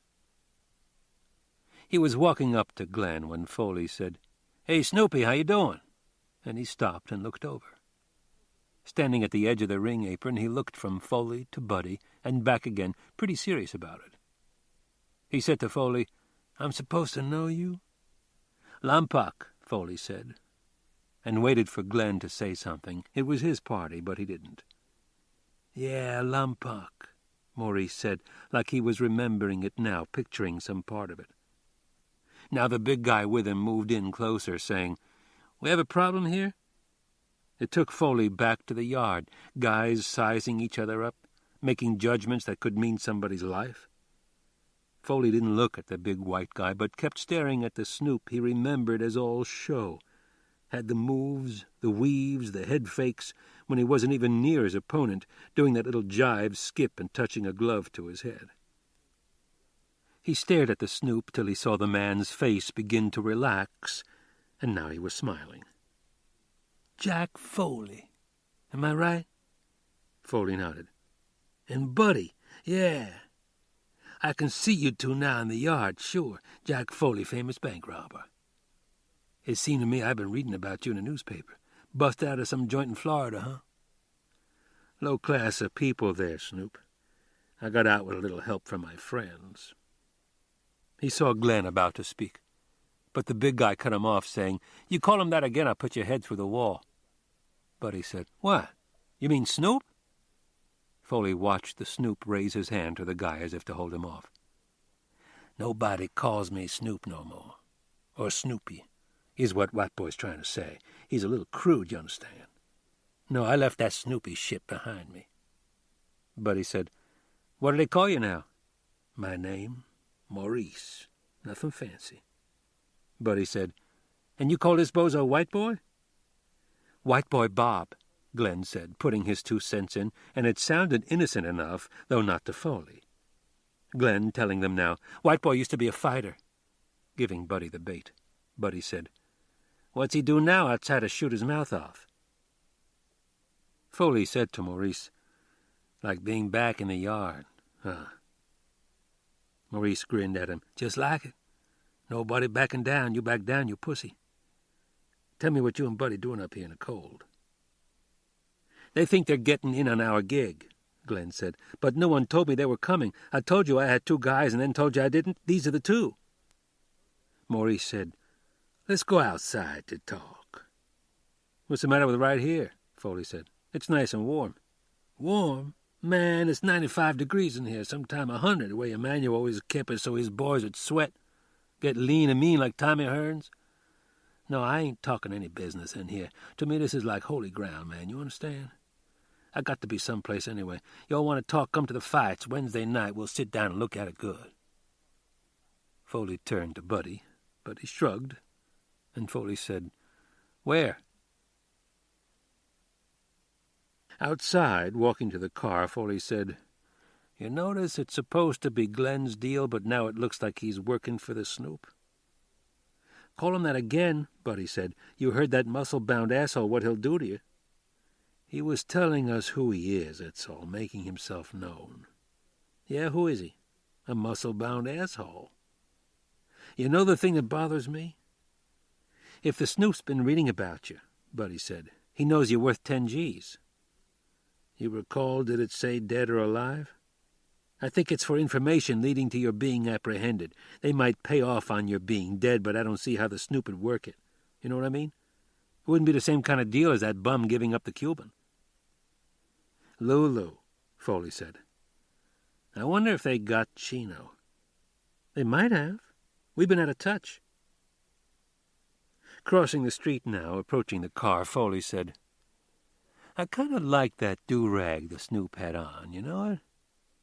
It looked cool on him." "I ever catch you wearing one," Buddy said, "I'll turn you in for the 10 G's. Glenn was trying to get some answers while Maurice watched the 2 guys sparring, poking at each other, and it was like talking to the wall. "You said you could get a couple of guys for $100 each, right?" Maurice would yell at the one with Ricardo Owen on the tank top he wore over his yellow T-shirt, telling him to jab, telling him it was what he had the gloves on for, keep 'em up and jab.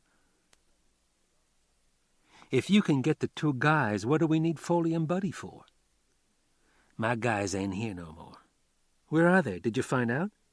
Maurice said, "Ricky, stick and move, man, stick and move." And to Glenn, "They ain't allowed in here no more." "What do you mean they aren't allowed in here?" "Stay tight on him, Ricky. Don't give him room. They fucked up their privilege. Trainer caught him selling weed outside the front door." "Ricky, you got the crowd on me does that." The bell rang, and the fighters moved away from each other to walk around on the canvas, their arms hanging. Maurice said, "Come on," and brought Glenn away from the ring, away from the trainers looking over, to sit down on the bench nearest the door. White Boy went over and began hitting the heavy bag. "You tell me you bringing these people," Maurice said. "Then you ain't bringing the people, but the people show up anyway." "I told you I didn't know they were coming." "But they here. They know about the deal and want to discuss it. Fine. Meantime, The two I thought of getting I don't want now. They dirty, you understand? So what's wrong with using the bank robbers? We know they cool. Go in as many banks as those two have. You know, Glenn said, you'll have to offer them a split, not any $100. Was that your deal with them? We never got that far. Well, what we offer and what they get, Maurice said, could be two entirely different things. Chapter 17. Karen's phone rang at 8:30. As soon as she heard, "Karen, it's Marcy Nolan," she knew how her picture got in the paper, on the back page of the food section under names and faces. In the 2-column photo, Karen, in a tailored black suit, straight skirt, black bag hanging from her left shoulder, is holding a Remington pump-action shotgun, the butt of the stock resting on her cocked hip, the barrel extending above her on an angle, her right hand gripping the gun just above the trigger guard. Karen wears dark glasses and is looking past the camera, her lips slightly parted. The cut line reads, La Femme Karen. U.S. Marshal Karen Cisco guards the entrance to the federal courthouse in Miami during recent drug trials of Colombia nationals. Other assignments involve transporting offenders to prison and defendants to court for trial. Investigative work means tracking criminal offenders. Assigned to the Miami office of the Marshal's Service, Karen was in town yesterday to meet with Detroit police personnel on a special assignment. "It was a mistake," Marcy said. "I mean, they jumped the gun. They were supposed to wait till I interviewed you, see if there was a story." "How'd you know I was here?" "I saw you going into 1300 yesterday. I didn't know who you were seeing, but I thought I'd catch up with you sooner or later, so to save time." "That picture," Karen said, "was in the Herald." "Yeah, I asked my editor to get it. Both papers are night, Ritter. Tell them what you need, and a few minutes later it's on your computer. I mentioned to my editor if there isn't a story it might work in names and faces, and he put a note on it to that effect. But then, when I couldn't find you, I got on another story and didn't get back to my editor. What happened then, the names and faces guy saw the note, revised the caption in kind of a generic way, and ran with it. Karen, I'm awfully sorry I wasn't able to talk to you first." "It's okay, don't worry about it. I was afraid you might be furious." "I get pissed off sometimes," Karen said, "but I'm rarely furious. The FBI office and the marshals might wonder what I'm doing here." Marcy said, "They don't know?" "I mean, they might think I'm a publicity nut, that I called you, but I can't see them making an issue out of it." "You didn't want them to know you're here," Marcy said, "and I blew your cover. I'm sorry, Karen, really." She paused. "Can you tell me what you're on?" "Meeting with Detroit police personnel on a special assignment. What's wrong with that?" "It doesn't say anything, though, really." "I think more than enough," Karen said, wanting to get off the phone, but had to ask, "How did you know I'm at the Westin?" "Inspector Cruz. I asked around till I found out he's the one you saw. Can't you tell me anything? Even off the record?" "Let's see what happens," Karen said. "How do you like Detroit?" "Compared to what, the North Pole?" "It's not as cold as I thought it would be." "Just wait. I'd kill to get back to Miami." "Well, if you do, I'll take you," Karen said, "and if I have any free time, I'll call you, okay?" She phoned Raymond Cruz and had to wait almost 2 hours for him to get back to her, to learn that he was awfully sorry but would be tied up most of the day. She said, "Raymond, are you trying to avoid me?" And he got a little flustered because he was a nice guy, telling her no, never. He really wanted to see her, but it made her feel a little better, even though now she had nothing to do all day. She could call Marcy Nolan back, make a lunch date, or meet her for a drink after 5, or she could forget about waiting for Raymond. She could quit wasting any more time and check out Maurice Snoopy Miller's last known address. Foley read the sports and entertainment pages, glanced through the food section, and came to the back page. After he read the caption and stared at the photo for a while, he called Buddy's room. "You have the paper?" "I saw it. What do you think?" "It's a terrific shot of her." "Outside of that?" "I don't know," Foley said, staring at the photo. "But I don't think her being here has anything to do with us." She came up here on her vacation, Buddy said, 'cause she likes shitty weather. I think she's after Glenn. How'd she find out he's here? You know, Glenn, he probably told her he was coming. Can you think of a way she'd know we're here?' There was a silence before Buddy said, 'No, but if they're on his ass and we're seen with him, she wouldn't be up here by herself working alone. The girl still with you? They don't stay the night, Jack, unless you pay for it.' 'Let me give it some thought,' Foley said, still looking at Karen Cisco holding the shotgun. 'I'll call you back.'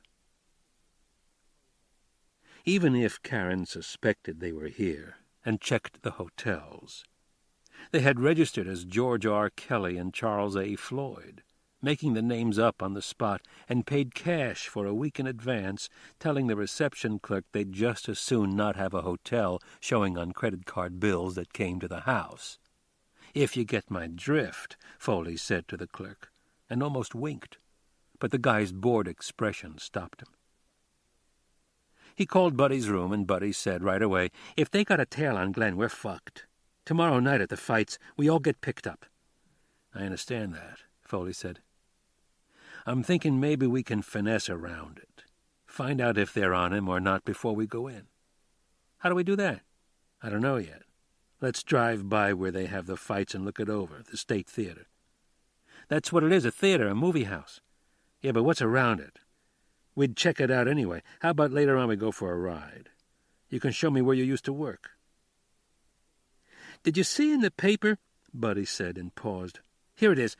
Fight over tuna casserole may have spurred slaying.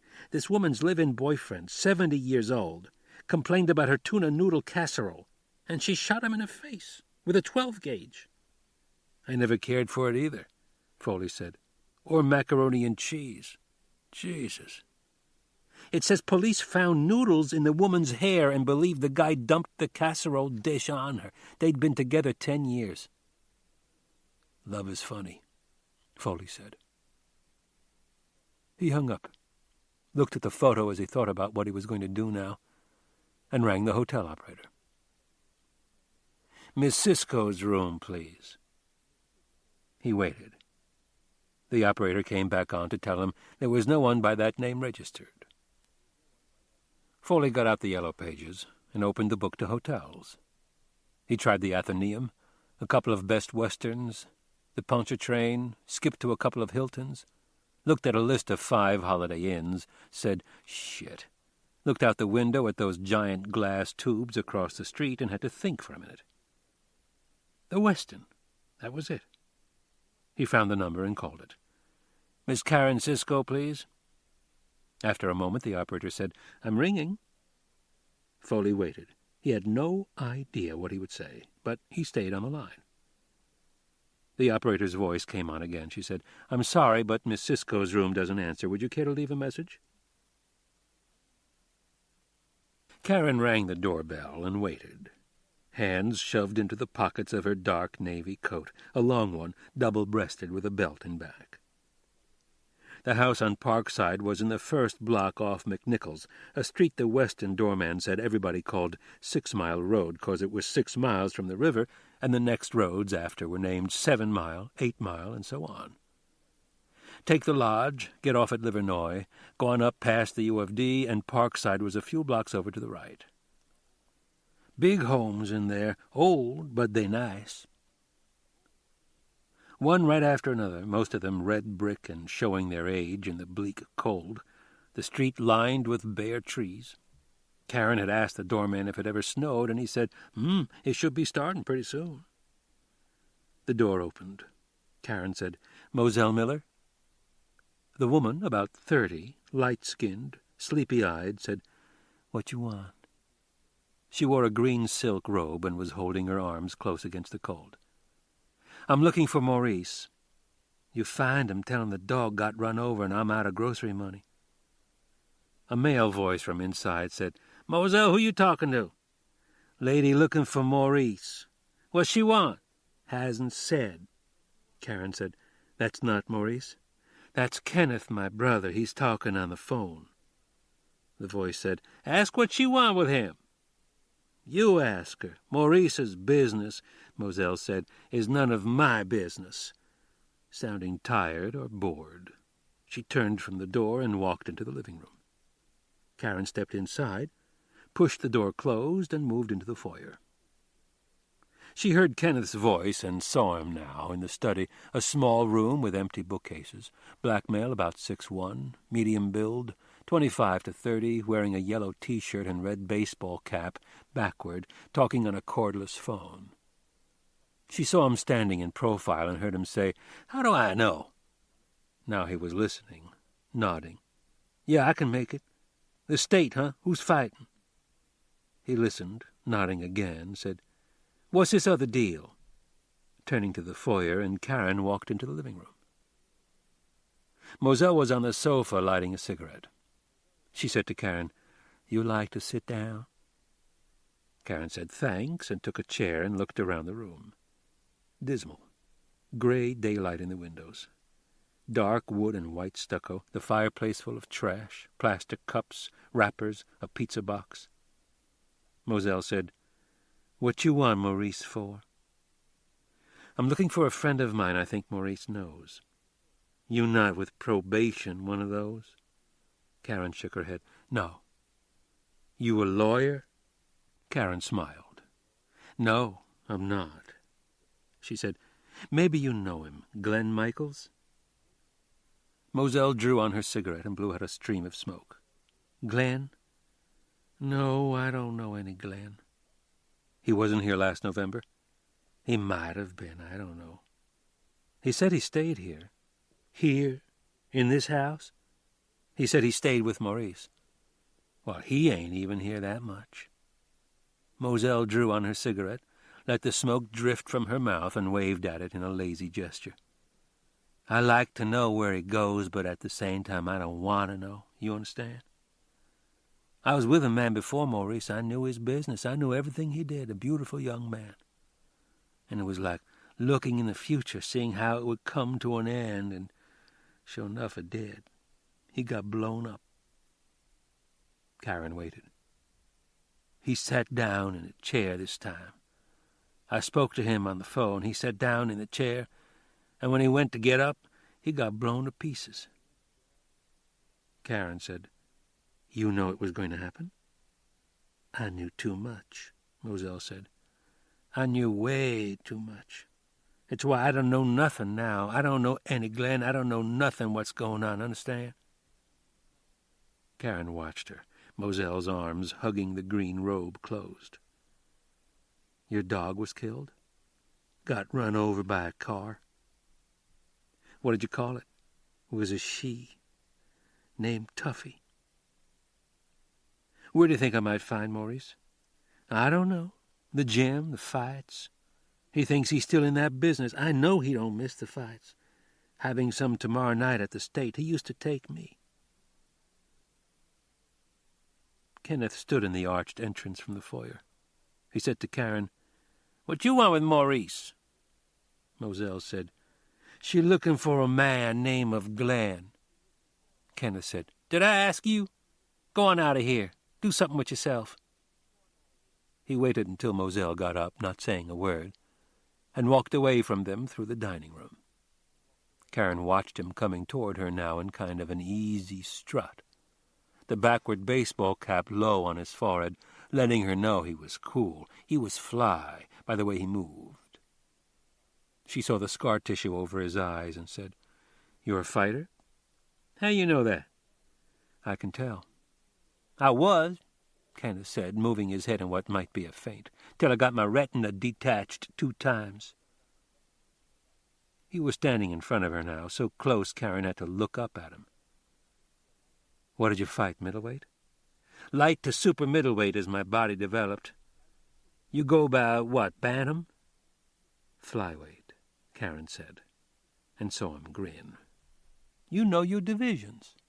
You like the fights? Like the rough stuff? Yeah, I bet you do.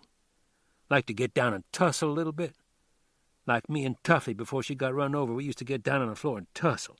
I say to her, 'You're a good dog, Tuffy. Here's a treat for you.' And I give Tuffy what every dog loves best. You know what that is?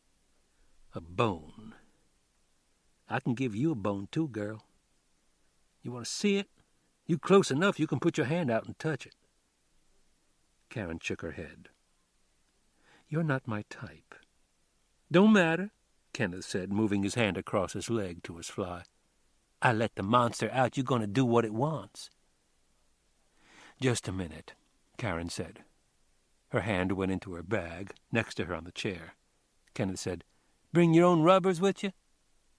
Her hand came out of the bag holding what looked like the grip on a golf club, and Kenneth grinned at her. What else you have in there, mace? Have a whistle, different kinds of female protection shit? Telling me you ain't a skeezer or you don't feel like it right now? Karen pushed out of the chair to stand with him face to face. She said, I have to go, Kenneth, and gave him a friendly poke with the black vinyl baton that was like a golf club grip. Maybe we'll see each other again, okay? She stepped aside and brushed past him, knowing he was going to try to stop her. And when he did, grabbing her left wrist, saying, We gonna tussle first, Karen flicked the baton and 16 inches of chrome steel shot out of the grip. She pulled an arm's length away from him and chopped the rigid shaft at his head, Kenneth hunching, ducking away, yelling, God damn, letting go of her, and Karen got the room she needed a couple of steps away from him, and when he came at her, she whipped the shaft across the side of his head, and he howled and stopped dead, pressing a hand over his ear. What's wrong with you? Scowling at her, looking at his hand and pressing it to his ear again. Karen not sure if he meant because she hit him or because she turned him down. You wanted to tussle, Karen said. We tussled. And walked out. Moselle came out of the dining room holding her robe together, shaking her head to show her brother some sympathy. She said, Baby, don't you know what that girl is? Kenneth turned to her, frowning, showing how dumb he was from getting his head pounded in the ring. She's some kind of police, Precious. But nice, wasn't she? You gonna tell Maurice? You the one she beat on, not me. Maurice is coming by later. We're gonna do a job. If I'm upstairs, tell him I need grocery money. The phone rang. Kenneth went into the den to answer. The doorbell rang. Moselle opened the door, and there was Karen again, handing her a business card. Moselle looked at it as Karen said, I wrote the hotel number on there, in case you run into Glenn. Moselle slipped the card into the pocket of her robe. Kenneth didn't ask who it was at the door, and she didn't tell him. What Foley couldn't understand, for a big industrial city like Detroit, there were so few people on the streets. Sunday, Buddy said it was because it was Sunday, and everybody was home watching the game. Today was Tuesday. There still weren't many people walking around downtown. He could count them, Foley said. Buddy said he didn't know. Maybe they built the freeways and everybody left town. They were on their way out East Jefferson in the Olds, a Michigan plate on it now. Buddy, the tour guide, pointing out the bridge to Belle Isle, the old Naval Armory, the Seven Sisters, those smokestacks over there on the Detroit Edison power plant. They were called the Seven Sisters. There's Waterworks Park. Buddy said, You know Pontiac? Not the car, the Indian chief? Somewhere right around here he wiped out a column of British soldiers, redcoats, and they called the place Bloody Run. Foley was half listening, looking around but seeing Karen's picture in the paper. Karen in real life coming out of the trunk saying, You win, Jack. His favorite picture of her in his mind. It was snowing now pretty hard. We're coming to it, Buddy said. There's a fire station. Now he was frowning, sitting up straight behind the wheel, windshield wipers going, Buddy squinting, trying to see through the snow coming down. He said, Where's the plant? It used to come all the way out to the street with a bridge across to the offices, the administration building. It's gone. There's something way over there, Jefferson North. You see the sign? Yeah, way over there, some stacks. It must be the new one. I mean, this was a big fucking plant. Took up blocks around here. 6,000 hourly, and it's gone. You want to see where I lived? That's okay, Foley said. We may as well turn around, Buddy said, guided the Olds into a gas station, and came out again to go back toward downtown. It keeps coming down, I'll get the salt trucks out. The job I had in the old plant, I hooked up transmissions to the engines. Foley had torn the picture out of the paper, Karen with her shotgun in the black outfit that looked familiar. He had it in the inside pocket of his suit coat. He was imagining what would happen if he phoned her. She says hello, and he says, the engine comes down the line. Let's say it's for an automatic. Okay, I take this brace in my left hand. It's hanging from a track. Work the hoist button with my right hand. Get it in position so the pins in the brace line up with the holes they have to fit into in the transmission. Jockey it around. He'd say his name. Hi, this is Jack Foley. How you doing? Like that. Keep it simple. She'd ask where he was or how he knew she was here. No, she'd say she was surprised, or she'd say something he wouldn't expect. Either way, he'd listen to her tone of voice. Then you hit the button on the hoist again and swing the transmission over to the line, rock it, get it in position with the engine. You let go of the hoist then and pick up your air gun and run 4 bolts into the top of the housing. Tsong, tsong, tsong, fire 'em in. Or go over to the Westin and call her room. She's not there. Watch for her to come in the lobby. She had to come back sometime from whatever she was doing here. Unless she was through and she'd already left. But let's say you have the transmission on the hoist and the engine has moved past and it's already out of reach. You had to pick the transmission up in your 2 hands. Honest to God, you pick up this fucker weighing close to 200 pounds, hump it over to the engine, and run it onto the shaft. Foley saw her crossing the lobby, coming toward him. She looks up, she sees him and stops, and they stare at each other, and it would be up to her if there was such a thing in this kind of situation as taking time to talk, taking a time out. And he thought of making the sign for it, one hand flat on top of the raised fingers of the other hand. Whether it made sense or not, letting it happen. While I was working there, the 1,000,000th car rolled off the line, a Chrysler Newport. Buy one for $4,100. It sounds like a deal, but that was a lot of dough then. Foley listened to the wipers whacking back and forth. Man, it's coming down, Buddy said. You can barely see the Rensen, just the lower part. There's stores in there, shops. Yeah, different ones. I think I'll go over and look around, maybe get a pair of shoes for this weather, some high tops. It's easy to get lost in there. You have to watch or you're walking around in circles without knowing it. The hotel's right in the middle, huh? Yeah, the tallest one there. The cocktail lounge I told you about's on top. Revolves around. You can eat up there. Or there are fast food joints all around inside. You hungry? I may just get a drink. I got to call Regina, Buddy said. She's not praying for the poor souls since you don't hear that much about purgatory anymore. She's still saying rosary novenas I don't fuck up. 27 days petition, what you're saying the beads for, and 27 days Thanksgiving, whether you got what you're praying for or not. I call, it means I haven't been arrested. I called her one time on the 27th day. She goes, see? Regina's way of thinking, if I haven't been busted, I must not have done any banks. In other words, her prayers have been answered, and I'm not going to hell. So as long as she knows I'm out, it gives her something to do. Hey, but who knows? Maybe what she's doing is saving my ass. Or I should say my soul. Even though I'm not sure if there's a hell anymore or not. You think there is? Just the one out in Palm Beach County that I know of, Foley said. I doubt anybody's saying novenas for me, but I'm sure as hell not going back there. You can't be that sure, Buddy said. Yeah, well, that's the one thing I've made up my mind about. They put a gun on you, you'll go back. They put a gun on you, Foley said. You still have a choice, don't you?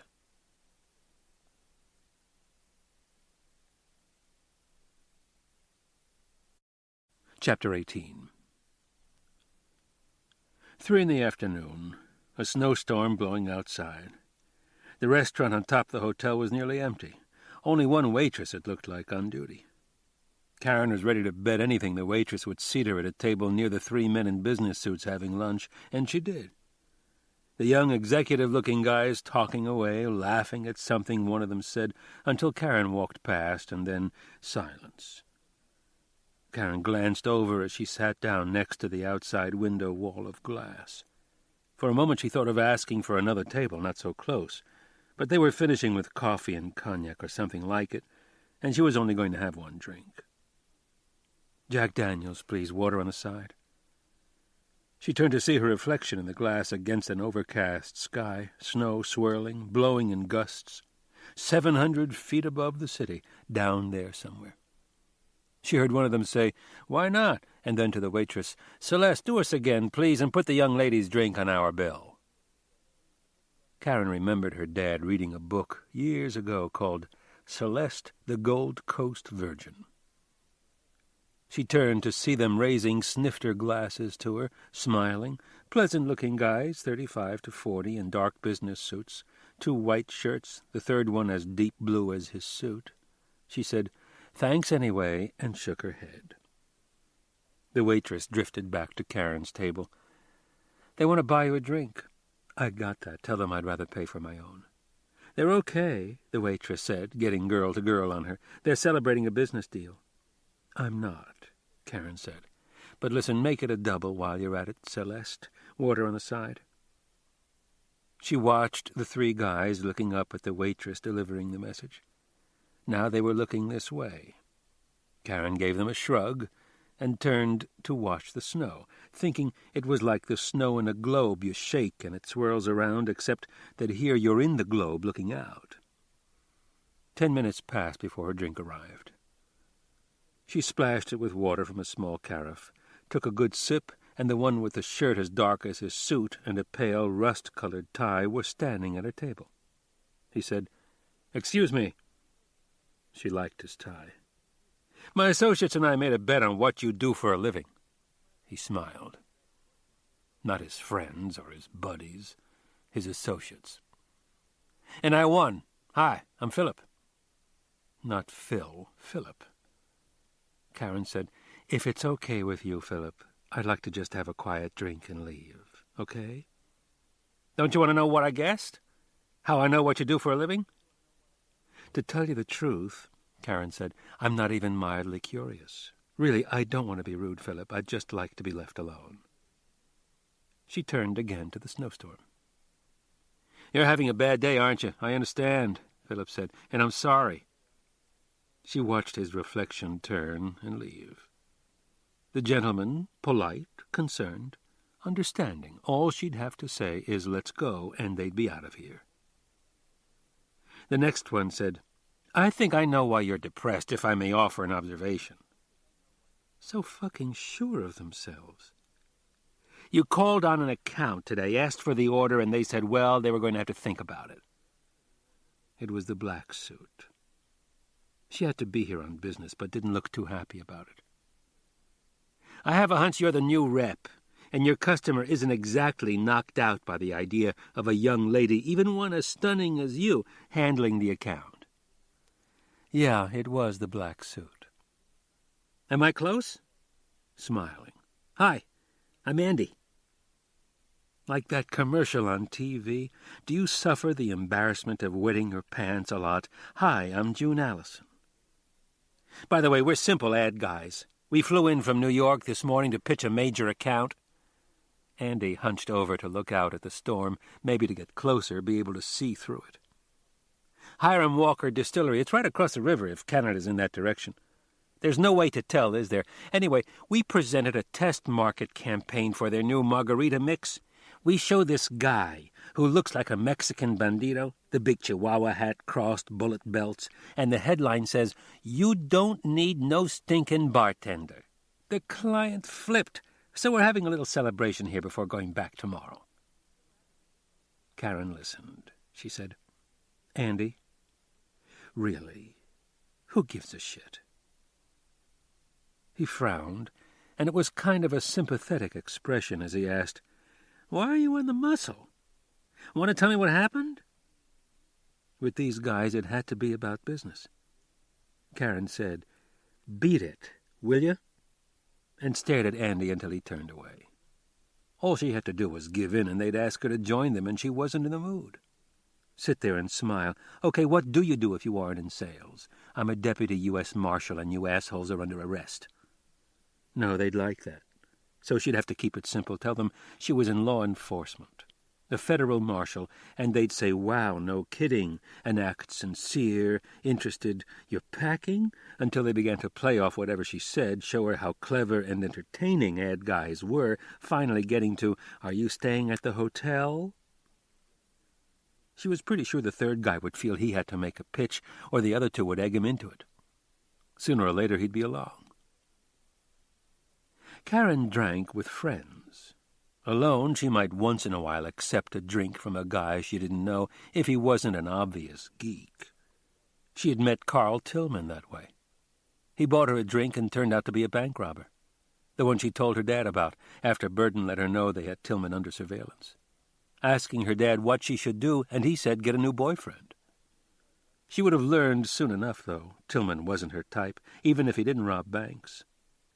It was the little annoying things about him, like saying ciao instead of so long or see you later, or the way he called her lady, and it made her think of Kenny Rogers. If they'd leave her alone, this wouldn't be bad, a new experience to sit warm in the middle of a snowstorm, a blizzard, sipping sour mash. But as she thought this and felt it, slipping into a relaxed mood, another dark suit appeared, reflected in the window wall. The third guy here to try his line. Karen waited for his opener. Finally he said, "Can I buy you a drink?" Without turning to look, she knew who it was. Even her insides knew. A muscle or something in the middle of her body had grabbed hold and wouldn't let go. What she had imagined and played with in her mind was happening, and she was afraid if she turned her head, he wouldn't be there, or it would be one of those guys. She stared at his reflection until she had to find out, and turned her head. Karen looked up at Jack Foley in his neat navy blue suit, his hair not quite combed but looking great. She said, "Yeah, I'd love one." And it was done, that easily. "Would you like to sit down?" He pulled the chair out, looking at her. Now he was across from her, close, his arms resting on the edge of the table, neither of them saying anything, not even about the weather. The three ad guys watching, Karen knew it without looking at them, wondering what was going on here. They see a man walk in, white male, 47, 6'1", 170, hair light brown, eyes blue, no visible scars. No, they didn't. They saw a guy who looked a lot like them. Only different. Something about him. She had to try not to think of him with any reference to the past if this, whatever they were doing, was going to work. Not the past or anything happening beyond right now. But it was a fact, whether learned from reading his sheet or looking right at him, his eyes were a vivid blue. His teeth were white. White enough. He offered his hand, saying, "I'm Gary," and smiled. She hesitated for a moment and then went along, said, "I'm Celeste," and had to smile with him, their smiles coming easily, in the mood to smile, sharing a secret no one else in the world knew. When she lowered her hand to the table, his hand came down to cover hers. She watched his expression as she brought her hand out slowly, his eyes not leaving hers, and laid her hand on his. The tips of her fingers brushed his knuckles lightly back and forth. She said, "It takes hours to get a drink around here. There's only one waitress." He looked away for a moment and started to get up. "I can go to the bar." "Don't leave me," Karen said. He eased back in the chair. "Those guys bother you?" "No, they're all right. I meant you just got here." She picked up her drink and placed it in front of him. "Help yourself." She watched him take a sip. He smacked his lips. Bourbon. You're close. He said, You mean Jack Daniels isn't a bourbon? She smiled at him and he said, No, I guess it isn't. You like Jim Beam? Early Times? They're okay. Wild Turkey? Love it. He said, Well, we got that out of the way. She watched him take another sip and place the glass in front of her. Did you ever see Stranger Than Paradise? He looked out at the snow, and she knew he had.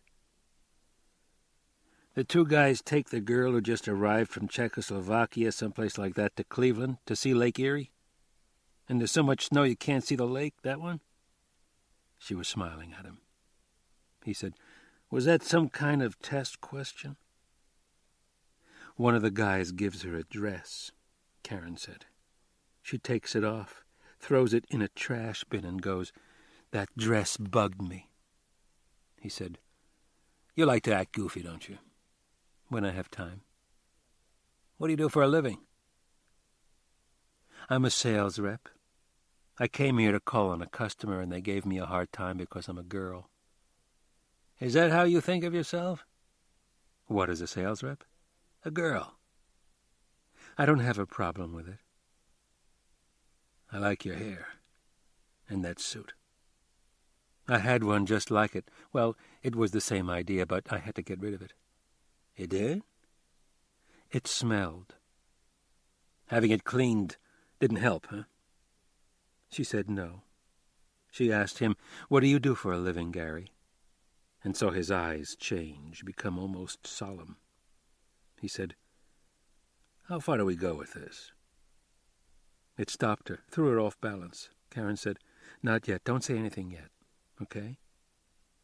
He said, I don't think it works if we're somebody else. You know what I mean? Gary and Celeste, Jesus. What do they know about anything? She knew he was right, but had to take a moment before saying, If we're not someone else, then we're ourselves. But don't ask me where we're going with it or how it ends, okay? Because I haven't a fucking clue. I've never played this before.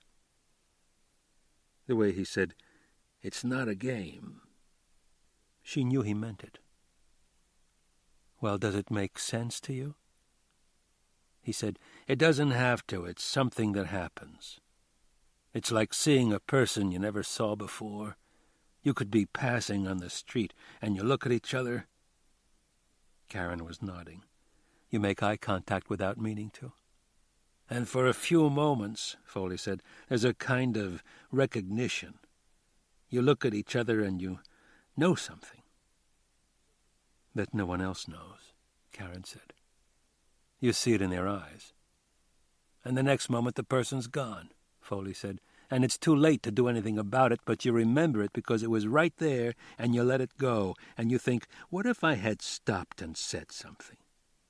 It might happen only a few times in your life. Or once, Karen said. Why don't we get out of here? Where do you want to go? Karen looked up. The advertising guys were getting ready to leave, dropping napkins, pushing their chairs back, taking forever. Philip looked over, and then Andy. Andy waved. Karen watched them leave the table finally and make their way out. It was quiet.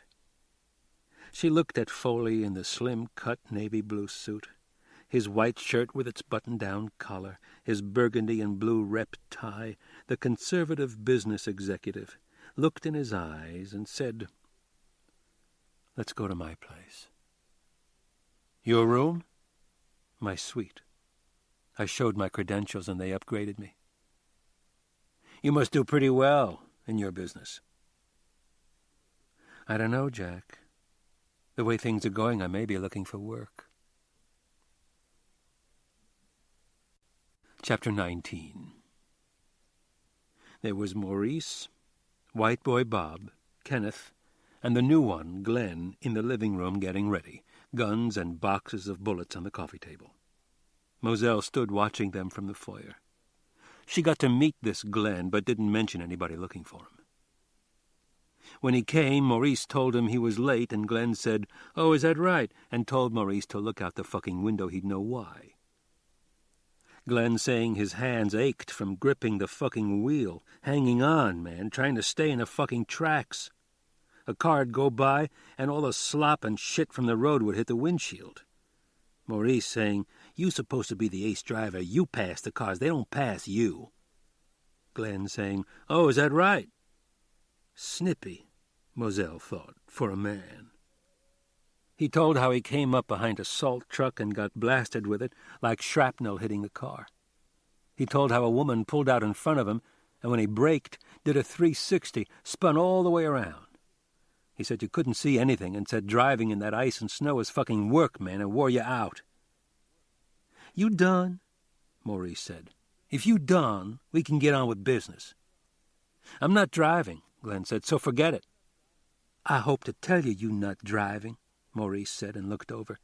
"Moselle, you want something?" "My grocery money." "That's what we're going to get. Put our mittens on, our masks, case we want to do some skiing. There. I look like a ninja?" "You're going to see Curtis, aren't you?" "We'll be back, about 2 hours," Maurice said. "Where's my little Tuffy dog? I want to kiss her goodbye." "You're going to see Curtis," Moselle said. Maurice wigged hearing about his dog, and Glenn thought for a minute he'd call off the gig. Jesus, ranting and raving. They got in the van Kenneth had picked up, and Maurice sat in front with him, saying once he found out who it was ran over little Tuffy, that man's ass was his. He'd set fire to the man's house with the man in it. Kenneth was wired on crystal meth, talkative, asking Maurice how he was going to find the man in the first place. Maurice said don't worry, he'd find it, but never said how. He punched the dashboard with his fist a few times, keeping himself primed, Glenn believed, for whatever was coming up. Kenneth would brake hard, and as the van slid sideways would go, "Yeah!" and lift his hands from the wheel. Maurice didn't say anything to him until a couple of miles down Woodward Avenue, the street lights making it weird-looking with the snow coming down. They turned onto Boston Boulevard, a street of homes bigger than Maurice's. The van sideswiped a parked car, bounced off it, and Maurice said, "What's wrong with you?" That's all, until they came to the house, a big, dark place showing only a few lights, dim ones. And Maurice said, "Leave it on the street. We don't want to come out find we stuck." Kenneth said, "We shoveling away. Here come the police," sounding as if he thought that would be pretty funny. Jesus, these guys. Maurice said, "We ready? Check your weapons." Glenn had a little snub-nosed .38 they'd given him. Kenneth had a shotgun. White boy Bob had some kind of pistol and a fire axe. Maurice had a .45 because Huey P. Newton had said one time, "An Army .45 will stop all jive." And Maurice had been told about Huey P. and the Black Panthers when he was a kid. He said to Glenn, "You and Kenneth gonna come with me around back. White boy goes in the front. We hear him busting in, we go in." Looking at the house, he said, "Man, this is when to do it. They don't even see you coming." Glenn said, "How many are they?" "The man, Frankie, his wife, Inez, and a nigger works for them named Cedric," Maurice said. "Less they have company, huh?" As soon as they were out of the van, they moved in a hurry, went past the side of the house single file, Kenneth making a path through the deep snow, squeaking under their tennis shoes. All three pulling their ski masks down as they reached the back of the house. Right away they heard glass breaking, White boy Bob smashing his way into the house, sounding like he was tearing it apart with his fire axe. They heard his voice, far away but clear, yell, "Police, don't move!" Maurice said, "Go ahead," and Kenneth used the butt end of the shotgun to bust a pane in the French door, reached through to unlock it, and Glenn followed them into the house and around a dining-room table in the dark as a door swung in and Glenn saw a black guy with a gun, a shotgun, lights on in the kitchen behind him. They surprised him being so close. He tried to get back in the kitchen, but Maurice put the .45 in his face and told Glenn to take his shotgun. Maurice said, "Cedric, my man, you thought I forgot about you, huh?" He pulled Cedric out of the doorway to walk in front of them to the living room, telling Glenn, "This the nigger ratted me out the time I went down." Cedric said something over his shoulder Glenn didn't hear, and Maurice whacked him across the head with the .45, like slapping him with the barrel. Cedric hunched his shoulders and put his hand up to his head. White Boy was in the living room, turning a lamp on, cold air coming in from a big front window smashed to pieces. He said, "They went upstairs." Maurice said, "White Boy, take Cedric here and put him in front of you." They went up a stairway that turned once to reach the second floor, and now they were in a wide hallway of doors, all closed. Maurice poked Cedric with the .45, saying, "Take us to your leader." Cedric didn't say anything this time. He took them to the door at the end of the hall, where Maurice called out, "Police, y'all come out with your hands up!" but didn't wait to see if they would. He said, "White Boy," and White Boy swung his axe at the door to smash the lock, and the force of it swung the door in. Maurice pushed Cedric into the room and with his .45 waved White Boy and Kenneth in after him. Glenn followed Maurice, expecting to see a bedroom, but it was like an office. An office, say, in a factory or a warehouse, old desks and file cabinets, cardboard boxes piled up, vodka bottles, ashtrays full of butts, a scale, a calculator. A guy in shirt sleeves stood by an open window. A woman was coming out of the bathroom with the sound of the toilet flushing. Skanky, stringy-haired junkies was the way Glenn saw them, both holding their arms to their bodies now, rubbing themselves. The man said, "Police shit," sounding drunk or sleepy in a nod. "Maurice, is that you, dude?" Maurice lifted his ski mask. So did White Boy and Kenneth. Glenn left his covering his face. "If it wasn't me, Frankie, it'd be somebody else." The man said, "I'll tell you right now, you won't find any product." "You flush it down the toilet, we won't." "No, I don't imagine." "Inez, how you doing, girl? Not too good, huh? Man, you look like you've been chewed up and spit out. Frankie, you going to catch cold with that window open." Maurice turned his head to Glenn. "This is the gentleman I was telling you about. Used to be a customer, used to wear a suit and comb his hair. Hell, used to be Frank, this scarecrow. Frankie and his lovely wife, Inez. See what scare can do to a person? Now then, so we don't have to tear up your nice home," Maurice said, "get out the green from where you hid it. I'm going to say 40,000-50,000, and it's in this room. Frankie, pay attention. You're going to have to tell me where it is before I count to 3. You ready? 1, 2, 3. Maurice raised the .45, put it on Cedric, and shot him in the head. The impact sent him against the file cabinets, and he seemed to hold on before sliding to the floor. Maurice stepped over to him, and Glenn thought he was going to shoot him again, but all he did was stare at him, until Frankie spoke, and Maurice looked up. "You've been wanting to do him, haven't you? Shit, you came to do him." "You think so? Let's try Inez," Maurice said, turning to her as he raised the .45. "Ready for the count?" Inez was looking right at him, all eyes, shoulders hunched, her hands tightened into fists. She said, "Give it to him," raising her voice, the words sounding hoarse and scratchy, and she began to cough, saying, "Give him what he wants." "He's going to shoot you anyway," Frankie said. "He's going to shoot us both," and looked at Maurice. "Aren't you?" "Right this second," Maurice said. "You don't tell me where your money's at." "It's different places in that file cabinet," Frankie said. "The one by Cedric." Kenneth said, "You don't need Inez no more. Can I have her?" "Go on," Maurice said, "but be quick." Kenneth took Inez by the arm, and she went with him, eyes glued wide open, tripping over her own feet out of the room. Maurice, making a face, said to Glenn, "Would you fuck that woman? Kenneth, he don't pass up nothing has a pussy and it's free." White Boy said, "Man, I wouldn't fuck her with your dick." "All right," Maurice said, pulling the file cabinet open. "Let's see what's in here."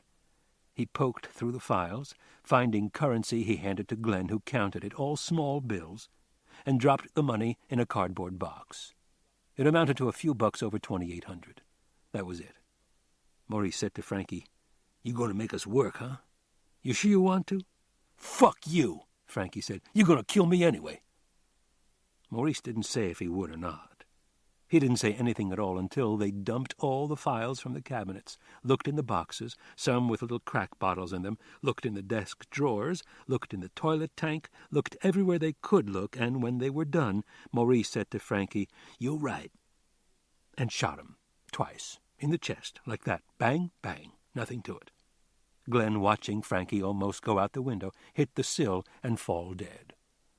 Maurice said, "I guess we through here." Glenn, with the money, followed Maurice along the hall, wanting to get out of here, man, right now, run down the stairs and out.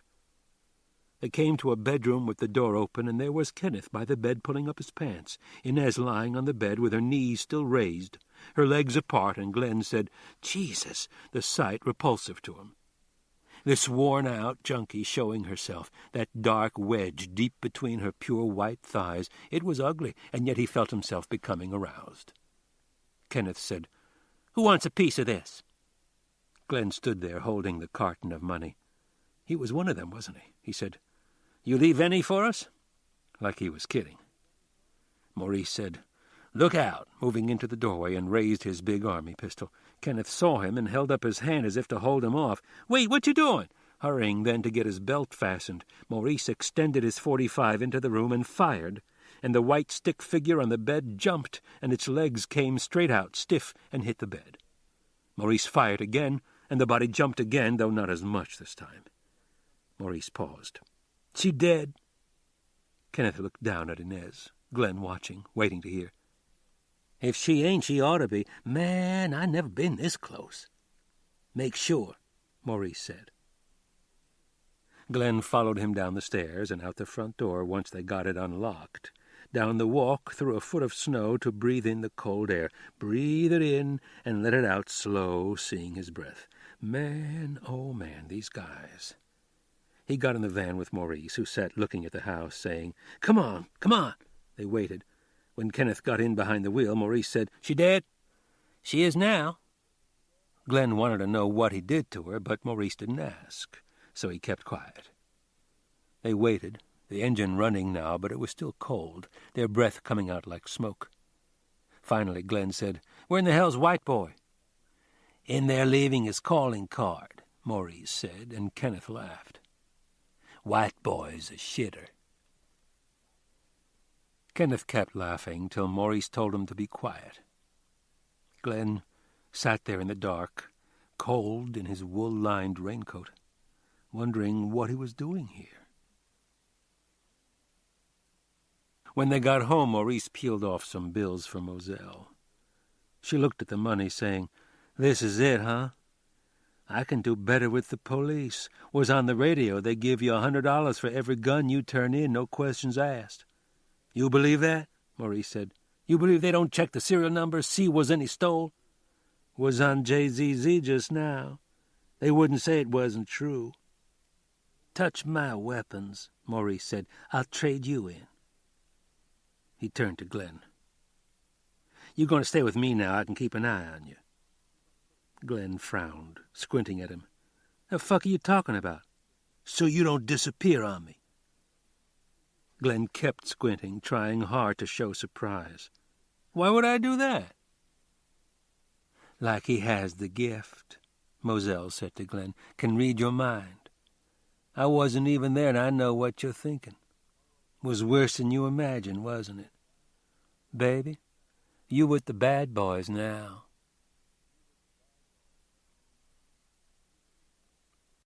Chapter 20.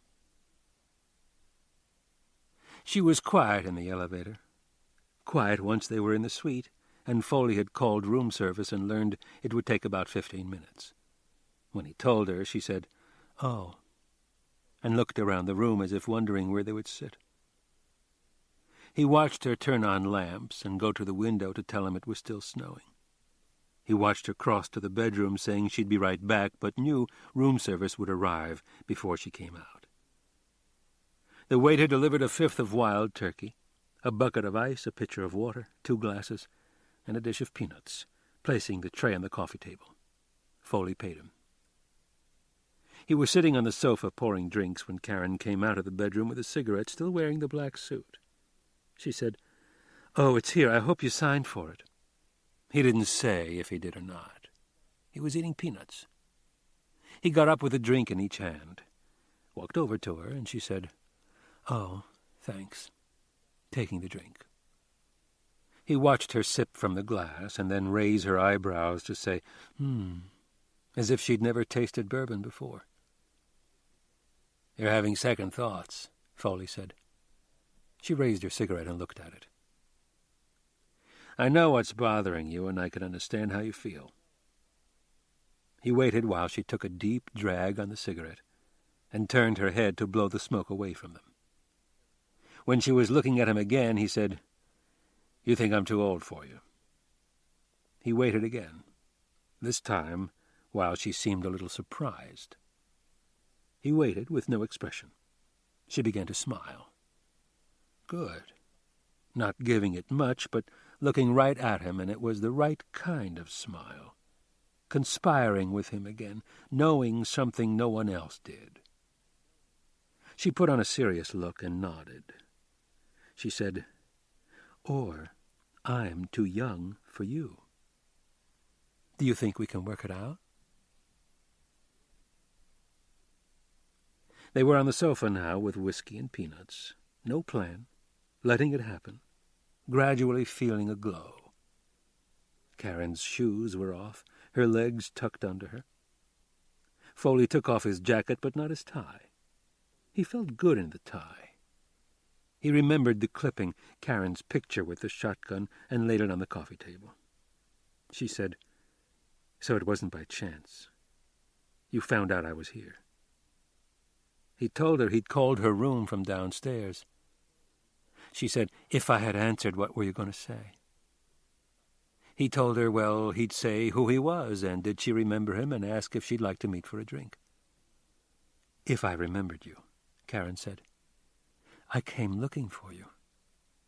I would have said, sure, let's do it, but for all you knew, I could show up with a SWAT team. Why would you trust me?" He said because it would be worth the risk.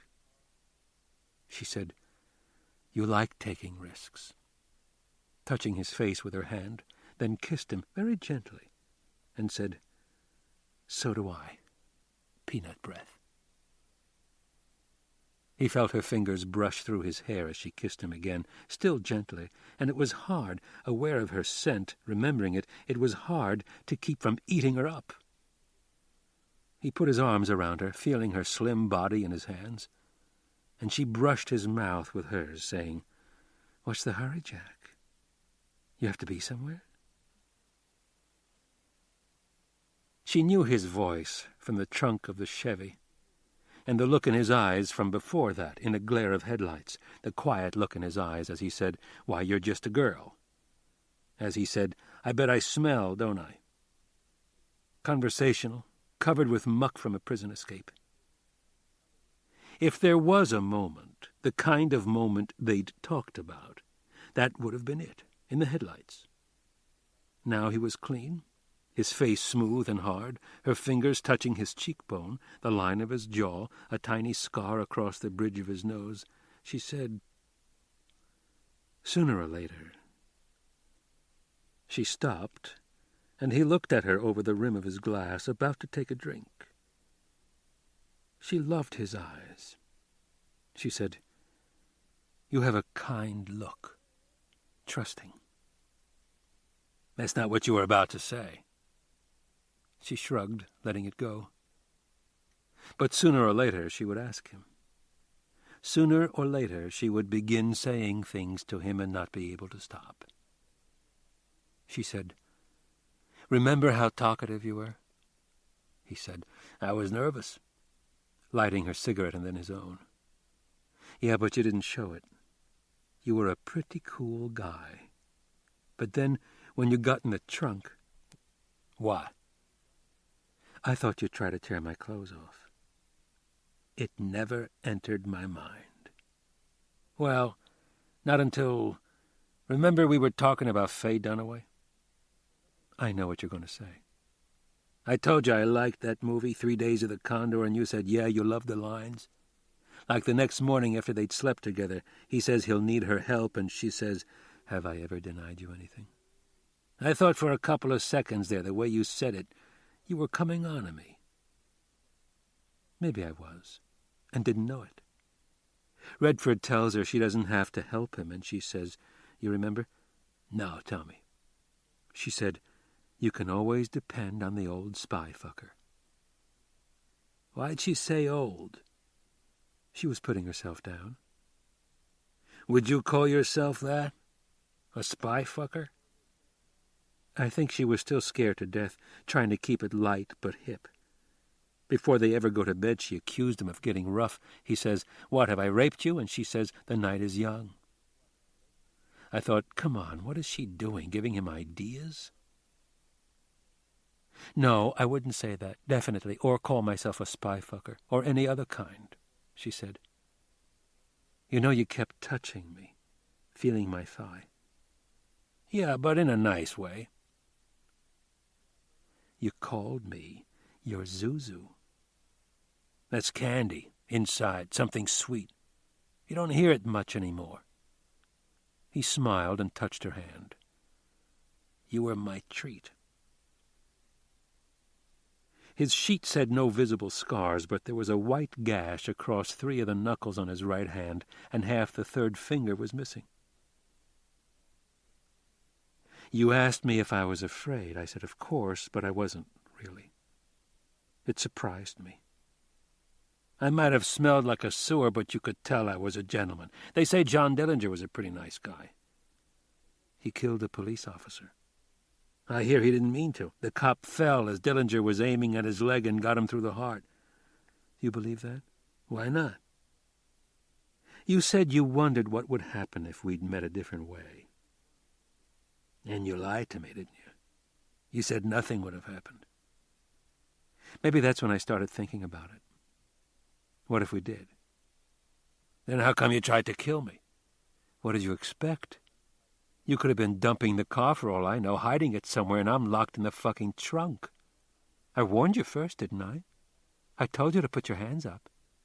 Yeah, after I said come on out. You knew I wasn't going to leave you in there. You start shooting at us. She thought of the gun and said, that Sig 38 was my favorite. She watched him fixing up their drinks, the cigarette in the corner of his mouth.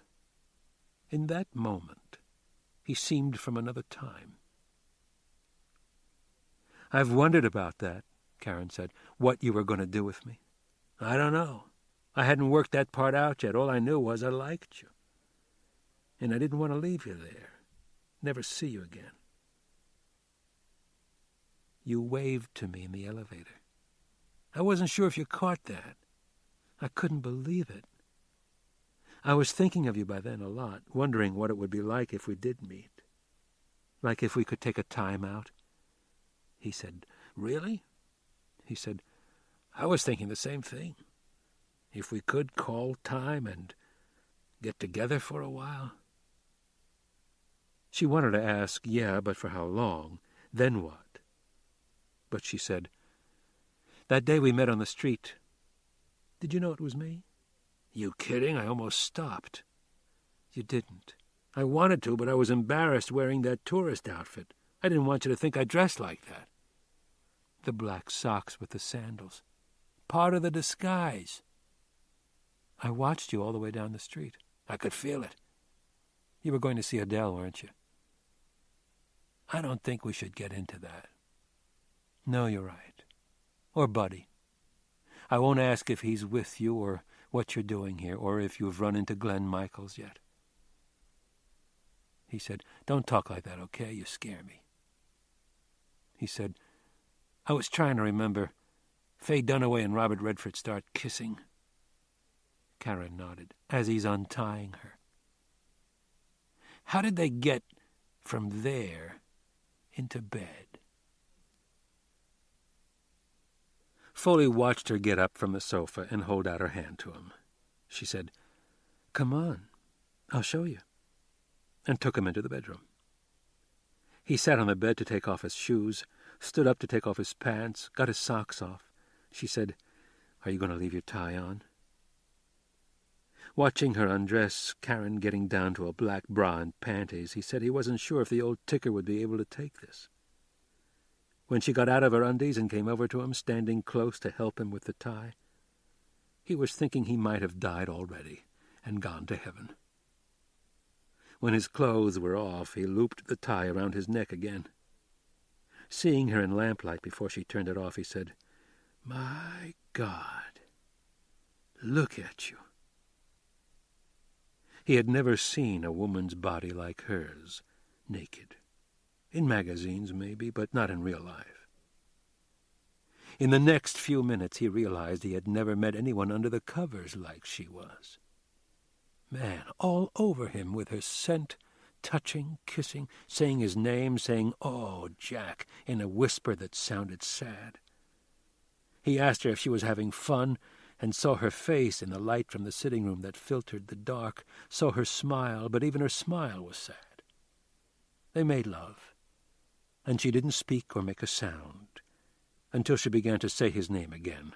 "Jack?"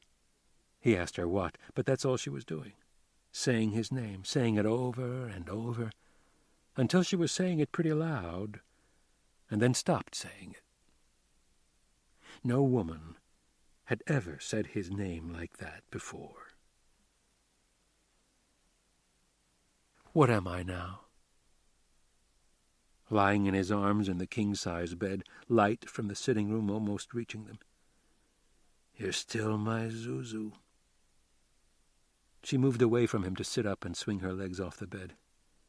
"Are you coming back?" She said, "You can always depend on the old bank robber fucker." He reached her before she could leave the bed and sat up, getting close behind her, his hand touching her breasts as his arm came around to hold her against him. "Are you being funny?" "I have to go to the bathroom." "Are you?" She said, "I don't know." He let go of her, watched her get up and go into the bathroom. The door closed. He felt they were coming to the end of the time out, and he'd hear a whistle blow, the way hacks blew whistles to tell you to stop doing something and start doing something else. He didn't know what to say to her now to get her back. He wasn't sure if he could put himself in her place to know what she was thinking. He did know how to listen and how to wait. He was good at waiting. If he couldn't get her back, at least for a while, there was no time limit, then he would become serious. Not wanting to, but knew he would, and they'd play it out. But when she came back to the bed and stood naked looking down at him, he believed he could get her back. She said, "I want you to know something. I wasn't looking for just a fuck, if that's what you're thinking." "Why are you mad?" "Or I did it for some kind of kinky thrill. Score with a bank robber the way some women go for rough trade." "What about my motive?" Foley said. "Now I can say I fucked a U.S. marshal. You think I will?" She hesitated. "I don't know." "Come to bed." He raised the covers, and she stood there making up her mind, before finally slipping into bed, and his arms took her in. He said, "I know of a guy. His wife held him down, wouldn't let him go out with the guys, wouldn't give him any money. He was a drunk. So he robbed a bank to get back at her, a bank where he was known and he'd be sure to get caught. The wife was humiliated and the guy was happy. He did 54 months, came out, patched things up with his wife, and robbed the same bank all over again. Another guy, he goes in the bank holding a bottle he says is nitroglycerin. He scores some cash off a teller. He's on his way out when he drops the bottle. It shatters on the tile floor. He slips in the stuff, cracks his head, and they've got him. The nitro was canola oil. I know more fucked up bank robbers than ones that know what they're doing. I doubt 1 in 10 can tell a dye pack when he sees one. Guys like, remember that movie Woody Allen Robs the Bank? Take the money and run. He hands the teller the note. She looks at it and says, "You have a gub? What's a gub?" That's par, because most bank robbers are fucking morons. You've heard some of the nicknames they get: the B.O. Bandit, the Chubby Cheeks Bandit, Mumbles, the Laurel and Hardy Bandits. A guy they call Mr. Pleats. Another one, the Sheik, guy wears something that looks like a turban. The Vaulter, guy always jumped the counter for no reason. Robbie Hood. She said, "What were you known as?" "I don't think I had a nickname. But the point I'm making, to go to bed with a bank robber so you can say you did, you'd have to be as dumb as they are. I know you're not dumb.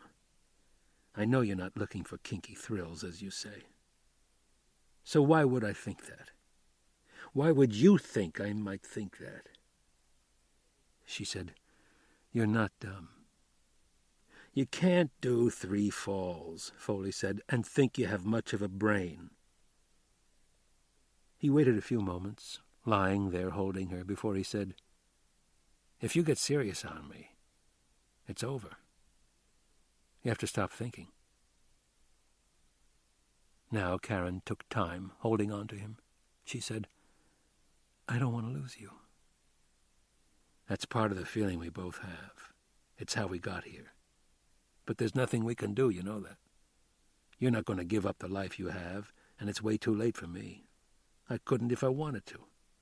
Change my name and look for work? You say work to a con, he'll go out the window, not even bothering to see what floor he's on." "Look, we knew going in," Foley said. "When the time's up, it's up. I say that knowing I love you with all my heart. I sincerely do." Her face came up to his.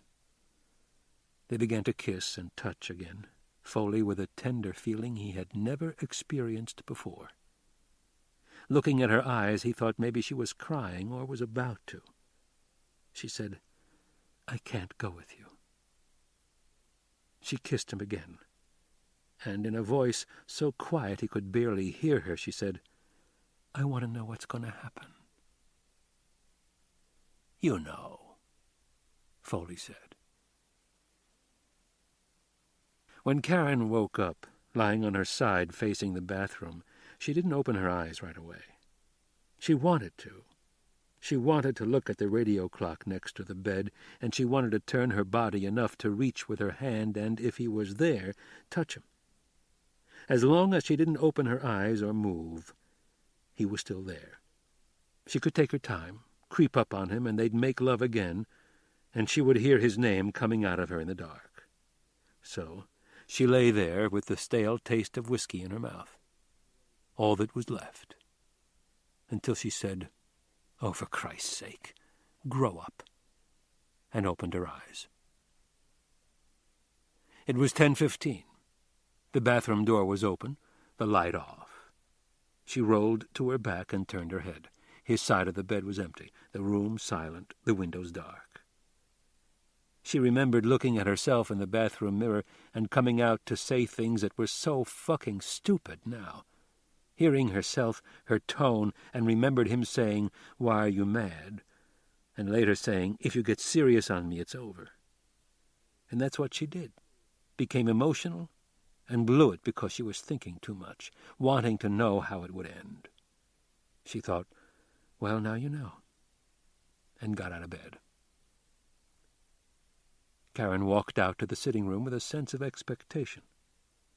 Foley was gone, but maybe he'd left a note. She looked around, at the desk, the coffee table. The newspaper photo he'd laid there was gone. But something wrapped in a napkin was lying by the half-empty bottle in the ice bucket. She picked it up and knew what it was as she unfolded the napkin. Her Sig Sauer 38. Chapter 21. "I'd drop you off," Buddy said. "Give the valet guy the car. Glenn and a black kid by the name of Kenneth are waiting in the lobby. This is 3:00 in the afternoon. The snow's coming down. They want us to take a ride with them. I said you were buying a pair of shoes, and if they want to go look for you over there, good luck. We come out, white boys waiting in the car. What time did you get back?" "About 10. "It took you, 7 hours to buy a pair of shoes?" Wednesday morning now. Buddy had come to Foley's room, frowning, wondering where he'd been. "I saw Karen Sisko," Foley said. "She's staying at the Westin." Buddy didn't say anything right away. First he sat down at the table to look at Foley across his room service tray, Foley having the continental breakfast in his socks and underwear, a bottle of Jim Beam close by. "And she saw you?" "Yes, she did." Buddy said, "Oh, my," and watched Foley pour a shot of Beam into his coffee. "Well, we're sure casual about it, aren't we? You talk to her?" Foley nodded. "Buy her a drink?" "We had a few." "She knew who you were?" Foley nodded again, sipped his coffee, and raised the cup. "You want some? You can use a glass in the bathroom." Buddy shook his head. "Have a nice visit and then you left?" Buddy waited but didn't get an answer, Foley biting into some kind of Danish. "How's that work, a wanted felon socializing with a U.S. marshal?" Foley said, "You know how I felt about her." He put his cup down.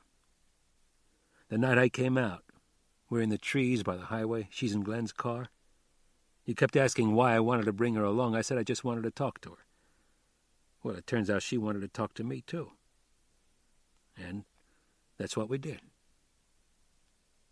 Buddy said, "Did you give her a jump?" "If you did, I might begin to understand where your head's at. I know the attraction pussy can hold for a man. What I can't imagine is risking your life over it, though I know it's done." "It wasn't about getting laid," Foley said. "You told me out on the highway it was too late, to have a regular life. I knew that. I still wanted to know what might have happened if things were different." "You find out?" Foley said, "Yeah, I did," not sounding too happy about it. But what did that mean? He was disappointed by what he found? Or was sorry now he'd robbed all those banks? Don't ask, Buddy thought. He said, "What happens now?" "We're back where we were. You don't want to move on?" Foley sipped his laced coffee. He said, "If you want to, I'll understand, but I'm staying." "Well, shit," Buddy said. "If you aren't worried, a big, sensible fella like you. I think we ought to move to a different hotel, though, not be so close." "It's all right with me." "She know Glenn's here?" "I think so, but I doubt she's located him." "Glenn's nervous, being with those guys. White Boy and this Kenneth, they're the kind probably can't write their own names, but know everything. They took me by the state. It's a regular movie house on Woodward Avenue. If the snow wasn't up to our ass, we could walk. Those salt trucks, they pile the snow up down the middle of the street and then haul it away. I believe dump it in the river." "What time are the fights?" "They start at 8. Let's go about 10. They say why Snoopy wasn't there?" "Said he was busy. I'd call him Snoopy talking to Glenn. Glenn'd look at White Boy, and I'd see White Boy in the mirror giving me the evil eye. We work with those assholes one time only. That'll be enough for me." "We've come this far," Foley said. "They took me past the Detroit Athletic Club. Said Ripley goes there for lunch almost every day, comes out about mid-afternoon and goes home. Takes the Chrysler Freeway. Glenn said they'd been checking Ripley out since November. See, but Glenn wouldn't tell the Snoop what the score would be till he came back to Detroit this time." "What do they need Glenn for?" "That's a good question." "What do they need us for?" "That's even a better question." "We watch each other's back," Foley said. They'd been doing that for years. Buddy looked at the rolls in the continental basket. "You going to eat those?" "Help yourself." "I got your girlfriend's shotgun, but the only way I can get it out of the hotel's in a suitcase. Your 6 hours, no problem." "I don't have it," Foley said. Buddy was spreading butter on a croissant. He said, "What'd you do with it?" and bit off half the roll. "I gave it back to her." Buddy had to chew a few seconds before he said, still with a mouthful, "You want to forget the whole thing and go to California? I'll drive us." Burden's voice, sounding patient, said, "Karen, I just spoke to our people up there. They tell me they haven't heard a word from you." Patient, and then adding a note of surprise to the lilt in his voice. "Now how could that be?" "I've been busy," Karen said. She held the phone between her shoulder and jaw, picked up the paper and turned to the local news section. "Daniel, 3 shot to death in home invasion. Last night, during a snowstorm, Detroit police think one of the invaders may be a guy I was over there asking about the other day, Maurice Snoopy Miller. The victims ran a dope house, and this guy used to do business with them. Snoopy, Burden said. Yeah, he's a friend of Glenn Michaels. They met at Lompoc, and Glenn told DEA he stayed with Maurice last November when he was up here. Karen, you're ducking my question. How come you haven't been to see our people? I don't have anything to give them. I walk in empty-handed saying I want to help. They'll say, good, why don't you put the coffee on? I told them you were coming. Yeah, and what did they say? They thought with something like 200 agents in the state of Michigan and a bunch of marshals, they had enough help. See, I don't want to go in until I can give them something like pay my way, and I know I'm close to locating Glenn. In fact, I'm going to the fights this evening, and I have every reason to believe he's going to be there. Every reason to believe is like telling me you think he'll be there. All I have to say, Karen, you spot Glenn, I want you to call for backup. You don't spot him, you come home, and we'll find something for you to do. You took advantage of me, girl. Caught me in a weak moment. How'd you do with the Super Bowl? The point spread I had, I was doing fine till you came along. I want a new pair of shoes off my dad. What about Foley? You hear anything? I'm after Glenn. He's the key. Karen, you fuck up and I get sent to White Fang, Alaska as resident agent. I'll go with you, Karen said. You bet your skinny ass you will, Karen said. Okay, then. She should have said, you're hoping I do fuck up, aren't you? She didn't believe she had yet, because she didn't think of the time spent with Foley as morally wrong, and if it wasn't, and if she wasn't technically aiding or abetting but only violating a code of conduct, she could live with it and not feel guilty. When she was much younger, she would go to confession and say, "Bless me, Father, for I have sinned. I stole a lipstick from Burdine's, and I let a boy touch my breast, but we didn't do anything." If she felt a need to tell more, she might add that she had smoked cigarettes after promising her mother she wouldn't. The priest would give her 10 Our Fathers and 10 Hail Marys, absolve her, she would be sorry for her sins, sort of, and whatever degree of guilt she had felt would be gone. Since then, for the past 15 or so years, Karen hadn't been to confession because she seldom felt guilty about anything. If she had doubts, she would talk to her dad about it. Or she would imagine talking to her dad, which to Karen was much the same thing. Karen, I spent about 7 hours with Foley. Her dad, don't tell me everything. Karen, don't worry. Do you understand our taking a time out? Her dad, the way you tell it, yeah. Karen, there was no time limit specified. Her dad, but now you're back in play, out of timeouts. Karen, I guess so. Her dad, you have to do better than that. You have to accept the fact. Karen, okay. Her dad, what are your options?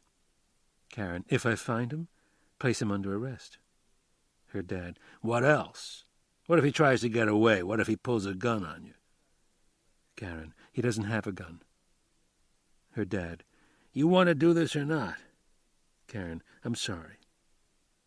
Her dad, what if he resists arrest? Tries to get away, puts you in a position where you're trained to use your gun. Could you do it? Karen, I don't think so. Her dad, what if he wants you to take off with him? Karen, I wouldn't go. I told him that. Her dad, would you let him get away? Karen, no. Her dad, then you'd have to shoot him, wouldn't you? Karen, I don't know. Her dad, would he shoot you if he had to? Karen, I don't know. Her dad, he told you he's not going back. Karen, yes. Her dad, so whose choice is it, really, if you have to shoot him? Karen, is that supposed to make it easier? Her dad, why did you join the marshals? Karen, not to shoot people. Her dad, no, but the possibility is a fact you have to abide by. Can you do it?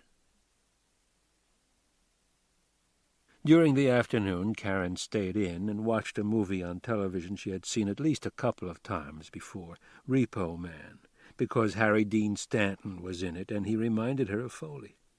Not his looks, they didn't look anything alike, his manner. Both real guys who seemed tired of who they were, but couldn't do anything about it. Stuck, putting up with their lives the way people find themselves in jobs they care nothing about, but in time have nowhere else to go. She wondered if Foley ever had goals, or if his idea of living was anything more than lying around the house watching movies.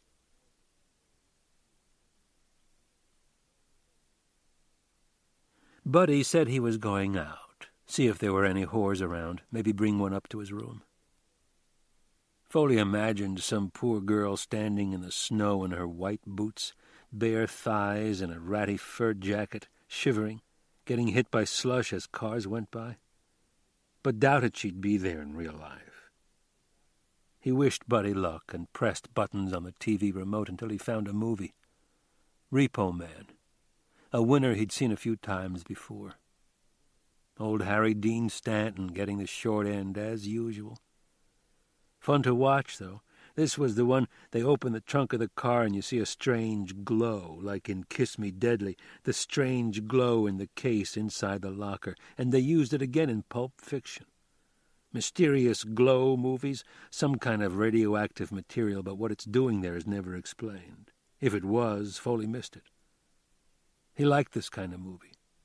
You could think about it after when you had nothing to do, try to figure out what the movie was about.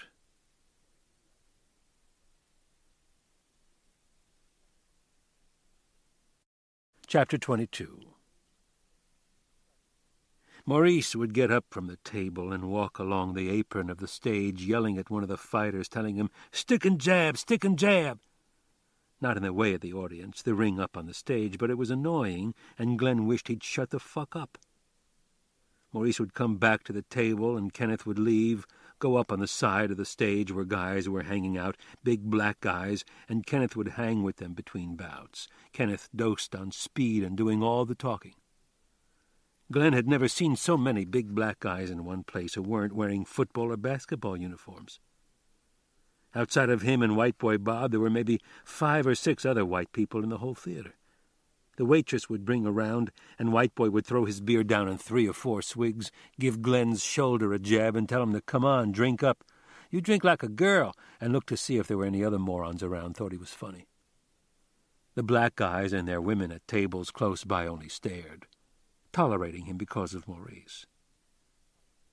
Where movie seats used to be were rows of round nightclub tables, a row of them on each of 4 levels, rising a step at a time up through the theater to the bar, a long one, and dark up there away from the ring lights. People hung out in the open spaces at both ends of the bar. Behind the bar was the aisle that crossed the theater from side to side, a stairway at one end that went down to the restrooms.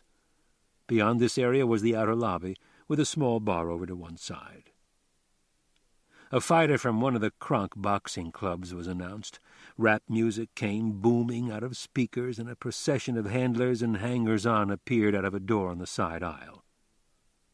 Now women crowded in from the audience, jiving, waving as the fighter finally appeared to mount the stage and climb into the ring in red and gold to fight 4 rounds for $200, the gold tassels on his high red shoes jumping now as the fighter worked his shoulders with quick jabs, shuffling around his side of the ring. Watching from the other side, a white kid from out of town or some Mexican kid trying to look cool, unimpressed, would weave and do some footwork in his plain black shoes to be doing something, waiting for the rap show to end and the ref in his bow tie and latex gloves to motion them to the center of the ring.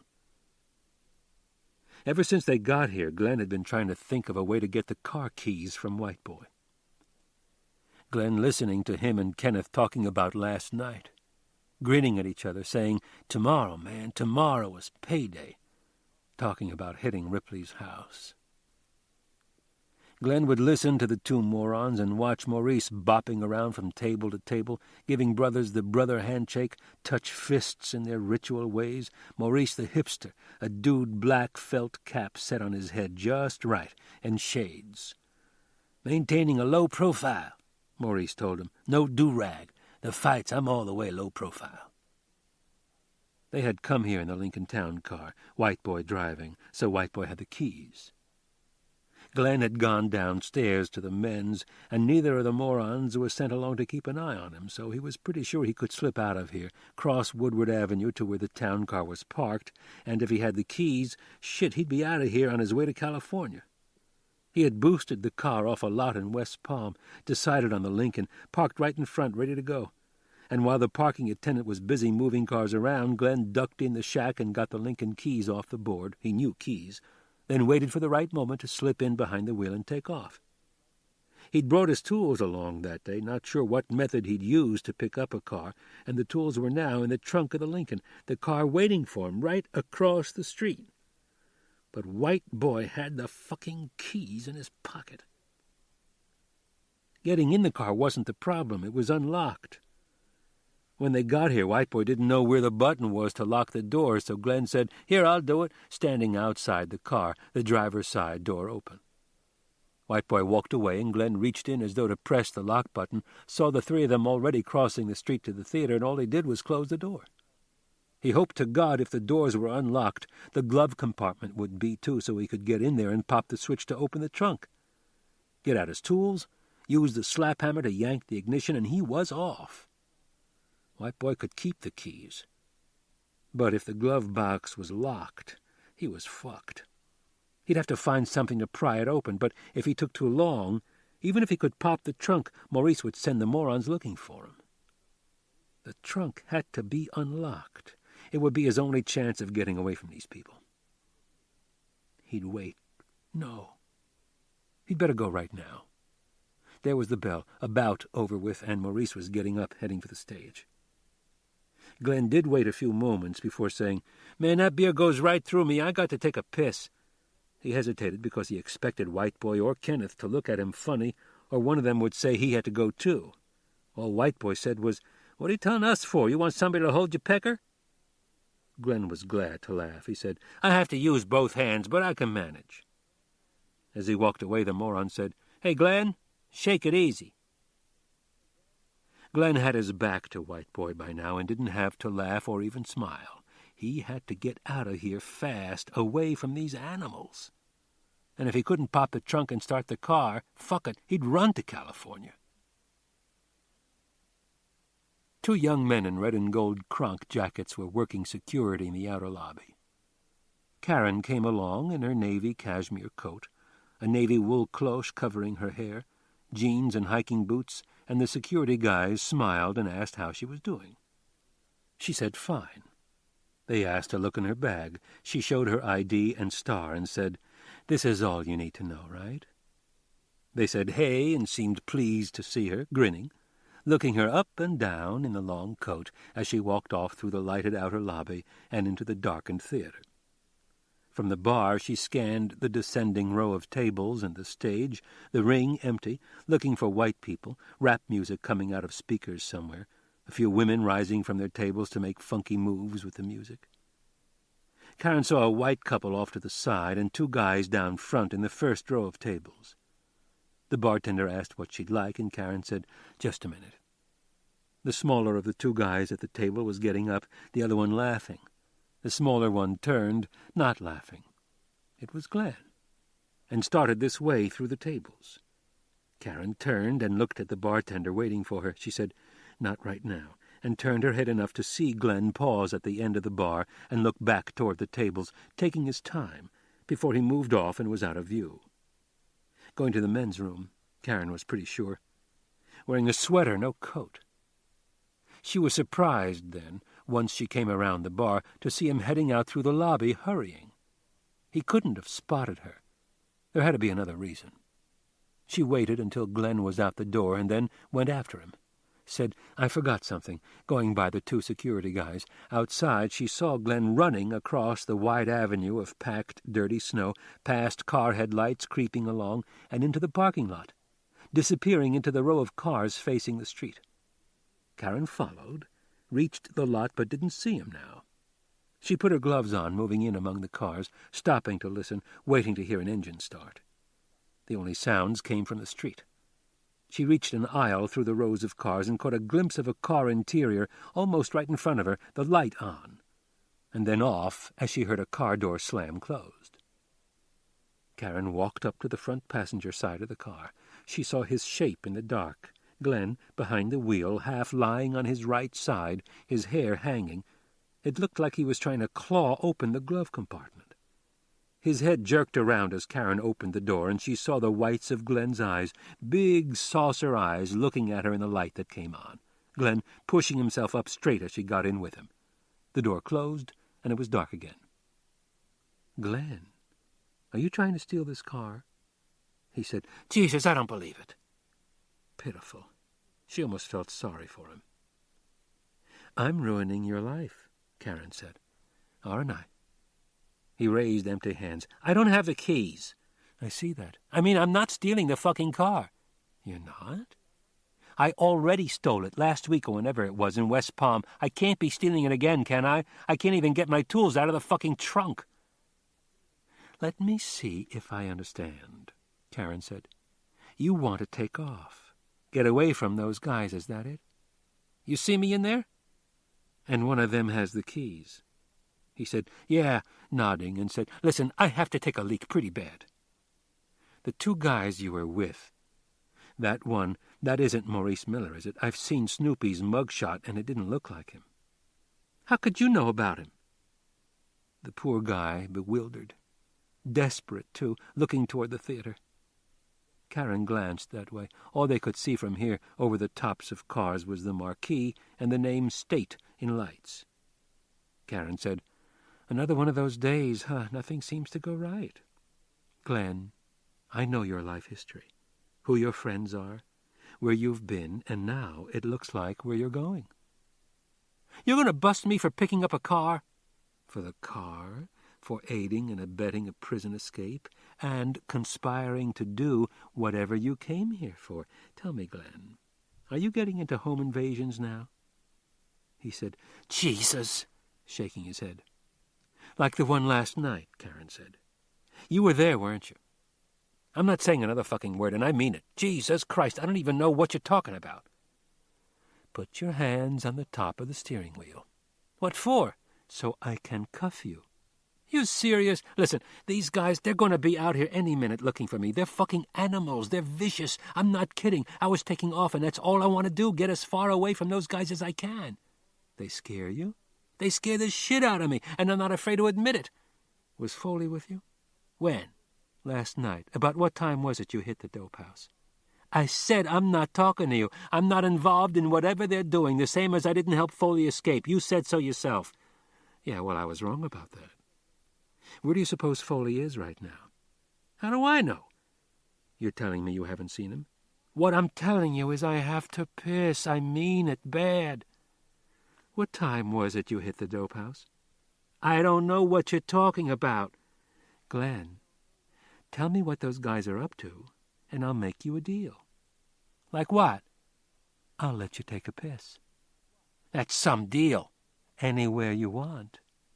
He hesitated. "You mean it?" "Anywhere," Karen said. "Glenn, what time did those guys hit the dope house?" He hesitated again. "It was early in the evening. I don't know, about 7. Karen got a cigarette from her bag and lit it with hotel matches. She took a deep drag and blew the smoke out in a slow stream. At 7, and for at least the next couple of hours, Foley was with her at the hotel. "Can I go piss, please?" The way Karen worked it, she let him urinate against the side of the car, the window down, while he told about Richard Ripley, the Wall Street crook, where they were going to pick him up and take him out to his home in Bloomfield Hills late tomorrow afternoon. Karen nodded as she listened. She had heard of Ripley and knew he'd served time at Lompoc.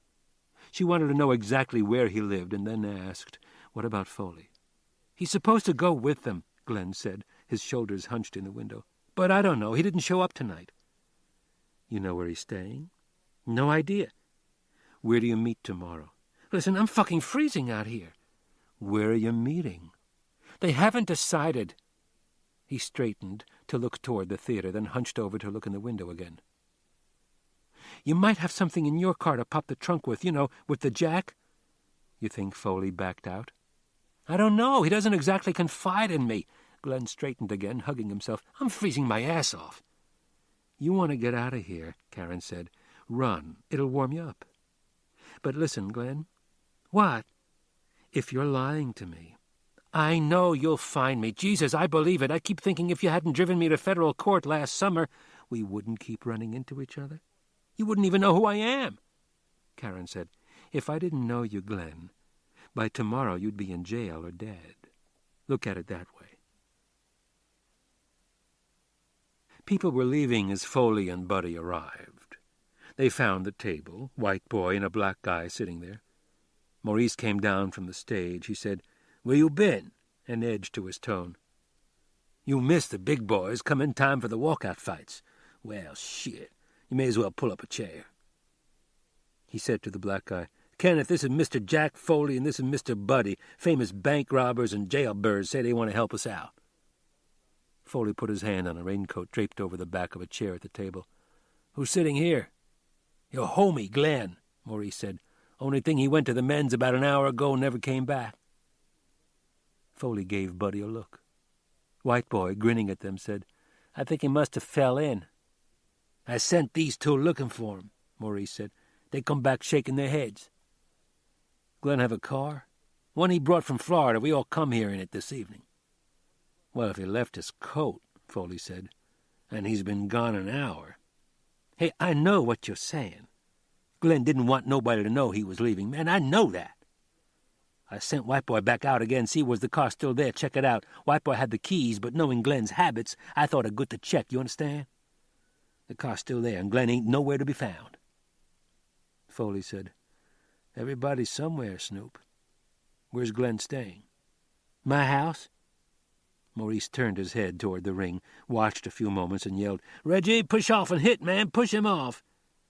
He turned back to Foley. Why don't you and Buddy sit down and have a drink with me? What you want?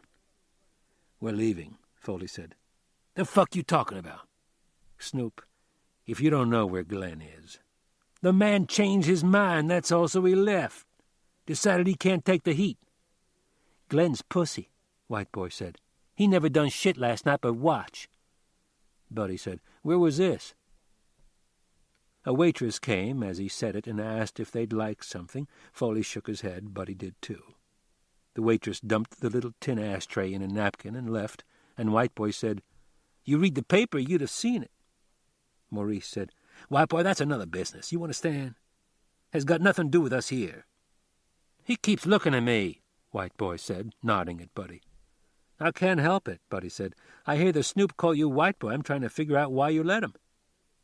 It's what they call me at Kronk from when I trained there. You used to fight, huh? Right here and out at the palace. You any good? You want to find out? Buddy said. You ever done time? He's asking, do you gouge eyes? Maurice said. Do you bite off ears? White Boy's got his own moves, but that's enough of that shit. Look, Maurice said, taking Foley by the arm and moving off a few steps to stand with their backs to the table. What you worried about Glenn for? What's he know? I thought everything, Foley said, watching the fighters jabbing and juking each other, one of them patient the way he moved in, the other taking wild swings and missing. Glenn knows everything we supposed to do tomorrow, Maurice said. Snatch the man he comes out of his club, drive home with him. Glenn could tell somebody that, yeah, but it don't mean shit, you understand? I changed the plan. Glenn don't know it, 'cause while we waiting for you, he left. For whatever reason, it don't matter. It ain't happening tomorrow. Foley, watching the fighter, said, This fight isn't going 4 rounds. Maurice glanced over. Ain't even going 2. You're not saying it's fixed. Don't have to fix nothing to know who's going to win. It's in the matchmaking, how you match 'em up, who you bring in to fight the homeboy, you understand? Foley kept his gaze on the ring. If it isn't happening tomorrow, when is it? Tonight, Maurice said. As soon as we leave here, stop home to pick up what we need and go do it. Foley said, Give me a minute, and motioned to Buddy as he turned to the table. Behind him he heard Maurice say, You got 2 minutes, that's all. Make up your mind. Foley turned back to him to stand in close. I wasn't asking permission. Buddy and I are going up to the bar. We're going to take however long it takes. We may keep walking. We do come back, it's understood this deal cuts 50-50, half for us. How you cut your half is up to you. We can talk about it, Maurice said. No, that's the way it's going to be, Snoop. Foley walked away and Buddy followed him to the bar, this dark area away from the ring lights. He wants to do it tonight. What's the difference? Tonight or tomorrow?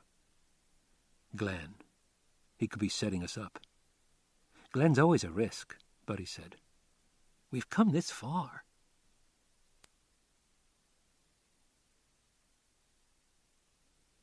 Chapter 23. Karen told her dad she couldn't sleep. He said, "Is that right? I was doing pretty good myself till the phone rang. There was nothing on the news about my little girl, so I guess I dozed off. Now I see I've missed Letterman. What's going on?" She told about tracking down Glenn Michaels and getting him to tell what he was up to, her dad saying, "That's some deal you offered him. You let him go?" "I bring Glenn to the 1st Precinct for stealing a car in Florida," Karen said. "Have to explain to a lieutenant or a sergeant what I'm doing here? He could look at me and think, I don't know what, but probably think he should take over. You know what I mean? Not only he's never seen me before, I'm a girl waving a marshal star at him, a Fed trying to tell a street cop about a planned home invasion. He'd have to check me out. There'd be nothing to charge the other guys with. All I've got is a stolen car, so I let him go. And called Raymond Cruz." "The one you saw the other day?" "Yeah, and told him the whole story. I was concerned with jurisdiction. If these guys are breaking into a home in Bloomfield Hills, Oakland County, should I get in touch with the police out there, the sheriff's department, or what? I didn't see anything federal about it, so why would I call the FBI, right?" "Sounds logical." "I told you Raymond's an inspector. He's over crimes, persons, crimes, property, and sex crimes." "I recall that." "He also heads the Violent Crimes Task Force, and they're hooked into all the local police around, the county sheriffs and the Bureau.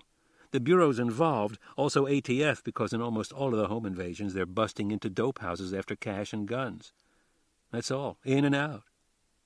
"But this one's different," her dad said. "As far as we know or can assume, yeah. This guy Ripley's home in Bloomfield Hills isn't likely to be a dope house, even if he has done time. You remember Ripley?" "Dick the Ripper, the inside trader. Yeah, I think he's the kind would have cash in his house." Anyway, Raymond said it wouldn't matter where the home was. The crime would come under the jurisdiction of the task force, and the feds would be involved because of the kidnapping in the plan. "What kidnapping?" "They pick up Ripley tomorrow, coming out of the Detroit Athletic Club. It's downtown, right around here. One of them gets in the car with him, and the rest of the guys follow. That's kidnapping." "Would the cops alert Ripley? Tell him it's going to happen?" Raymond said no, it could blow their surveillance.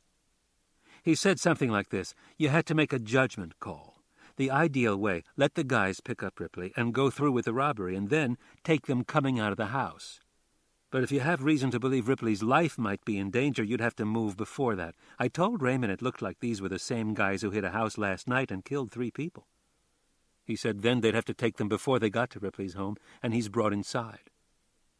"But get them for the kidnapping," her dad said, "as soon as Ripley's abducted." "Right, and they can take them state or federal either way. But this involves another judgment call. If these guys are too dangerous to let one of them get in the car with Ripley, then you don't have a kidnapping case. All you've got are some guys in probably a stolen car and probably with guns. But to get them even 2 years on a gun charge, it has to be during the commission of a felony. So do you let them go through with the kidnapping or not?" Her dad said, "What if Ripley for some reason doesn't go to the club tomorrow? Or these guys decide to go directly to the house?" "Tomorrow morning they'll scout the house, the neighborhood, and set up a surveillance. Be ready for a change in the plan." "And what will you be doing?" Raymond said I can ride with him tomorrow if I want, be on the scene. "But stay in the background?" "Why do you say that?" "When they're putting the cuffs on Olafson, you want him to see you?" "You're a riot." "I mean Foley. I get him mixed up with that guy in Stockholm." "Foley might not be involved." "You hope." No, Glenn said Foley didn't show up for the meeting tonight at the fights. How were they? I didn't stay. I went back in to get a look at Snoopy Miller so I could ID him and left. Foley could still be there tomorrow. I don't know, Karen said. He might. But you don't have to be there. Karen said, No, and paused. What would you do?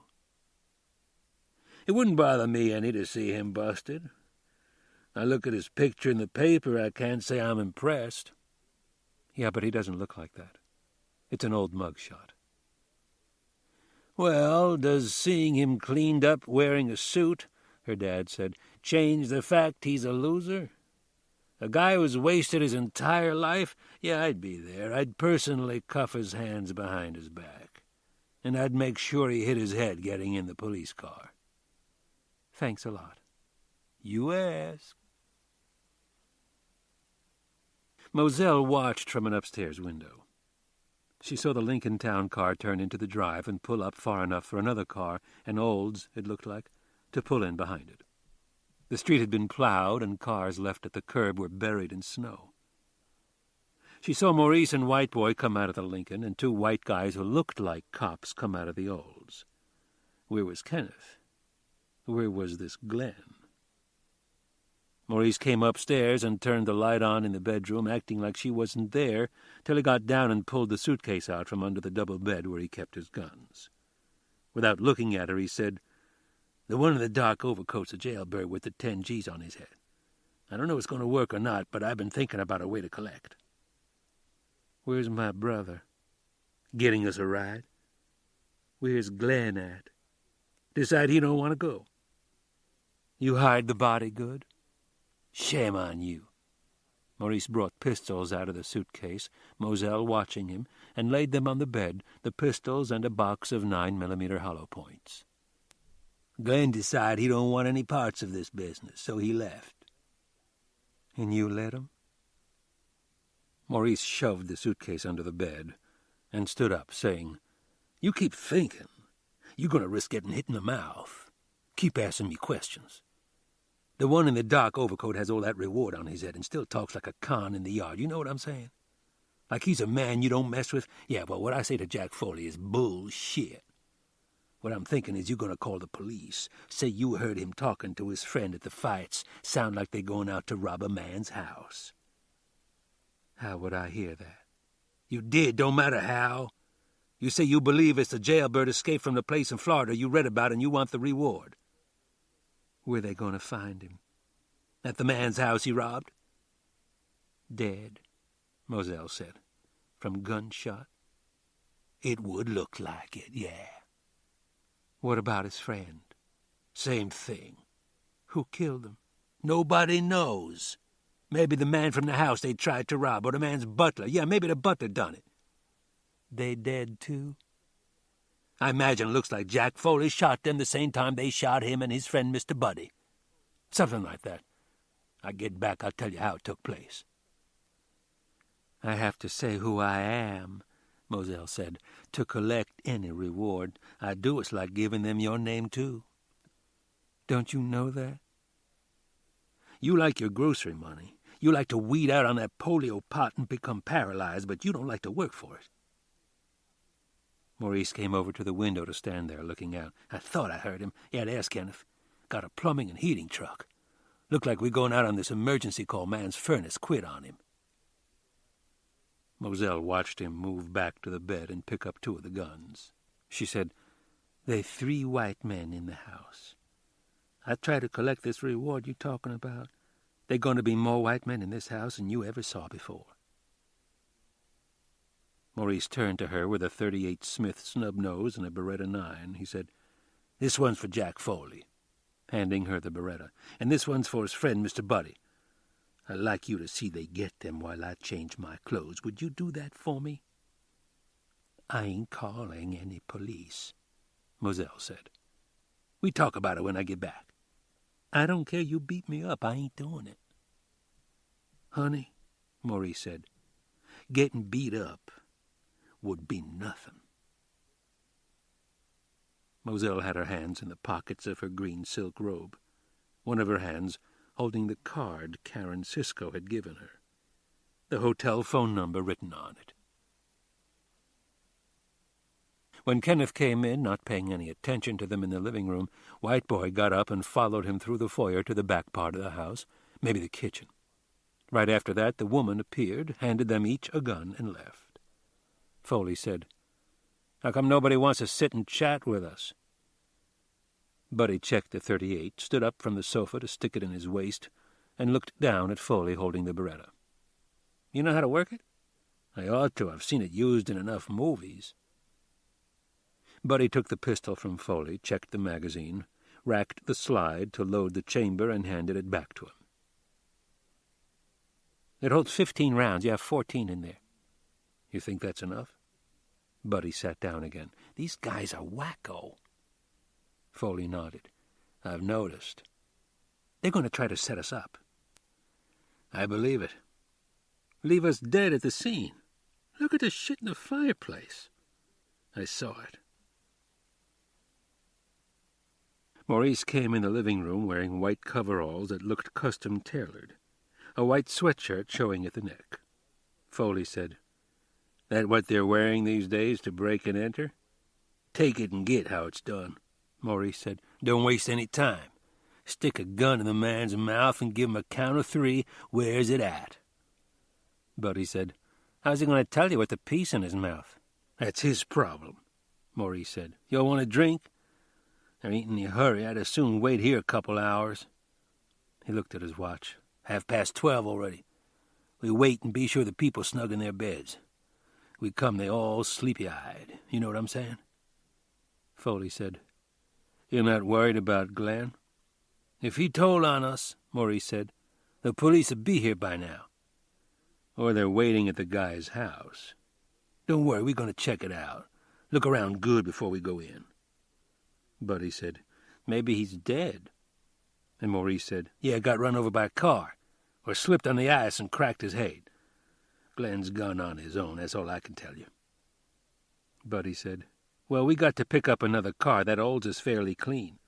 "No need," Maurice said. "We all go in a truck Kenneth got us. Man called us don't have any heat in his house. We come back, your car's here waiting." Foley looked at Buddy. Buddy shrugged. Maurice watching. He said, "You all have your ways of doing banks. I have my ways of doing this type of business. We in the house, we go right upstairs. Anything worth taking's going to be in the man's bedroom 9 times out of 10. I tell you to do something, like check the other rooms first, see if there any guests in the house. It's on account I know my business, understand? It ain't 'cause I want to boss you around. See, my boys know what to do, so I won't be telling them much, but I may have to tell you to go here, go there, understand? What else? You say you want the cut to be down the middle. Well, even though we've been doing all the work so far, I'm going to agree to that so we don't sit around here arguing about it. We move fast, in and out, and it's done. You all have any questions?" Buddy said, "Where your guys at?" "I imagine they in the kitchen. You want to stir up White Boy again? Try to shame him and get him cross at you? For what? Think a minute. What good would that do us?" "I just wondered," Buddy said, "if they were shooting up or what." "Yeah, well, Kenneth has some meth to keep him all the way alive. Some beer, that's all. Anything else you want to know about?" Foley looked at Buddy. Buddy shrugged, and Foley said to Maurice, "You have any bourbon?" Maurice smiled. Moselle watched from the bedroom window. Watched them get in the big commercial van that had a company name on the side. Watched until the van's red taillights were way up the street and gone. She went to the phone, looking at the card Karen had given her, the card saying, "Karen Cisco, Deputy United States Marshal," sounding important. Nice-looking card with a silver star on it in a circle. The clock by the bed was on 2:20. They'd been down there almost 2 hours talking and having drinks, Moselle waiting for them to leave. She knew what she wanted to ask, this Karen Cisco, but didn't know what she'd say after, or how she'd answer any questions, knowing she'd be asked some. She had her hand on the phone, then took it off, wanting to think about it some more, get her words right in her mind. Have some weed first. Chapter 24. Foley saw himself playing out the end of his life, and was quiet, watching it happen scene by scene. In Maurice's living room, a half-gallon jug of vodka on the coffee table, watching Maurice duck and weave, telling how crafty he'd been in the ring. Listening to White Boy's dumb remarks and the annoying way he laughed. Listening to Kenneth, speaking a language that seemed all hip-hop sounds, rhythmic but making hardly any sense. Foley listening to sociopaths offering their credentials. Misfits trying not to sound like losers. Foley realizing, shit, here was just a little more of what most of his life had been. He would hear Buddy make quiet comments that were meant to zing but fell flat. The same old, same old. That stand-up talk you heard in the yard, but nobody here bothering to listen.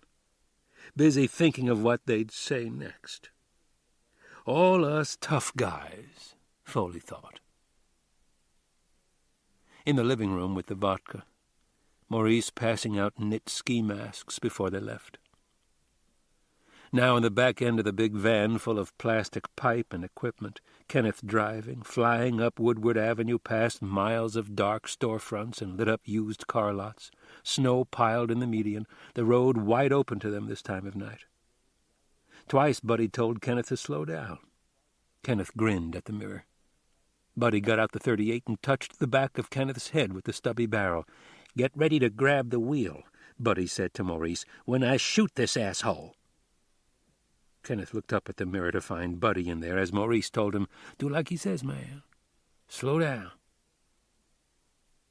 They came to Long Lake Road, took it over to Vaughan, and crept up and down the road twice, looking for security service cars or any kind of surveillance, before turning into Richard Ripley's circular drive. All five of them were in the back end of the truck now, bumping into each other until Maurice let White Boy out the rear end and left the doors open enough so he and Foley could watch. "He's ringing a bell," Maurice said. "They open the door we're in. They don't open it but ask what he wants. White Boy says he's the heating man come to fix the furnace went out. They say they didn't call any heating man. White Boy asks can he use the phone, call his boss, says he must have been given the wrong address. They look out the window, see the truck. Yeah, he must be telling the truth. He's a heating man, all right, and he's white." They watched him ring the bell again. This time, not a half-minute passed before coach lights on either side of the entrance came on. "Get ready to go skiing," Maurice said, pulling his mask down. Now the door was opening, and he said, "Here we go." Foley had time to see a young guy in the doorway, his shirt hanging unbuttoned over jeans, in the moment before White Boy gave him a push and stepped inside the house with him. Maurice was out of the truck, and Kenneth with a shotgun was scrambling to be next. Buddy caught him by his jacket collar and held him squirming until Foley was out. But then the moment Kenneth's feet hit the driveway, he turned the 12-gauge on Buddy, still in the truck. Foley took the barrel in one hand and shoved it straight up in Kenneth's face. Seeing the guy's eyes freaked with speed, Foley said, "Go on in the house before you get hurt." Kenneth had to put his face up close to Foley's and stare at him good before going inside. Buddy said, "What are we doing here?" Maurice had the young guy backed against a table in the foyer the size of a living room. Good-looking young guy, about 18, with hair down on his shoulders. The pants and shirt he must have thrown on hearing the doorbell, but no shoes, barefoot on the marble floor. He looked scared, and had to be, facing 5 guys in ski masks holding guns. Foley saw him trying to act natural, shaking his head. "Honest to God, he isn't here," Maurice said. "Out for the evening?" Now the young guy looked surprised. "He's in Florida, Palm Beach." Maurice hesitated. "When's he due back?" Foley said, "Jesus Christ, what difference does it make? You want to wait for him?" "Mr. Ripley's down for the season," the young guy said. "Christmas to Easter." "Now tell me who you are," Maurice said. "I'm Alexander." Maurice said, "Boy, I don't care what your name is. I want to know who you are to the man, what you're doing here." "I'm house-sitting." "You by yourself?" He seemed to hesitate before saying, "Yeah, just me." Foley caught it and glanced at Buddy. Maurice said, "What are you to the man, Mr. Ripley?" "I don't know what you mean. How'd he come to hire you watch his place?" "Oh, he's a friend of the family. Him and my dad are old buddies." "Your daddy a crook, too?" "No, I don't know what you mean." "Where's Ripley's safe at he keep his valuables in?" "His safe? I don't have any idea." "Let's go upstairs," Maurice said, and nodded to the house-sitter to lead the way. Alexander said, "You know what? I think the safe's downstairs in the library." Maurice pushed him toward the wide staircase that took one turn on the way up to an open section of the hall with a railing. "You just said you had no idea where it was." "I mean, I think that's where it would be." "Yeah, and I think you don't want us to go upstairs. Go on, take us to the man's bedroom." On the stairway, Maurice said, "Alexander?" And the young guy paused and looked over his shoulder. "You set off any kind of alarms, or how you turn on all the lights outside, you're a dead house-sitter. Understand?" He said, "Yes, sir." "There any guns in this house?" "Not that I know of." In the wide second-floor hallway, lined with paintings of horses and fox hunts on dark oak paneling, upholstered chairs and lamps on Bombay chests, Maurice said to Foley, "All right, now, you and Mr. Buddy go on check the other rooms. Look at the wall behind any pictures hanging on it. Look at the wall in the closets, behind the clothes." Foley said, "You check the walls, huh?" "The man has a safe," Maurice said. "It's going to be up here somewhere." "How about his place in Florida?" Foley said. "If you'd called, we could have checked his walls down there before we left. This is if you'd checked to see where he was. You follow me?" Maurice took his time now. He said, "Jack, don't fuck with me, understand? I don't have time right now to be fucked with." He turned to Alexander. "Where's the man's bedroom at?" "This one," Alexander said. "Yeah, it could be in here," sounding eager. But just as Maurice gave him a shove toward the door, Foley saw Alexander look right at him, scared, worried, wanting to say something. Foley waited while Maurice and his guys filed into the bedroom.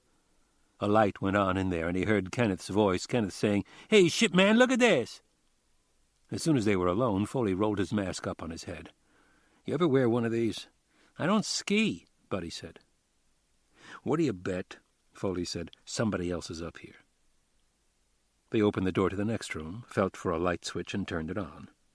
A white satin spread covered the king-size bed. Foley started for the next room, and Buddy said, "You don't want to check the walls?" "You bet I do," Foley said. "Nothing I like better than checking walls. We'll come back. First, I want to see where Alexander sleeps." "He could be using Ripley's bedroom." "I don't know. He could," Foley said. "He seems like a nice kid, huh? Trying like hell to act natural." The beds were made in the next two rooms. "Guy lives alone," Buddy said. "What's he need a house like this for?" In the first bedroom they came to on the other side of the hall, the bed was turned down. "But it hasn't been slept in," Foley said. They came to the next room, the door open, the light off. Foley turned it on and saw stuffed animals on the dresser and a vanity, all kinds of little animals, birds, reptiles, and a bed that had been slept in, covers hanging down on one side, rumpled pillows, a pillow on the floor, a pair of sneakers, two pairs of sneakers, jeans and a sweatshirt draped over the arm of a chair. Foley picked it up, a dark blue one with University of Michigan lettered on it in yellow. He went to the bed, leaned in close to the pillows, and caught a soft, powdery scent. He heard Buddy, close by, say, "You might have been a good cop." Foley moved to the bathroom door, a full-length mirror covering it, and tried to turn the knob. The door was locked from the inside. Close to it, his cheek against the glass, Foley said, "Honey, open the door. It's okay, I'm not going to hurt you. I give you my word." Silence. He straightened and saw himself in the mirror wearing the overcoat, the white shirt and tie, and the knit cap. He looked stupid. He took the cap off and shoved it in his overcoat pocket. "Miss, did you hear me?" A woman's voice inside, close to the door, said, "Where's Alexander?" sounding fairly calm. "He's okay. Tell him to say something. He isn't right here, but he's okay. What do you want?" "Open the door, I'll tell you." He waited. "Miss, I can kick the door in. I don't mean to scare you, but you know I can do it." He waited again, looking at Buddy, and saw Buddy straighten as they heard the lock click. Foley turned the knob, gave the door a push, and let it swing into the bathroom. The woman stood by the shower stall away from the door. Not the cute little college girl Foley expected. No, this woman could be 40 years old, with thick red hair hanging free. A big woman with full breasts that were plain to see in her flimsy bra and low-cut panties, her navel centered in a little pot-belly. She looked ready to take a swing at Foley if he approached her. He said, "You're Alexander's girlfriend?" Doubt in his voice, and she confirmed it. "I work here. I'm the maid." Buddy moved in closer. "Is this your room?" She said, "Does it look like Mr. Ripley's?"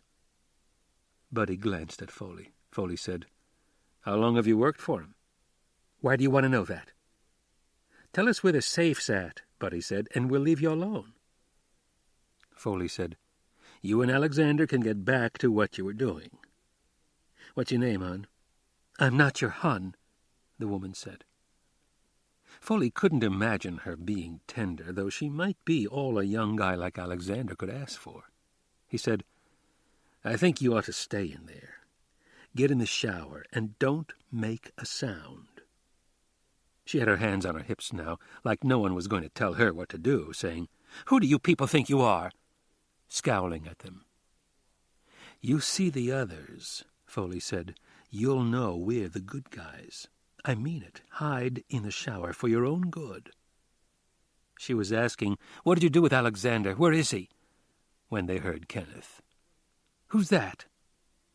Before they knew he was in the room, Kenneth coming over to the bathroom with his shotgun, eyes bright in the ski mask, his eyes lighting up at the sight of the redhead in her underwear. "Hey, shit," Kenneth said. "We gonna have a party." Chapter 25. The phone rang as Karen in bed was staring at luminous numbers in the dark. 3:45. She was sure it was Foley. In the moment it took to get up on her elbow and reach for the phone, no other name was in her mind. She said hello and felt a letdown as the woman's voice said, "I'm sorry if I woke you up." "It's okay," Karen said. "You didn't." "Reason I'm calling, I need to ask a question." It was Moselle. "Go ahead." "If I know something's going to happen, like a job is going to be pulled and I don't tell the police I know about it, am I, could I be charged for knowing?" "When is it supposed to happen?" "See, I knew something this other time when a man was killed, and I didn't say nothing." "You told me about it. You said a man was blown up." "That's the one. They said if I told anybody I'd be dead too, so I didn't.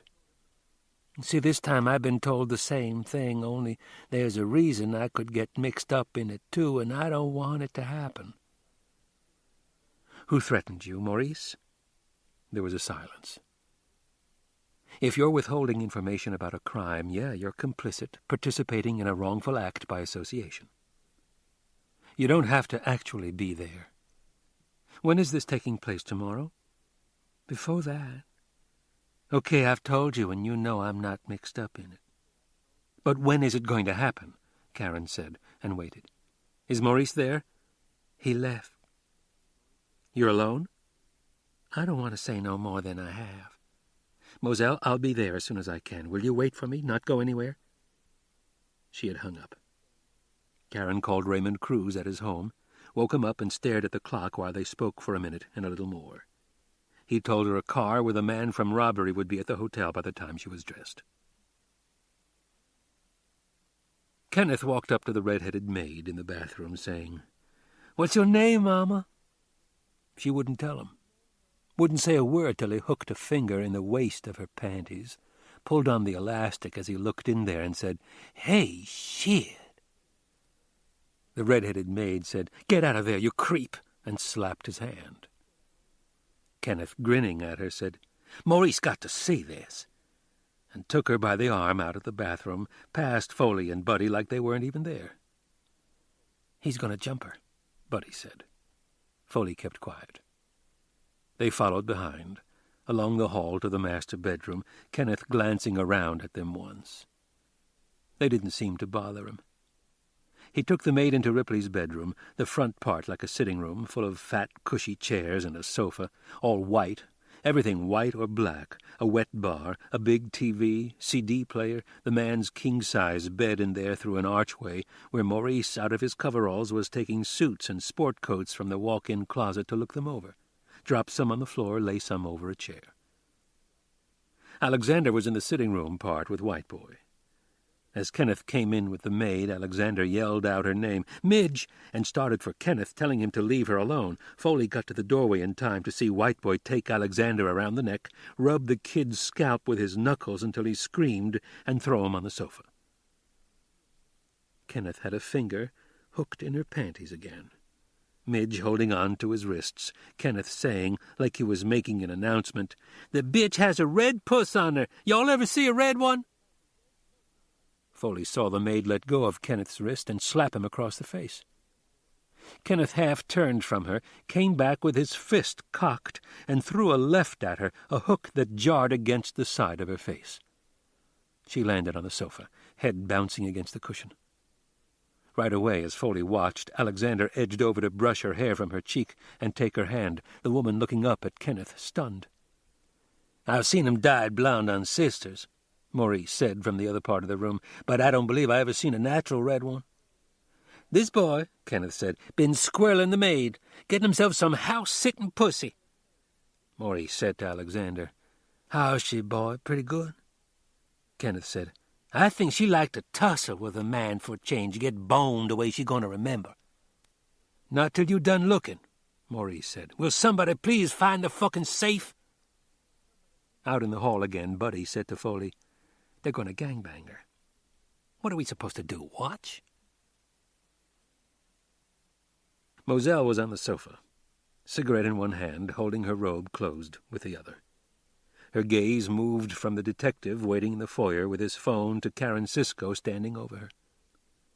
More white people in the house these days than when white people lived in the house. I tell him it's none of my business, see, but he likes to brag on what he's doing. He knows I ain't going to tell on him, but now this time he wants me to tell something, and if I do, I know it will mess me up good. See, there's 2 white men with him. "Tonight?" Karen said. Moselle nodded and drew on her cigarette, wanting to tell it right, but not tell too much. "Right now, this minute. They left with Maurice." Moselle paused, her gaze going to the foyer, then raising to Karen Cisco again. "But they not coming back with him." She watched Karen ease down to sit on the edge of the sofa close to her. "He's leaving them there." She understood. "You could say that." "You know their names?" Moselle shook her head. "Never was introduced." Then Karen said, "Are you playing with me?" Sounding irritated, not the nice person anymore. "What's your game? What are you telling me?" Getting a fierce look in her eyes. Moselle leaned away from her. "I don't know the man's name till Maurice tells me. See, then I'm supposed to tell the police who this person is and where to find him out at this rich man's house. Okay, if I do, it's going to mess up my life good and I'll probably go to jail. But if I don't, then I'm going to be gone from this world, honey. That's what I'm telling you." Karen seemed to ease back, saying, "But why give up this particular guy?" "'Cause Maurice wants the reward you get for turning him in. Hoping you understand they pay off if the man's dead." Moselle stubbed out her cigarette in an ashtray she held on the arm of the sofa, feeling Karen Cisco staring at her. "See, the man's an escaped convict from Florida." Feeling her staring, and then feeling her get up, and when Moselle looked, Karen in her long coat was across the room already, leaving. They had their masks off and had torn up Ripley's bedroom, drawers pulled out and dumped, pictures off the walls, bed covers stripped, the mattress slashed. Foley and Buddy, back from checking rooms, stood in the hall looking in. Foley said, Would you hide walking around money in a mattress? I leave mine on the dresser, Buddy said. This is a bunch of shit. These assholes are going to end up with TV sets. You want to leave? I'm ready any time, Buddy said. But what about the maid and the kid? I don't know, Foley said, looking at them now on the sofa in the sitting room area. He did know, but didn't want to say. They seemed rigid, holding each other's hands, afraid to move. Kenneth, near them, was taking bottles of wine and booze from a cabinet and lining them up on the wet bar. Buddy said, I can see you don't have your heart in this. I never did. Before we go, Buddy said, I think we're going to have to settle with these assholes. Foley nodded. Yeah, I guess. He turned to Buddy then. Listen, why don't you leave and I'll clean up? What are you talking about? Buddy frowning. Foley didn't answer because there was no way to explain what he felt. That these were the final scenes of his life playing out. That pretty soon it would be over and he was resigned to it happening. Here, not against the fence in some penitentiary. It was like if Clyde Barrow, driving along that county road in 34, knew he was going to run into all those Texas Rangers, and there was nothing he could do about it. How did you explain that kind of feeling to anybody, even to Buddy? Buddy was confused enough already, and it made him appear restless. Foley said, Take the truck and get out of here. Buddy, still frowning, said, I don't know what you're thinking, but we're going together once I get the keys off of Kenneth. They heard Maurice then, in there trying on clothes, say to Kenneth, Put some music on, and saw Kenneth at the wet bar going through a rack of CDs. All he's got's Frank Sinatra, Kenneth said. Some others, little Sammy Davis, all au-fait jive. Put Frank Sinatra on, Maurice said, looking at himself in a full-length mirror. I can go Frank Sinatra. Hey, shit, the man's got Esther Phillips. Now you talking, put Esther on. Confessing the Blues. See, has it got Long John Blues on it? Foley and Buddy by the doorway looked from Maurice to Kenneth. Yeah, number 10. Play it, man. Woman goes to see Long John, this 7-foot-tall dentist. Maurice said, looking at himself, turning this way and that in the mirror like the suit coat might fit him if he caught it at a certain angle, not hang on him like a sack, the tips of his fingers showing. Yeah, that's it. Long John telling the woman her cavity needs filling. Maurice watching himself, head bobbing, slow motion, barely moving but on the beat. He caught Foley and Buddy in the mirror watching him from the doorway. How y'all doing? You find anything? Foley held up empty hands, then turned as White Boy brushed past them into the room, White Boy holding up a wad of bills and a rubber band. 600, found it in the kitchen. That's a start, Maurice said as Alexander came off the sofa. It's mine. Mr. Ripley gave it to me. Alexander made a grab for the money, and White Boy held it at arm's length above his head. Come on, I need it for school.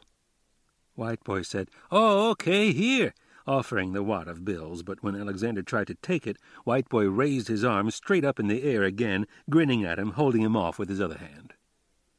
You rob kids? Buddy said. How about old women? Anybody we can, Kenneth said, his head bobbing to Esther Phillips. You a robber, it's what you do, man. You rob people. Buddy started into the room, and Foley took hold of his arm to stop him. They watched White Boy play with Alexander, waving the money at him, then raising it out of reach when he made a grab for it. They watched Midge get up to help Alexander, and Kenneth right away step in front of her, holding up his hands, fainting with them at her breasts. They watched White Boy drag Alexander by the hair to a closet, throw him inside, and lock the door. Buddy pulled his arm free, and Foley said, Stay out of it. I can't. Let's go see the snoop. They walked through to where he stood looking at himself in the mirror. There's no safe, Foley said. There's no cash or stones hidden anywhere. Maurice studied his profile. You look good. Glenn was dreaming. Fucking Glenn, Maurice said. Yeah, well, you take what you can get. You want a suit? You want a sport coat? The ones on the floor there, you can have any of those. I can't use them. You want shoes? The man must be 20 pair of shoes in the closet. Too big for me. He looked past their reflections and yelled, "White boy, there's some cardboard boxes in the truck. Dump out the shits in them and bring the boxes up here. We'll take the wine and the booze. Hey, and look in the kitchen, the freezer. See what looks good to you." They saw White Boy in the mirror start out and then stop and look back. "How about somebody helping me?" Maurice said. "Y'all want to give him a hand?" "We're leaving," Foley said. "We all are pretty soon now." Maurice turned and yelled at White Boy. "Get Kenneth." "He ain't here." "Well, where's he at?" "He took the redhead down the hall," White Boy said. And Foley thought, here it comes. Township and sheriff's radio cars stood along Vaughan Road, dull metal shapes in the dark, the sky overcast, unmarked cars against the snowbank by the wall in front of the residence and blocking both ends of the circular drive. The detective from robbery said, "Let me find out what's going on," and got out of the car. On the way here he had asked about the GCI prison break, and that was pretty much what they'd talked about. The robbery detective said he'd never heard of Jack Foley. Karen was out of the car when he came back from the group standing by one of the sheriff's cars. He told her they were waiting for Inspector Cruz. He hadn't arrived yet. They walked to the nearer end of the circular drive, and the robbery detective pointed out the truck parked at the front entrance. He said they'd contacted the company and found out a truck was missing from their property and must have been stolen that evening. Karen said, "It looks like the front door's open." "It is," the detective said. "A guy came out just a minute ago, got some boxes from the truck, went inside with them and kicked the door shut, but it didn't close all the way." Karen stared at the front entrance. The detective said, "Raymond should be here soon." He said, "You want to smoke? It's okay here by the wall." Karen shook her head. He had trouble with his lighter getting it to flame. He lit his cigarette finally, looked up and said, "Hey, where you going?" Karen walked up the drive to the front entrance, right hand in her coat pocket, gripping the Sig Sauer .38. Foley saw it happening as he looked in the mirror, and in a way it was like watching a movie. "Kenneth's like a bullfrog. It moves. Fuck it," Maurice said, turning this way and that to study his image, taking on a dead serious look then as he stopped and said to Buddy, "Man, what are you doing with that?" Now Foley was looking at the snub-nosed .38 in Buddy's hand, holding it on Maurice, Buddy saying, "You guys are bad, Snoop," and Maurice saying, "You know bad these days, man, is good," as Buddy stepped in and hit him in the mouth with his left hand, and Maurice stumbled against the mirror and stood there with his hand to his face, his eyes taking on a shrewd kind of look. "Watch the Snoop," Buddy said, "while I go find Kenneth." Foley brought the Beretta out of his overcoat, saw Maurice's gaze follow Buddy for a moment and come back to him, Maurice touching his bloody mouth as he looked at the gun. Taking off the suit coat, he said, "Jack, you don't use a gun, do you?" "Hardly ever." "You nervous?" "A little." Maurice dropped the suit coat on the floor and walked past Foley to the bed. Picking up his white coveralls, he said, "This kind of setup, you don't have any idea what the fuck you're doing. Be honest with me. Do you?" "You're right," Foley said, extended the Beretta, and shot him through the coveralls he was holding in front of him. "So I thought, why take a chance?" Foley said, and shot him again, and saw the Snoop's bloody mouth and his eyes staring, glazing over, saw him drop the coveralls and heard them hit the carpeted floor, something heavy in one of the pockets, and saw the blood in the center of the Snoop's white sweatshirt. He watched him sit down on the bed, then fall back with his eyes open and stay that way. Foley got the Snoop's piece, another Beretta, from the coveralls and ran out of the room. He saw Buddy near the end of the hall, looking back this way, his arm raised now, waiting for him. He said, "Two-Gun Foley, what did the Snoop do, pull on you?" "He had it in mind," Foley said. "Listen, Kenneth's going to be ready if he isn't deaf." "I'm going to bang in there and shoot him," Buddy said. "Something I've never done before, shoot anybody." "You know he's got that shotgun." "If you stand against the wall next to the door, reach over and turn the knob. You know what I mean?" Foley slipped the pistol in his left hand into his coat pocket, put his back against the wall and looked at Buddy, standing now in front of the door. Foley's left hand reached for the knob. He turned it. Buddy kicked the door, going in with it, and the shotgun blast blew him back into the hall, past Foley already moving into the doorway.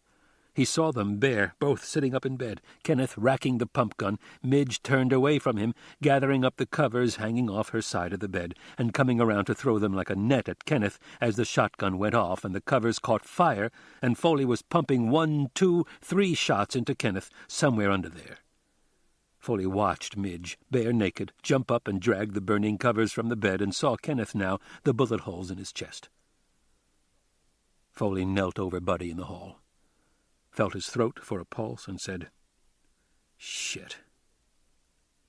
He looked up to see Midge, the woman not caring she was still naked, or maybe not even conscious of it, standing over him. "He's dead," Foley said. She gave that a moment before asking, "Where's Alexander?" "In the closet," Foley said, getting up. "But stay here. One of them's still around." Karen stood inside the open front door. She saw cardboard boxes lying in the foyer and a man on the staircase, a big guy with a gun in his hand. At the sound of the shots from upstairs he had stopped and now didn't seem to know what to do. Karen kept her eyes on him, both of them waiting, listening. She heard movement outside, hurried footsteps in the packed snow, and then silence, and then a voice calling to her, "Karen?" She saw the guy on the staircase turn at the sound and saw Foley, in that moment, in the open part of the upstairs hallway, looking over the railing at her. She moved then, fast, to the foot of the stairs, put her Sig Sauer on the guy, turned to her and said, "Police, drop it or you're dead, right now, drop it." She watched the guy stoop in a kind of awkward way to lay his gun on the stairs. He looked scared to death. She said, "Now come down," and saw Foley at the top of the stairs now, watching her. He said, "That's White Boy Bob. Honest, that's what they call him. The other 2 are dead." He paused. "So is Buddy." Karen said, "Don't move." She brought White Boy across the foyer to the open door, to the uniforms and detectives standing in the drive. She saw Raymond Cruz in the light from the coach lamps and said, "There's one more. Will you let me bring him out?" Raymond hesitated. "Why?" "I know him." "He's a friend?" Sounding surprised now. "I know him," Karen said. Foley had come down to stand where the staircase made its turn. As Karen crossed the foyer to the foot of the stairs, she saw him pull his knit cap down over his face, and now he was wearing a ski mask. She said, "Come on, Jack. Don't. Pretend I'm somebody else." "You think I'd shoot you?" Foley brought the pistols out of his pocket. "If you don't, one of those guys will. I told you I'm not going back." They were in the foyer now, behind her, Raymond Cruz and a half-dozen others lined up, watching. "What are you now?" Karen said. "A desperado?" "Put the guns down." He raised them hip-high, and she heard sounds behind her and was quick to raise her hand, though she didn't turn or look around. Karen took her time now. She said, "Okay, Jack," with almost a sigh, brought up the Sig Sauer in one hand, and fired, and he fell to the staircase, dropping the guns, grabbing hold of his right thigh. She turned to Raymond, saying, "Wait, okay?"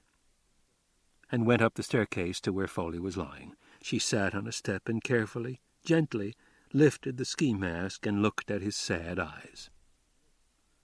"I'm sorry, Jack, but I can't shoot you."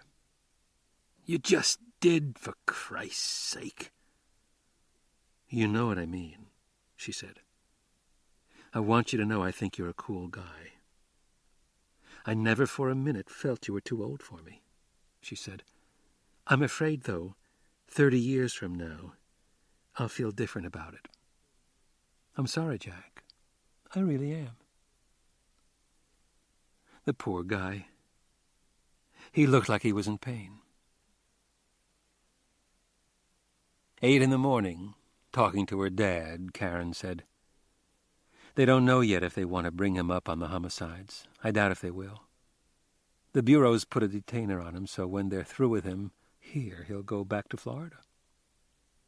Wouldn't it be something if they sent you to get him? It's possible. Have a nice time with him on the plane, like picking up where your interlude, or whatever you call it, left off, and then throw him in the can. He knew what he was doing, Karen said. Nobody forced him to rob banks. You know the old saying, don't commit the crime if you can't do the time.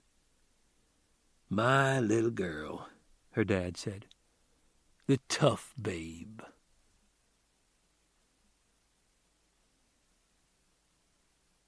Out of Sight by Elmore Leonard was performed by George Guidall and recorded by arrangement with Elmore Leonard Incorporated, care of Michael Siegel and Associates. Copyright 1996 by Elmore Leonard. Production copyright 1996 by Recorded Books Incorporated. We hope you've enjoyed this program from Harper Audio. For more information about the broad range of titles from Harper Audio, Harper Children's Audio, and Cadman, please visit our website at harperaudio.com. Thank you for listening.